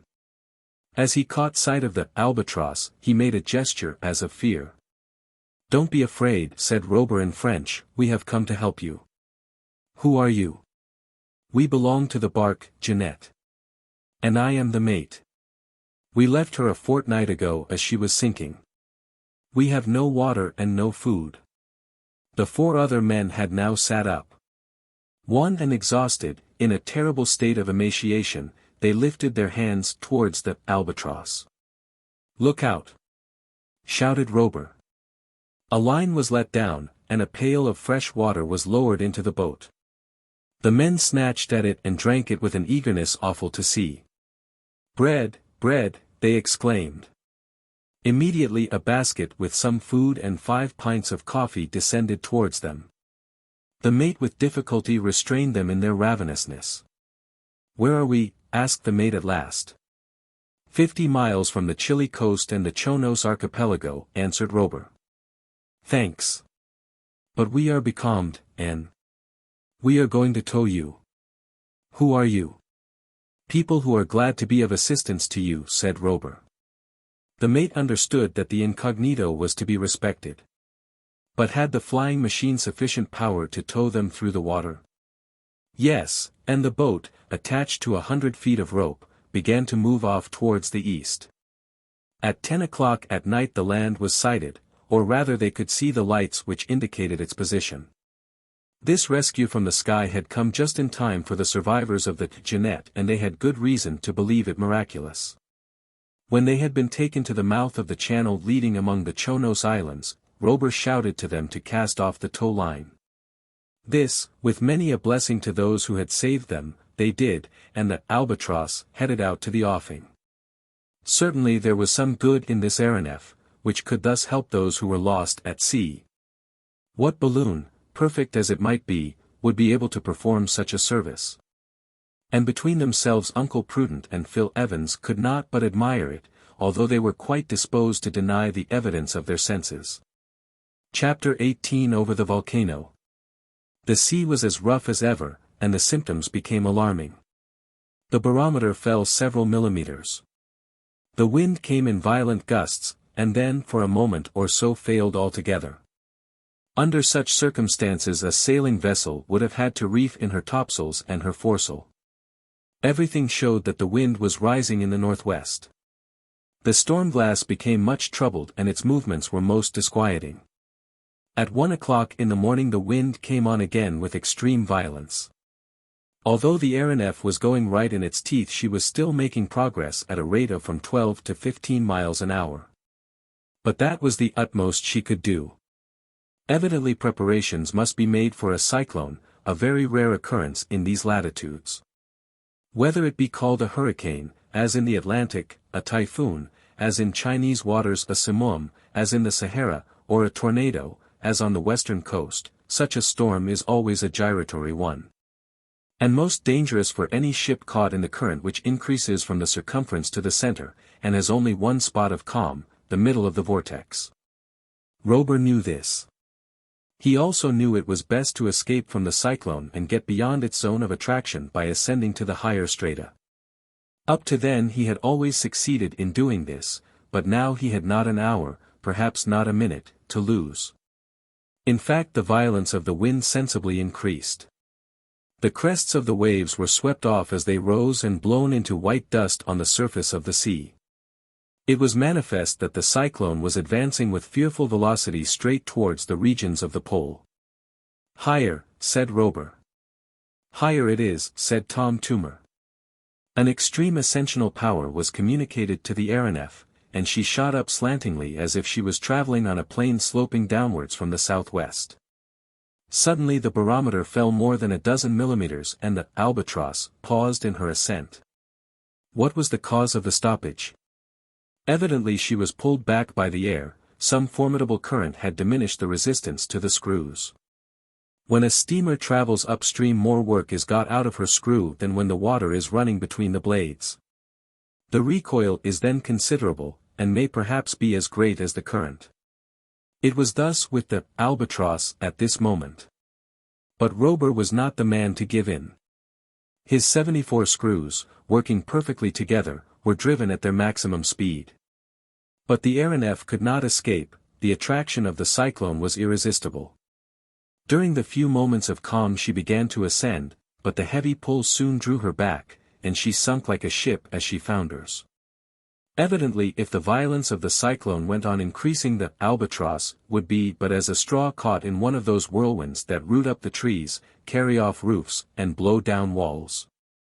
Robur and Tom could only speak by signs. Uncle Prudent and Phil Evans clung to the rail and wondered if the cyclone was not playing their game in destroying the aeronef, and with her the inventor, and with the inventor the secret of his invention.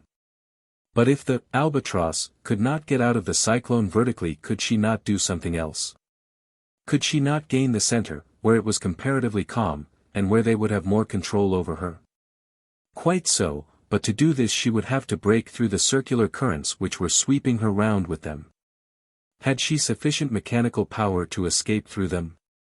Suddenly the upper part of the cloud fell in. The vapor condensed in torrents of rain. It was 2 o'clock in the morning.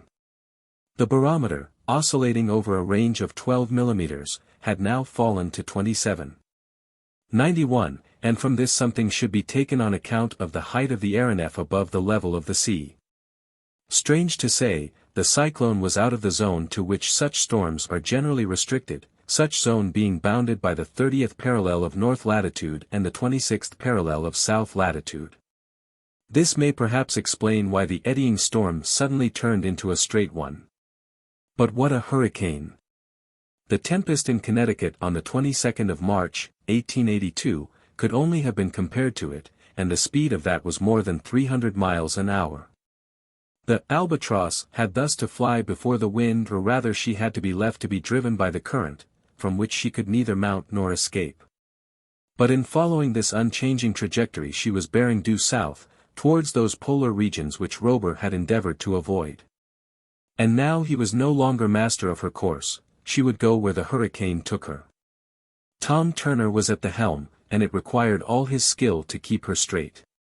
In the first hours of the morning, if we can so call the vague tint which began to rise over the horizon, the Albatross was 15 degrees below Cape Horn. 1,200 miles more and she would cross the Antarctic Circle. Where she was, in this month of July, the night lasted 19 hours and a half. The sun's disk, without warmth, without light, only appeared above the horizon to disappear almost immediately. At the pole the night lengthened into one of 179 days. Everything showed that the Albatross was about to plunge into an abyss. During the day an observation, had it been possible, would have given 66 degrees 40 south latitude. The AERONEF was within 1,400 miles of the pole. Irresistibly was she drawn towards this inaccessible corner of the globe, her speed eating up, so to speak, her weight, although she weighed less than before, owing to the flattening of the earth at the pole. It seemed as though she could have dispensed altogether with her suspensory screws. And soon the fury of the storm reached such a height that Robur thought it best to reduce the speed of her helices as much as possible, so as to avoid disaster. And only enough speed was given to keep the AERONEF under control of the rudder. Amid these dangers the engineer retained his imperturbable coolness, and the crew obeyed him as if their leader's mind had entered into them. Uncle Prudent and Phil Evans had not for a moment left the deck, they could remain without being disturbed. The air made but slight resistance. The AERONEF was like an aerostat, which drifts with the fluid masses in which it is plunged. Is the domain of the southern pole a continent or an archipelago? Or is it a paleocrystic sea, whose ice melts not even during the long summer? We know not. But what we do know is that the southern pole is colder than the northern one, a phenomenon due to the position of the Earth in its orbit during winter in the Antarctic regions. During this day there was nothing to show that the storm was abating. It was by the 75th meridian to the west that the Albatross crossed into the circumpolar region. By what meridian would she come out, if she ever came out? As she descended more to the south the length of the day diminished. Before long she would be plunged in that continuous night which is illuminated only by the rays of the moon or the pale streamers of the aurora. But the moon was then new, and the companions of Robur might see nothing of the regions whose secret has hitherto defied human curiosity. There was not much inconvenience on board from the cold. For the temperature was not nearly so low as was expected. It seemed as though the hurricane was a sort of Gulf Stream, carrying a certain amount of heat along with it. Great was the regret that the whole region was in such profound obscurity. Even if the moon had been in full glory but few observations could have been made. At this season of the year an immense curtain of snow, an icy carapace, covers up the polar surface. There was none of that ice, blink, to be seen, that whitish tint of which the reflection is absent from dark horizons. Under such circumstances, how could they distinguish the shape of the ground, the extent of the seas, the position of the islands? How could they recognize the hydrographic network of the country or the orographic configuration, and distinguish the hills and mountains from the icebergs and floes? A little after midnight an aurora illuminated the darkness. With its silver fringes and spangles radiating over space, it seemed like a huge fan open over half the sky. Its farthest electric effluences were lost in the Southern Cross, whose 4 bright stars were gleaming overhead. The phenomenon was one of incomparable magnificence, and the light showed the face of the country as a confused mass of white. It need not be said that they had approached so near to the pole that the compass was constantly affected, and gave no precise indication of the course pursued. Its inclination was such that at one time Robur felt certain they were passing over the magnetic pole discovered by Sir James Ross. And an hour later, in calculating the angle the needle made with the vertical, he exclaimed, "The South Pole is beneath us." A white cap appeared, but nothing could be seen of what it hid under its ice. A few minutes afterwards the aurora died away, and the point where all the world's meridians cross is still to be discovered.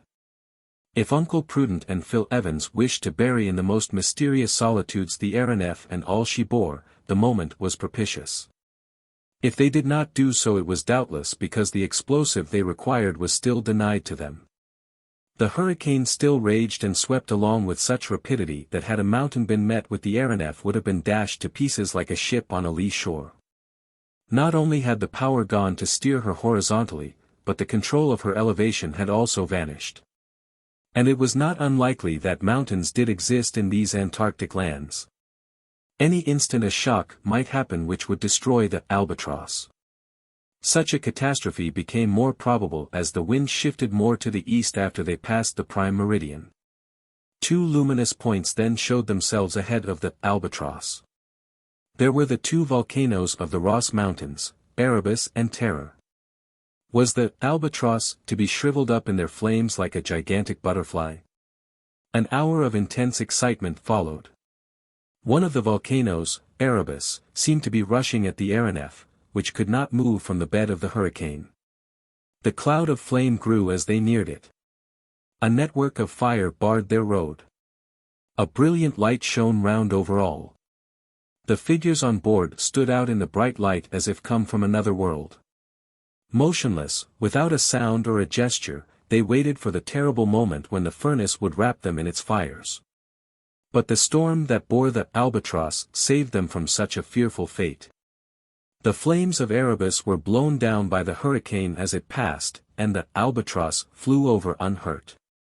She swept through a hail of ejected material, which was fortunately kept at bay by the centrifugal action of the suspensory screws. And she harmlessly passed over the crater while it was in full eruption. An hour afterwards the horizon hid from their view the two colossal torches which light the confines of the world during the long polar night.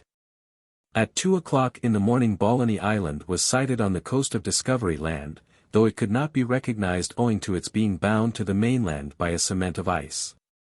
And the Albatross emerged from the polar circle on the 175th meridian.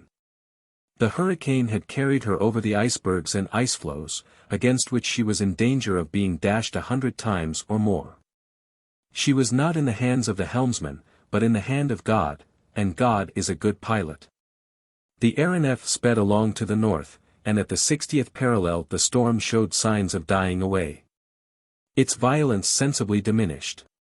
The Albatross began to come under control again. And, what was a great comfort, had again entered the lighted regions of the globe, and the day reappeared about 8 o'clock in the morning. Robur had been carried by the storm into the Pacific over the polar region, accomplishing 4,350 miles in 19 hours, or about 3 miles a minute. A speed almost double that which the Albatross was equal to with her propellers under ordinary circumstances. But he did not know where he then was owing to the disturbance of the needle in the neighborhood of the magnetic pole, and he would have to wait till the sun shone out under convenient conditions for observation. Unfortunately, heavy clouds covered the sky all that day and the sun did not appear. This was a disappointment more keenly felt as both propelling screws had sustained damage during the tempest. Robur, much disconcerted at this accident, could only advance at a moderate speed during this day, and when he passed over the antipodes of Paris was only going about 18 miles an hour. It was necessary not to aggravate the damage to the screws, for if the propellers were rendered useless the situation of the AERONEF above the vast seas of the Pacific would be a very awkward one. And the engineer began to consider if he could not effect his repairs on the spot, so as to make sure of continuing his voyage. In the morning of the 27th of July, about 7 o'clock, land was sighted to the north. It was soon seen to be an island. But which island was it of the thousands that dot the Pacific? However, Robur decided to stop at it without landing. He thought that he could repair damages during the day and start in the evening. The wind had died away completely and this was a favorable circumstance for the maneuver he desired to execute. At least, if she did not remain stationary the Albatross would be carried he knew not where. A cable 150 feet long with an anchor at the end was dropped overboard. When the AERONEF reached the shore of the island the anchor dragged up the first few rocks and then got firmly fixed between two large blocks. The cable then stretched to full length under the influence of the suspensory screws, and the Albatross remained motionless, riding like a ship in a roadstead. It was the first time she had been fastened to the earth since she left Philadelphia. Chapter 19 Anchored at last. When the Albatross was high in the air the island could be seen to be of moderate size. But on what parallel was it situated? What meridian ran through it? Was it an island in the Pacific, in Australasia, or in the Indian Ocean? When the sun appeared, and Robur had taken his observations, they would know. But although they could not trust to the indications of the compass, there was reason to think they were in the Pacific. At this height, 150 feet, the island, which measured about 15 miles round, was like a three-pointed star in the sea. Off the southwest point was an islet and a range of rocks. On the shore there were no tide marks, and this tended to confirm Robur in his opinion as to his position, for the ebb and flow are almost imperceptible in the Pacific. At the northwest point there was a conical mountain about 200 feet high. No natives were to be seen, but they might be on the opposite coast. In any case, if they had perceived the aeronef, terror had made them either hide themselves or run away. The Albatross had anchored on the southwest point of the island. Not far off, down a little creek, a small river flowed in among the rocks. Beyond were several winding valleys, trees of different kinds, and birds, partridges and bustards, in great numbers. If the island was not inhabited, it was habitable. Robur might surely have landed on it. If he had not done so, it was probably because the ground was uneven and did not offer a convenient spot to beach the aeronef. While he was waiting for the sun, the engineer began the repairs he reckoned on completing before the day was over. The suspensory screws were undamaged and had worked admirably amid all the violence of the storm, which, as we have said, had considerably lightened their work. At this moment half of them were in action, enough to keep the Albatross fixed to the shore by the taut cable, but the two propellers had suffered, and more than Robur had thought. Their blades would have to be adjusted and the gearing seen to by which they received their rotatory movement. It was the screw at the bow which was first attacked under Robur's superintendence. It was the best to commence with, in case the Albatross had to leave before the work was finished. With only this propeller he could easily keep a proper course. Meanwhile Uncle Prudent and his colleague, after walking about the deck, had sat down aft. Frycollin was strangely reassured. What a difference! To be suspended only 150 feet from the ground. The work was only interrupted for a moment while the elevation of the sun above the horizon allowed Robur to take an horary angle, so that at the time of its culmination he could calculate his position. The result of the observation, taken with the greatest exactitude, was as follows. Longitude, 176 degrees 10 west. Latitude, 44 degrees 25 south. This point on the map answered to the position of the Chatham Islands, and particularly of Pitt Island, one of the group. "That is nearer than I supposed," said Robur to Tom Turner. "How far off are we?" 46 degrees south of X Island, or 2,800 miles. "All the more reason to get our propellers into order," said the mate. "We may have the wind against us this passage, and with the little stores we have left we ought to get to X as soon as possible." "Yes, Tom, and I hope to get under way tonight, even if I go with one screw, and put the other to rights on the voyage." "Mr. Robur," said Tom, "what is to be done with those two gentlemen and their servant? Do you think they would complain if they became colonists of X Island?" But where was this X? It was an island lost in the immensity of the Pacific Ocean between the equator and the Tropic of Cancer, an island most appropriately named by Robur in this algebraic fashion. It was in the north of the South Pacific, a long way out of the route of interoceanic communication. There it was that Robur had founded his little colony, and there the Albatross rested when tired with her flight. There she was provisioned for all her voyages. In X Island, Robur, a man of immense wealth, had established a shipyard in which he built his aeronef. There he could repair it, and even rebuild it. In his warehouses were materials and provisions of all sorts stored for the 50 inhabitants who lived on the island. When Robur had doubled Cape Horn a few days before, his intention had been to regain X Island by crossing the Pacific obliquely. But the cyclone had seized the Albatross and the hurricane had carried her away to the south. In fact, he had been brought back to much the same latitude as before, and if his propellers had not been damaged the delay would have been of no importance. His object was therefore to get back to X Island, but as the mate had said, the voyage would be a long one, and the winds would probably be against them. The mechanical power of the Albatross was, however, quite equal to taking her to her destination, and under ordinary circumstances she would be there in 3 or 4 days. Hence Robur's resolve to anchor on the Chatham Islands. There was every opportunity for repairing at least the forescrew. He had no fear that if the wind were to rise he would be driven to the south instead of to the north. When night came the repairs would be finished, and he would have to maneuver so as to weigh anchor. If it were too firmly fixed in the rocks he could cut the cable and resume his flight towards the equator. The crew of the Albatross, knowing there was no time to lose, set to work vigorously. While they were busy in the bow of the AERONEF, Uncle Prudent and Phil Evans held a little conversation together which had exceptionally important consequences.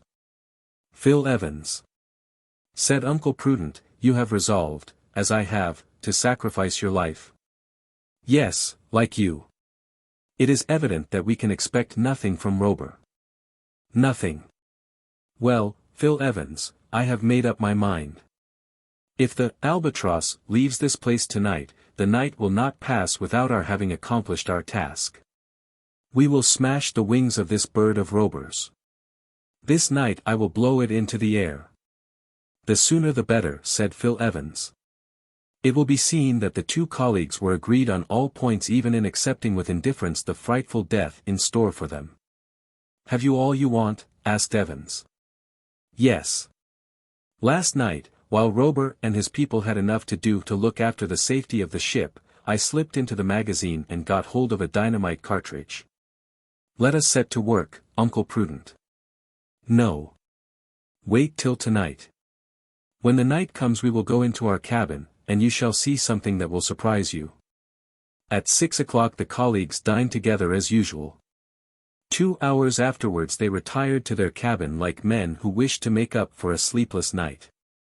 Neither Robur nor any of his companions had a suspicion of the catastrophe that threatened the Albatross. This was Uncle Prudent's plan. As he had said, he had stolen into the magazine, and there had possessed himself of some powder and cartridge like those used by Robur in Dahomey. Returning to his cabin, he had carefully concealed the cartridge with which he had resolved to blow up the Albatross in mid-air. Phil Evans, screened by his companion, was now examining the infernal machine, which was a metallic canister containing about 2 pounds of dynamite, enough to shatter the AERONEF to atoms. If the explosion did not destroy her at once, it would do so in her fall. Nothing was easier than to place this cartridge in a corner of the cabin, so that it would blow in the deck and tear away the framework of the hull. But to obtain the explosion it was necessary to adjust the fulminating cap with which the cartridge was fitted. This was the most delicate part of the operation, for the explosion would have to be carefully timed, so as not to occur too soon or too late. Uncle Prudent had carefully thought over the matter. His conclusions were as follows. As soon as the fore-propeller was repaired the AERONEF would resume her course to the north, and that done Robur and his crew would probably come aft to put the other screw into order. The presence of these people about the cabin might interfere with his plans, and so he had resolved to make a slow match do duty as a time fuse. When I got the cartridge, said he to Phil Evans, I took some gunpowder as well. With the powder I will make a fuse that will take some time to burn, and which will lead into the fulminate. My idea is to light it about midnight, so that the explosion will take place about 3 or 4 o'clock in the morning. Well planned, said Phil Evans. The colleagues, as we see, had arrived at such a stage as to look with the greatest nonchalance on the awful destruction in which they were about to perish. Their hatred against Robur and his people had so increased that they would sacrifice their own lives to destroy the Albatross and all she bore. The act was that of madmen, it was horrible. But at such a pitch had they arrived after 5 weeks of anger that could not vent itself, of rage that could not be gratified. And Frycollin, asked Phil Evans, have we the right to dispose of his life? We shall sacrifice ours as well, said Uncle Prudent. But it is doubtful if Frycollin would have thought the reason sufficient. Immediately Uncle Prudent set to work, while Evans kept watch in the neighborhood of the cabin. The crew were all at work forward.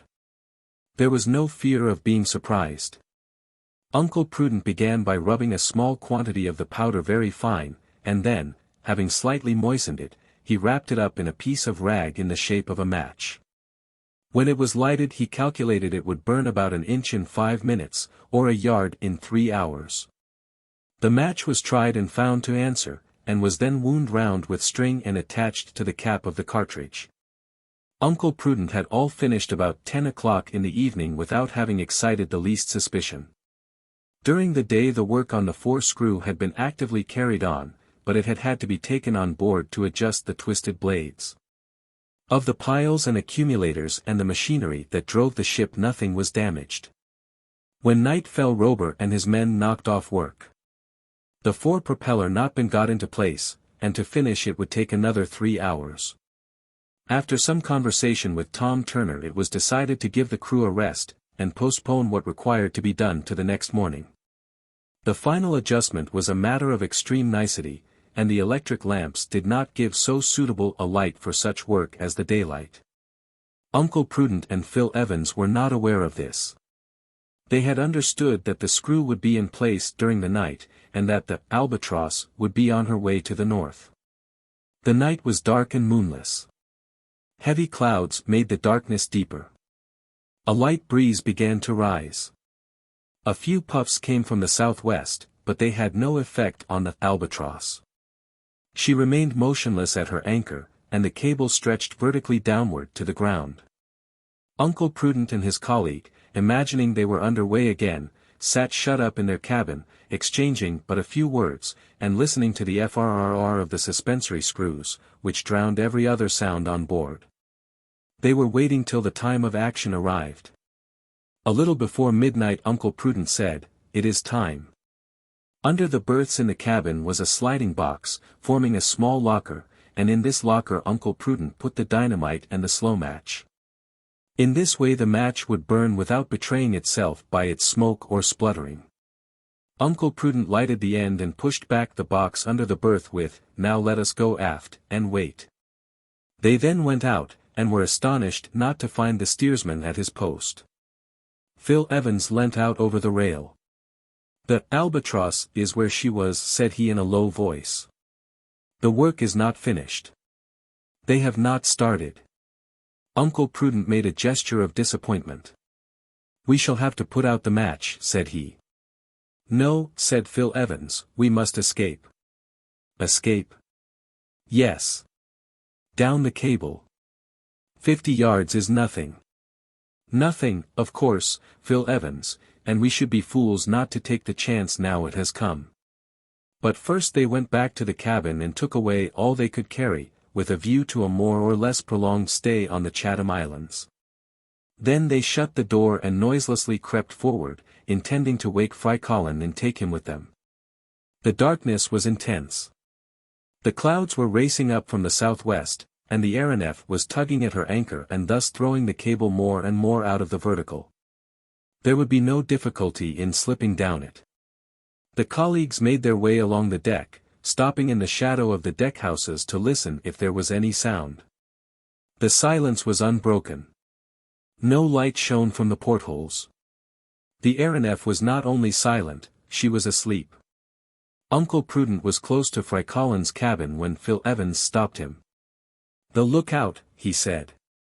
A man was crouching near the deckhouse. He was only half asleep.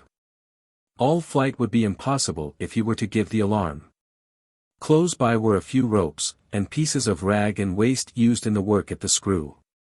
An instant afterwards the man was gagged and blindfolded and lashed to the rail, unable to utter a sound or move an inch. This was done almost without a whisper. Uncle Prudent and Phil Evans listened. All was silent within the cabins. Every one on board was asleep.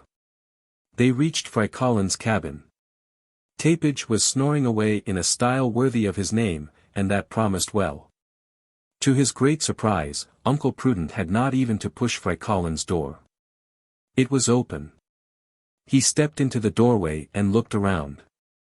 "Nobody here," he said. "Nobody." "Where can he be?" asked Phil Evans. They went into the bow, thinking Frycollin might perhaps be asleep in the corner. Still they found nobody. "Has the fellow got the start of us?" asked Uncle Prudent. Whether he has or not, said Phil Evans, we can't wait any longer. Down you go. Without hesitation the fugitives one after the other clambered over the side and, seizing the cable with hands and feet, slipped down it safe and sound to the ground. Think of their joy at again treading the earth they had lost for so long, at walking on solid ground and being no longer the playthings of the atmosphere. They were staring up the creek to the interior of the island when suddenly a form rose in front of them. It was Frycollin. The Negro had had the same idea as his master and the audacity to start without telling him. But there was no time for recriminations, and Uncle Prudent was in search of a refuge in some distant part of the island when Phil Evans stopped him. Uncle Prudent, said he. Here we are safe from Robur. He is doomed like his companions to a terrible death. He deserves it, we know. But if he would swear on his honor not to take us prisoners again. The honor of such a man. Uncle Prudent did not finish his sentence. There was a noise on the Albatross. Evidently, the alarm had been given. The escape was discovered. Help! Help! Shouted somebody. It was the lookout man, who had got rid of his gag. Hurried footsteps were heard on deck. Almost immediately the electric lamps shot beams over a large circle. There they are. There they are, shouted Tom Turner. The fugitives were seen. At the same instant an order was given by Robur, and the suspensory screws being slowed, the cable was hauled in on board, and the Albatross sank towards the ground. At this moment the voice of Phil Evans was heard shouting, Engineer Robur, will you give us your word of honor to leave us free on this island? Never, said Robur. And the reply was followed by the report of a gun, and the bullet grazed Phil's shoulder. Ah! The brutes, said Uncle Prudent. Knife in hand, he rushed towards the rocks where the anchor had fixed itself. The AERONEF was not more than 50 feet from the ground. In a few seconds the cable was cut, and the breeze, which had increased considerably, striking the Albatross on the quarter, carried her out over the sea. Chapter 20 The Wreck of the Albatross. It was then 20 minutes after midnight. 5 or 6 shots had been fired from the AERONEF. Uncle Prudent and Frycollin, supporting Phil Evans, had taken shelter among the rocks. They had not been hit. For the moment there was nothing to fear. As the Albatross drifted off from Pitt Island she rose obliquely to nearly 3,000 feet. It was necessary to increase the ascensional power to prevent her falling into the sea. When the lookout man had got clear of his gag and shouted, Robur and Tom Turner had rushed up to him and torn off his bandage. The mate had then run back to the stern cabin.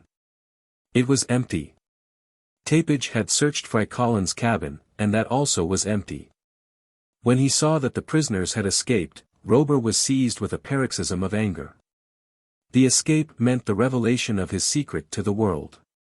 He had not been much concerned at the document thrown overboard while they were crossing Europe, for there were so many chances that it would be lost in its fall, but now. As he grew calm, they have escaped, said he. Be it so. But they cannot get away from Pitt Island, and in a day or so I will go back. I will recapture them. And then. In fact, the safety of the 3 fugitives was by no means assured. The Albatross would be repaired, and return well in hand. Before the day was out they might again be in the power of the engineer. Before the day was out. But in 2 hours the Albatross would be annihilated. The dynamite cartridge was like a torpedo fastened to her hull, and would accomplish her destruction in mid-air. The breeze freshened, and the AERONEF was carried to the northeast. Although her speed was but moderate, she would be out of sight of the Chatham Islands before sunrise. To return against the wind she must have her propellers going, particularly the one in the bow. Tom, said the engineer, turn the lights full on. Yes, sir. And all hands to work. Yes, sir. There was no longer any idea of putting off the work till tomorrow. There was now no thought of fatigue. Not one of the men of the Albatross failed to share in the feelings of his chief. Not one but was ready to do anything to recapture the fugitives. As soon as the screw was in place they would return to the island and drop another anchor, and give chase to the fugitives. Then only would they begin repairing the stern screw. And then the AERONEF could resume her voyage across the Pacific to X Island. It was important, above all things, that the Albatross should not be carried too far to the northeast, but unfortunately the breeze grew stronger, and she could not head against it, or even remain stationary. Deprived of her propellers she was an unguidable balloon.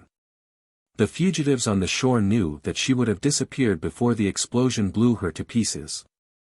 Robur felt much disappointment at seeing his plans so interfered with. Would it not take him much longer than he thought to get back to his old anchorage? While the work at the screw was actively pushed on, he resolved to descend to the surface of the sea, in the hope that the wind would there be lighter.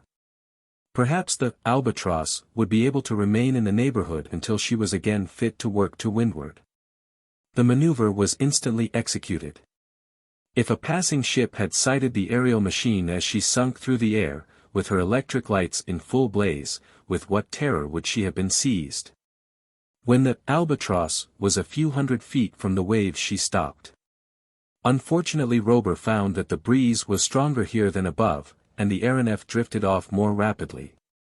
He risked being blown along, way off to the northeast, and that would delay his return to Pitt Island. In short, after several experiments, he found it better to keep his ship well up in the air, and the Albatross went aloft to about 10,000 feet. There, if she did not remain stationary, the drifting was very slight. The engineer could thus hope that by sunrise at such an altitude he would still be in sight of the island. Robur did not trouble himself about the reception the fugitives might have received from the natives, if there were any natives. That they might help them mattered little to him. With the powers of offense possessed by the Albatross, they would be promptly terrified and dispersed. The capture of the prisoners was certain, and once he had them again, they will not escape from X Island. About 1 o'clock in the morning the forescrew was finished, and all that had to be done was to get it back to its place. This would take about an hour. That done, the Albatross would be headed southwest and the stern screw could be taken in hand. And how about the match that was burning in the deserted cabin? The match of which more than a third was now consumed. And the spark that was creeping along to the dynamite? Assuredly if the men of the AERONEF had not been so busy one of them would have heard the feeble sputtering that was going on in the deckhouse. Perhaps he would have smelt the burning powder. He would doubtless have become uneasy. And told Tom Turner. And then they would have looked about, and found the box and the infernal machine, and then there would have been time to save this wonderful Albatross and all she bore. But the men were at work in the bow, 20 yards away from the cabin. Nothing brought them to that part of the deck, nothing called off their attention from their work. Robur was there working with his hands, excellent mechanic as he was. He hurried on the work, but nothing was neglected, everything was carefully done. Was it not necessary that he should again become absolute master of his invention? If he did not recapture the fugitives they would get away home. They would begin inquiring into matters. They might even discover X Island, and there would be an end to this life, which the men of the Albatross had created for themselves, a life that seemed superhuman and sublime. Tom Turner came up to the engineer. It was 1:15. It seems to me, sir, that the breeze is falling, and going round to the west. What does the barometer say? Asked Robur, after looking up at the sky. It is almost stationary, and the clouds seem gathering below us. So they are, and it may be raining down at the sea, but if we keep above the rain it makes no difference to us. It will not interfere with the work. If it is raining it is not a heavy rain, said Tom. The clouds do not look like it, and probably the wind has dropped altogether. Perhaps so, but I think we had better not go down yet.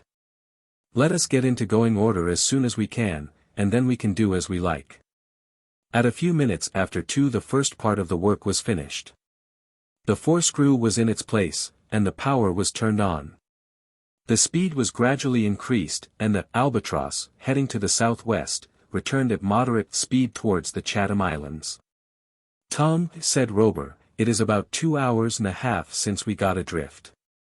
The wind has not changed all the time. I think we ought to be over the island in an hour." "Yes, sir. We are going about 40 feet a second. We ought to be there about 3:30. "All the better. It would suit us best to get back while it is dark, and even beach the Albatross, if we can. Those fellows will fancy we are a long way off to the northward, and never think of keeping a lookout. If we have to stop a day or two on the island, we'll stop, and if we have to fight an army of natives, we'll fight," said Robur. "We'll fight then for our Albatross." The engineer went forward to the men, who were waiting for orders. "My lads," he said to them, "we cannot knock off yet. We must work till day comes." They were all ready to do so. The stern screw had now to be treated as the other had been. The damage was the same, a twisting from the violence of the hurricane during the passage across the southern pole. But to get the screw on board it seemed best to stop the progress of the AERONEF for a few minutes, and even to drive her backwards. The engines were reversed. The AERONEF began to fall astern, when Tom Turner was surprised by a peculiar odor. This was from the gas given off by the match, which had accumulated in the box, and was now escaping from the cabin. "Hullo!" said the mate, with a sniff. "What is the matter?" asked Robur. "Don't you smell something? Isn't it burning powder?" "So it is, Tom. And it comes from that cabin." "Yes, the very cabin. Have those scoundrels set it on fire?" "Suppose it is something else," exclaimed Robur. "Force the door, Tom, drive in the door." But the mate had not made one step towards it when a fearful explosion shook the Albatross. The cabins flew into splinters. The lamps went out. The electric current suddenly failed. The darkness was complete. Most of the suspensory screws were twisted or broken, but a few in the bow still revolved. At the same instant the hull of the AERONEF opened just behind the first deckhouse, where the engines for the forescrew were placed, and the afterpart of the deck collapsed in space. Immediately the last suspensory screw stopped spinning, and the Albatross dropped into the abyss. It was a fall of 10,000 feet for the 8 men who were clinging to the wreck. And the fall was even faster than it might have been, for the fore-propeller was vertical in the air and still working. It was then that Robur, with extraordinary coolness, climbed up to the broken deckhouse, and seizing the lever reversed the rotation, so that the propeller became a suspender. The fall continued, but it was checked, and the wreck did not fall with the accelerating swiftness of bodies influenced solely by gravitation. And if it was death to the survivors of the Albatross from their being hurled into the sea, it was not death by asphyxia amid air which the rapidity of descent rendered unbreathable. 80 seconds after the explosion, all that remained of the Albatross plunged into the waves.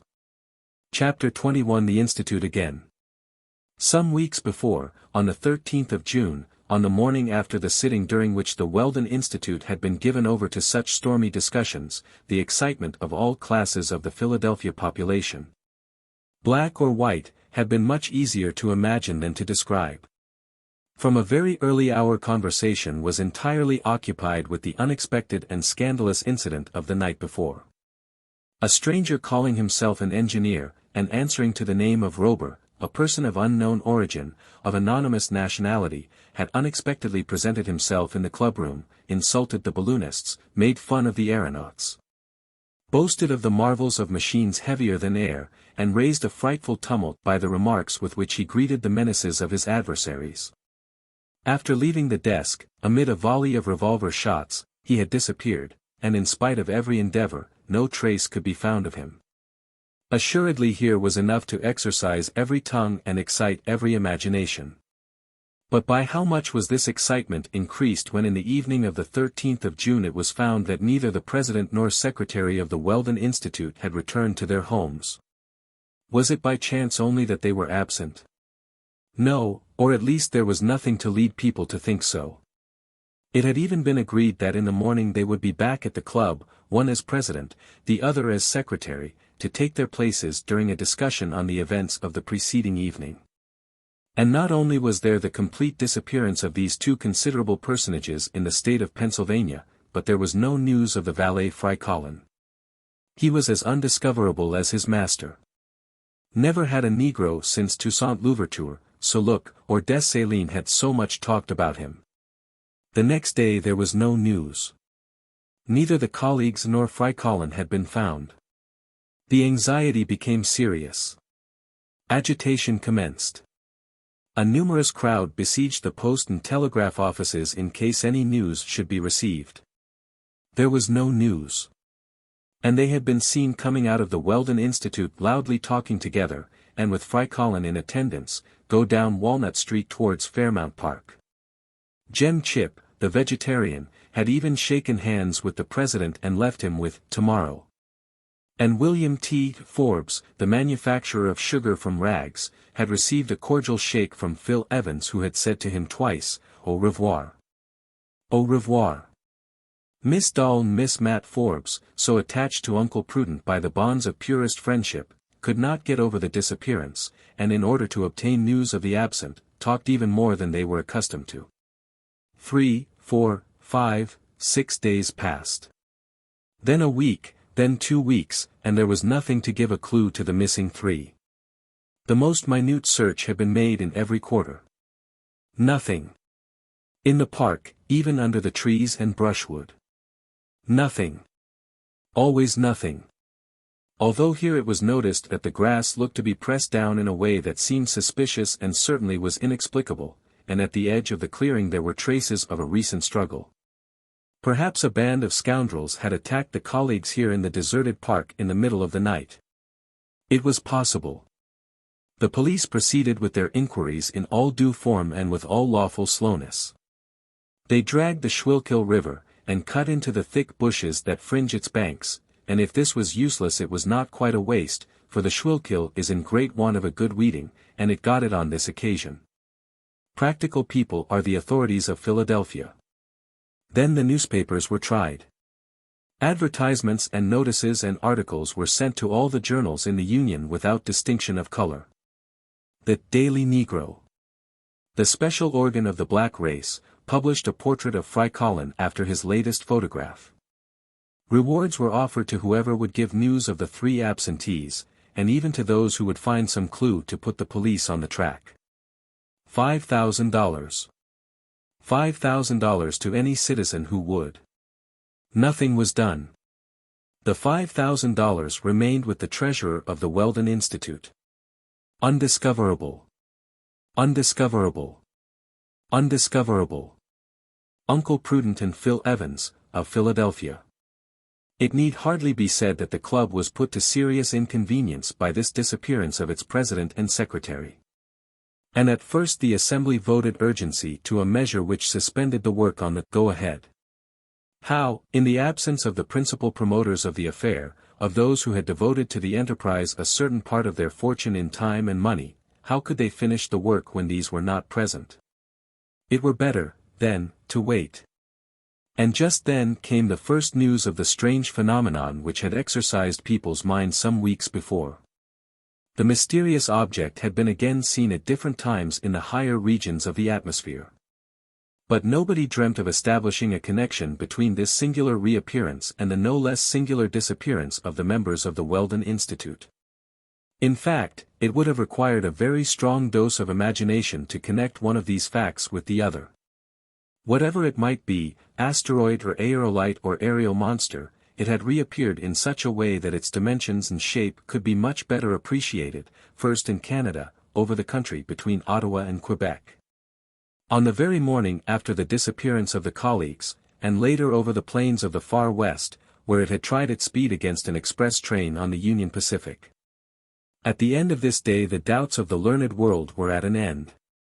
The body was not a product of nature, it was a flying machine, the practical application of the theory of heavier than air. And if the inventor of the aeronef had wished to keep himself unknown he could evidently have done better than to try it over the far west. As to the mechanical force he required, or the engines by which it was communicated, nothing was known, but there could be no doubt the aeronef was gifted with an extraordinary faculty of locomotion. In fact, a few days afterwards it was reported from the Celestial Empire, then from the southern part of India, then from the Russian steppes.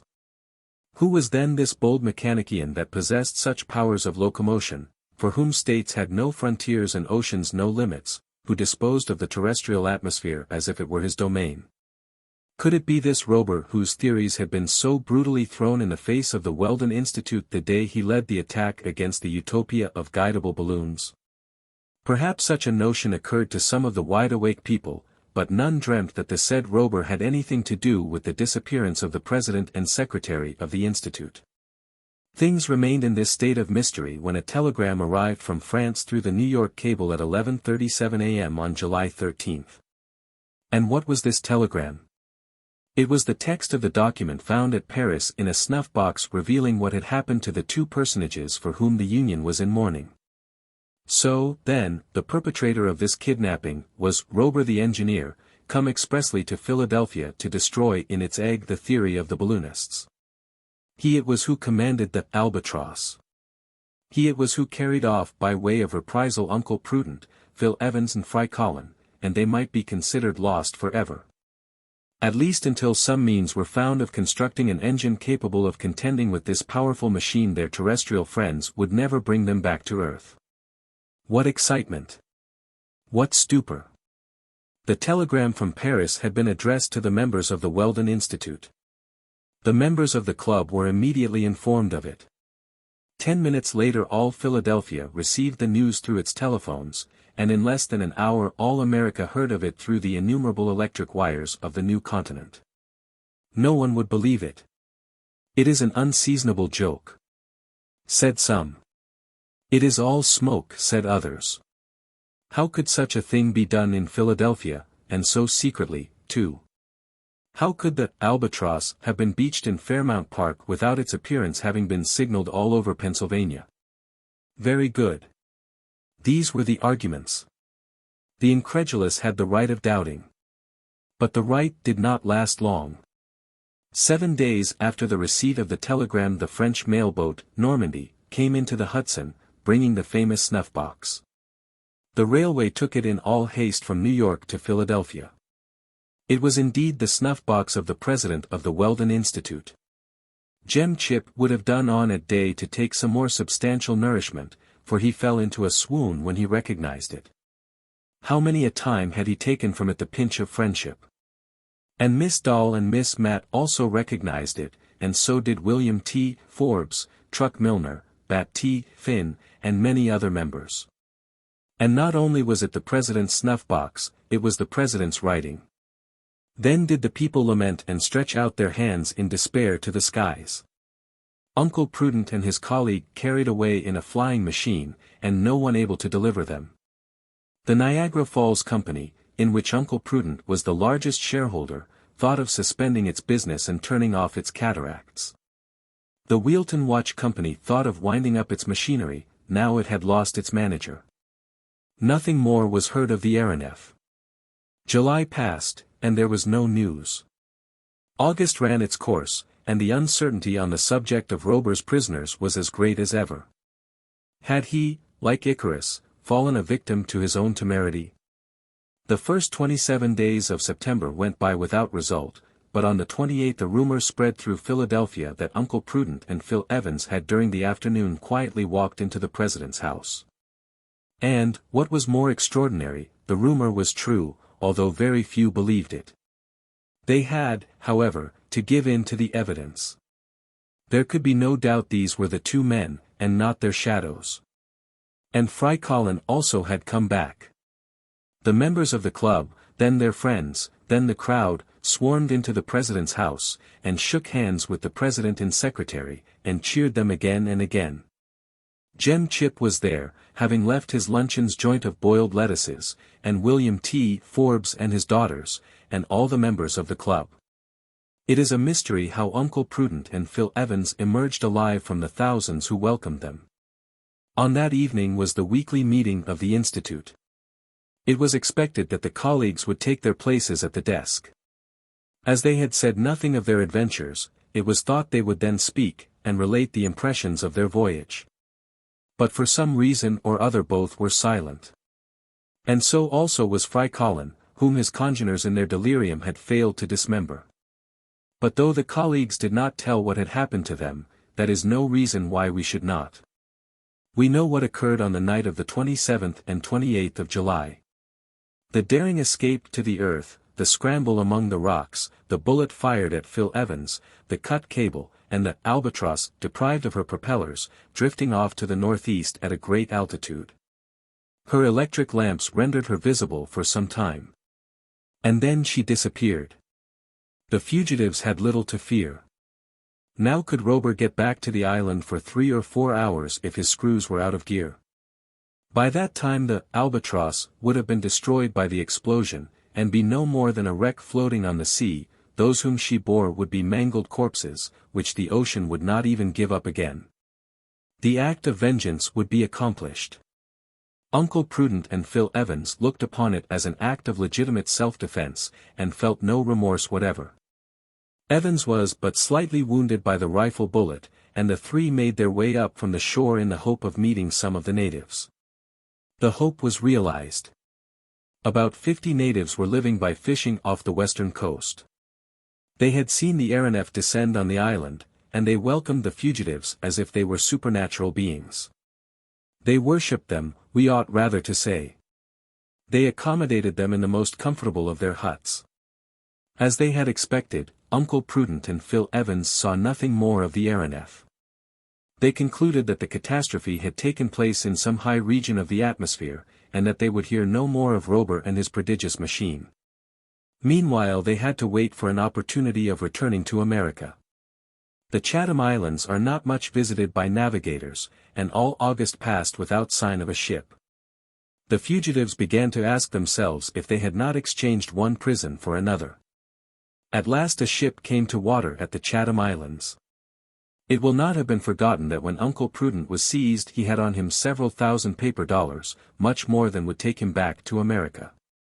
After thanking their adorers, who were not sparing of their most respectful demonstrations, Uncle Prudent, Phil Evans, and Frycollin embarked for Auckland. They said nothing of their adventures, and in 2 weeks landed in New Zealand. At Auckland, a mailboat took them on board as passengers, and after a splendid passage the survivors of the Albatross stepped ashore at San Francisco. They said nothing as to who they were or whence they had come, but as they had paid full price for their berths no American captain would trouble them further. At San Francisco they took the first train out on the Pacific Railway, and on the 27th of September, they arrived at Philadelphia. That is the compendious history of what had occurred since the escape of the fugitives. And that is why this very evening the President and Secretary of the Weldon Institute took their seats amid a most extraordinary attendance. Never before had either of them been so calm. To look at them it did not seem as though anything abnormal had happened since the memorable sitting of the 12th of June. 3 months and a half had gone, and seemed to be counted as nothing. After the first round of cheers, which both received without showing the slightest emotion, Uncle Prudent took off his hat and spoke. "Worthy citizens," said he, "the meeting is now open." Tremendous applause. And properly so, for if it was not extraordinary that the meeting was open, it was extraordinary that it should be opened by Uncle Prudent and Phil Evans. The President allowed the enthusiasm to subside in shouts and clappings. Then he continued, "At our last meeting, gentlemen, the discussion was somewhat animated, here, between the partisans of the screw before and those of the screw behind for our balloon that go ahead." Marks of surprise. We have found a way to bring the beforists and the behindists in agreement. That way is as follows: we are going to use 2 screws, one at each end of the car. Silence, and complete stupefaction. That was all. Yes, all. Of the kidnapping of the President and Secretary of the Weldon Institute not a word. Not a word of the Albatross nor of Robur. Not a word of the voyage. Not a word of the way in which the prisoners had escaped. Not a word of what had become of the AERONEF, if it still flew through space, or if they were to be prepared for new reprisals on the members of the club. Of course the balloonists were longing to ask Uncle Prudent and the secretary about all these things, but they looked so close and so serious that they thought it best to respect their attitude. When they thought fit to speak they would do so, and it would be an honor to hear. After all, there might be in all this some secret which would not yet be divulged. And then Uncle Prudent, resuming his speech amid a silence up to then unknown in the meetings of the Weldon Institute, said, "Gentlemen, it now only remains for us to finish the aerostat go-ahead. It is left to her to effect the conquest of the air. The meeting is at an end." Chapter 22 The Go-Ahead is launched. On the following 19th of April, 7 months after the unexpected return of Uncle Prudent and Phil Evans, Philadelphia was in a state of unwonted excitement. There were neither elections nor meetings this time. The aerostat, go-ahead, built by the Weldon Institute, was to take possession of her natural element. The celebrated Harry W. Tinder, whose name we mentioned at the beginning of this story, had been engaged as aeronaut.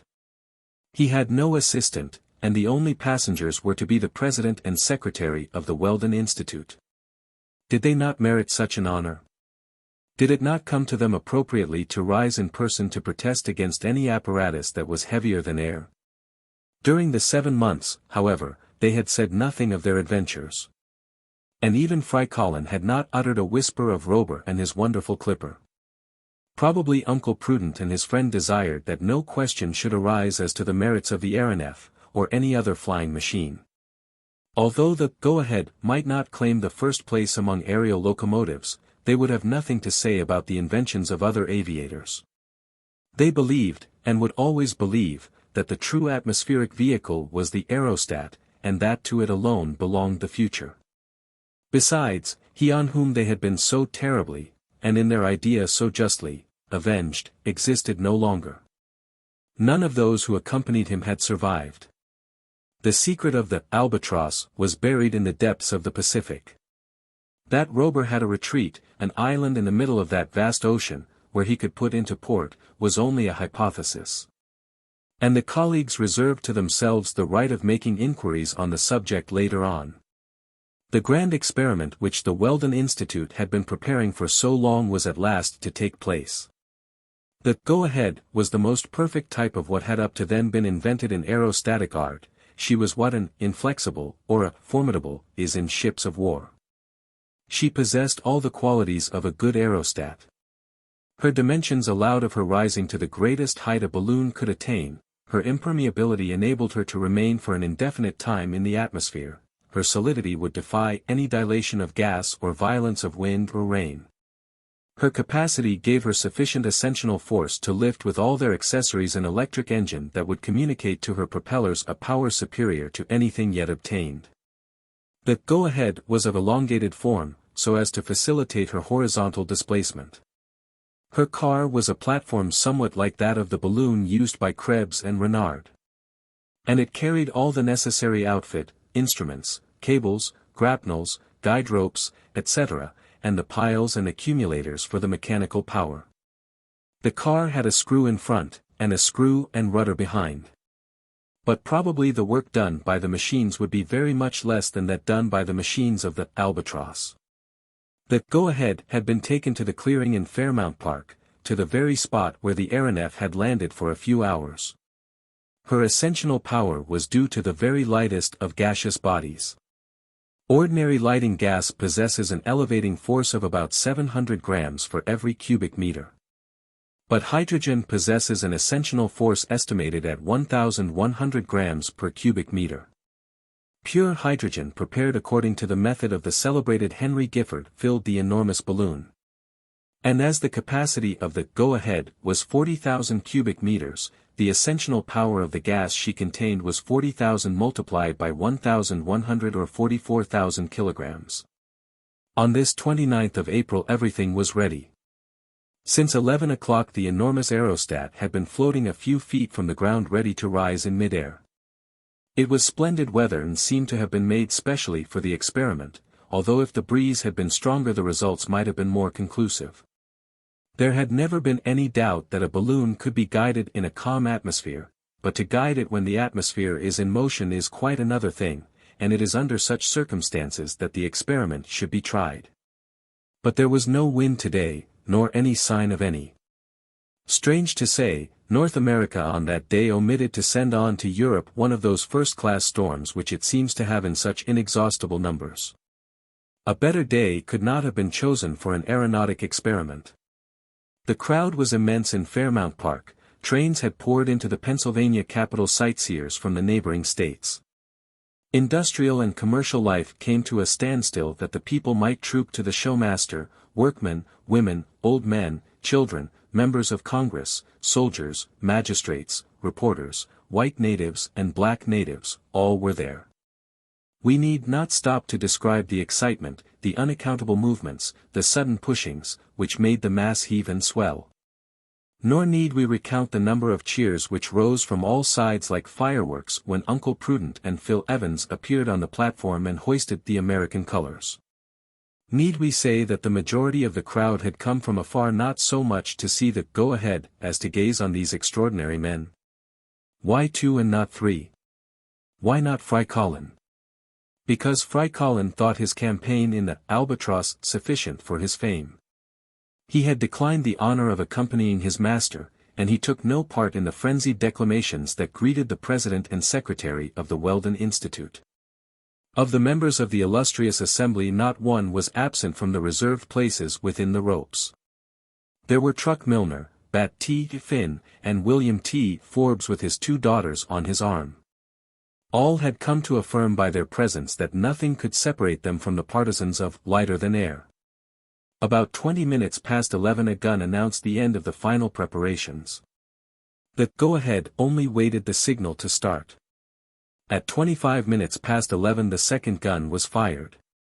The go-ahead was about 150 feet above the clearing, and was held by a rope. In this way the platform commanded the excited crowd. Uncle Prudent and Phil Evans stood upright and placed their left hands on their hearts, to signify how deeply they were touched by their reception. Then they extended their right hands towards the zenith, to signify that the greatest of known balloons was about to take possession of the superterrestrial domain. 100,000 hands were placed in answer on 100,000 hearts, and 100,000 other hands were lifted to the sky. The third gun was fired at 11:30. "Let go," shouted Uncle Prudent. And the go-ahead rose majestically, an adverb consecrated by custom to all aerostatic ascents. It really was a superb spectacle. It seemed as if a vessel were just launched from the stocks. And was she not a vessel launched into the aerial sea? The go-ahead went up in a perfectly vertical line, a proof of the calmness of the atmosphere, and stopped at an altitude of 800 feet. Then she began her horizontal maneuvering. With her screws going she moved to the east at a speed of 12 yards a second. That is the speed of the whale, not an inappropriate comparison, for the balloon was somewhat of the shape of the giant of the northern seas. A salvo of cheers mounted towards the skillful aeronauts. Then under the influence of her rudder, the go-ahead went through all the evolutions that her steersman could give her. She turned in a small circle. She moved forwards and backwards in a way to convince the most refractory disbeliever in the guiding of balloons.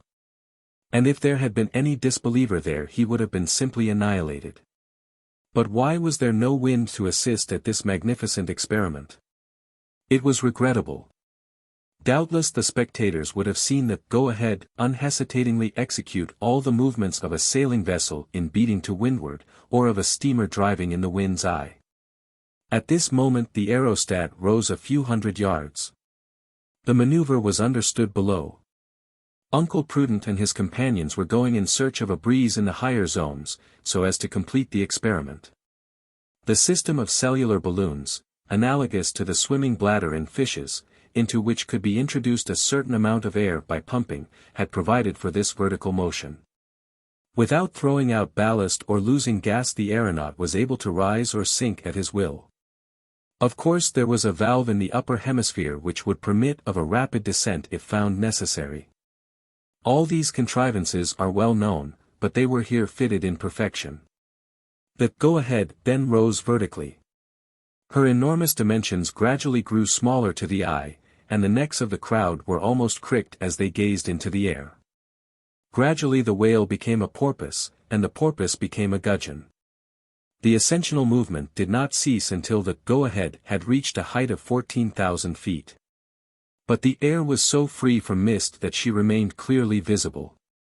However, she remained over the clearing as if she were a fixture. An immense bell had imprisoned the atmosphere and deprived it of movement, not a breath of wind was there, high or low. The aerostat maneuvered without encountering any resistance, seeming very small owing to the distance, much as if she were being looked at through the wrong end of a telescope. Suddenly there was a shout among the crowd, a shout followed by 100,000 more. All hands were stretched towards a point on the horizon. That point was the northwest. There in the deep azure appeared a moving body, which was approaching and growing larger. Was it a bird beating with its wings the higher zones of space? Was it an aerolite shooting obliquely through the atmosphere? In any case, its speed was terrific, and it would soon be above the crowd. A suspicion communicated itself electrically to the brains of all on the clearing. But it seemed as though the go-ahead had sighted this strange object. Assuredly it seemed as though she feared some danger, for her speed was increased, and she was going east as fast as she could. Yes, the crowd saw what it meant. A name uttered by one of the members of the Weldon Institute was repeated by 100,000 mouths. The Albatross. The Albatross. Chapter 23 The Grand Collapse. It was indeed the Albatross. It was indeed Robur who had reappeared in the heights of the sky. It was he who like a huge bird of prey was going to strike the go-ahead. And yet, 9 months before, the AERONEF, shattered by the explosion, her screws broken, her deck smashed in two, had been apparently annihilated. Without the prodigious coolness of the engineer, who reversed the gyratory motion of the fore-propeller and converted it into a suspensory screw, the men of the Albatross would all have been asphyxiated by the fall. But if they had escaped asphyxia, how had they escaped being drowned in the Pacific? The remains of the deck, the blades of the propellers, the compartments of the cabins, all formed a sort of raft. When a wounded bird falls on the waves its wings keep it afloat. For several hours Robur and his men remained unhelped, at first on the wreck, and afterwards in the India rubber boat that had fallen uninjured. A few hours after sunrise they were sighted by a passing ship, and a boat was lowered to their rescue. Robur and his companions were saved, and so was much of what remained of the AERONEF. The engineer said that his ship had perished in a collision, and no further questions were asked him. The ship was an English three-master, the Two Friends, bound for Melbourne, where she arrived a few days afterwards. Robur was in Australia, but a long way from XIII, to which he desired to return as soon as possible. In the ruins of the aftermost cabin he had found a considerable sum of money, quite enough to provide for himself and companions without applying to anyone for help. A short time after he arrived in Melbourne he became the owner of a small brigantine of about 100 tons, and in her he sailed for XIII. There he had but one idea, to be avenged. But to secure his vengeance he would have to make another Albatross. This after all was an easy task for him who made the first. He used up what he could of the old material, the propellers and engines he had brought back in the brigantine. The mechanism was fitted with new piles and new accumulators, and, in short, in less than 8 months, the work was finished, and a new Albatross, identical with the one destroyed by the explosion, was ready to take flight. And he had the same crew. The Albatross left XIII in the first week of April. During this aerial passage Robur did not want to be seen from the earth, and he came along almost always above the clouds. When he arrived over North America he descended in a desolate spot in the far west. There the engineer, keeping a profound incognito, learnt with considerable pleasure that the Weldon Institute was about to begin its experiments, and that the go-ahead, with Uncle Prudent and Phil Evans, was going to start from Philadelphia on the 29th of April. Here was a chance for Robur and his crew to gratify their longing for revenge. Here was a chance for inflicting on their foes a terrible vengeance, which in the go-ahead they could not escape.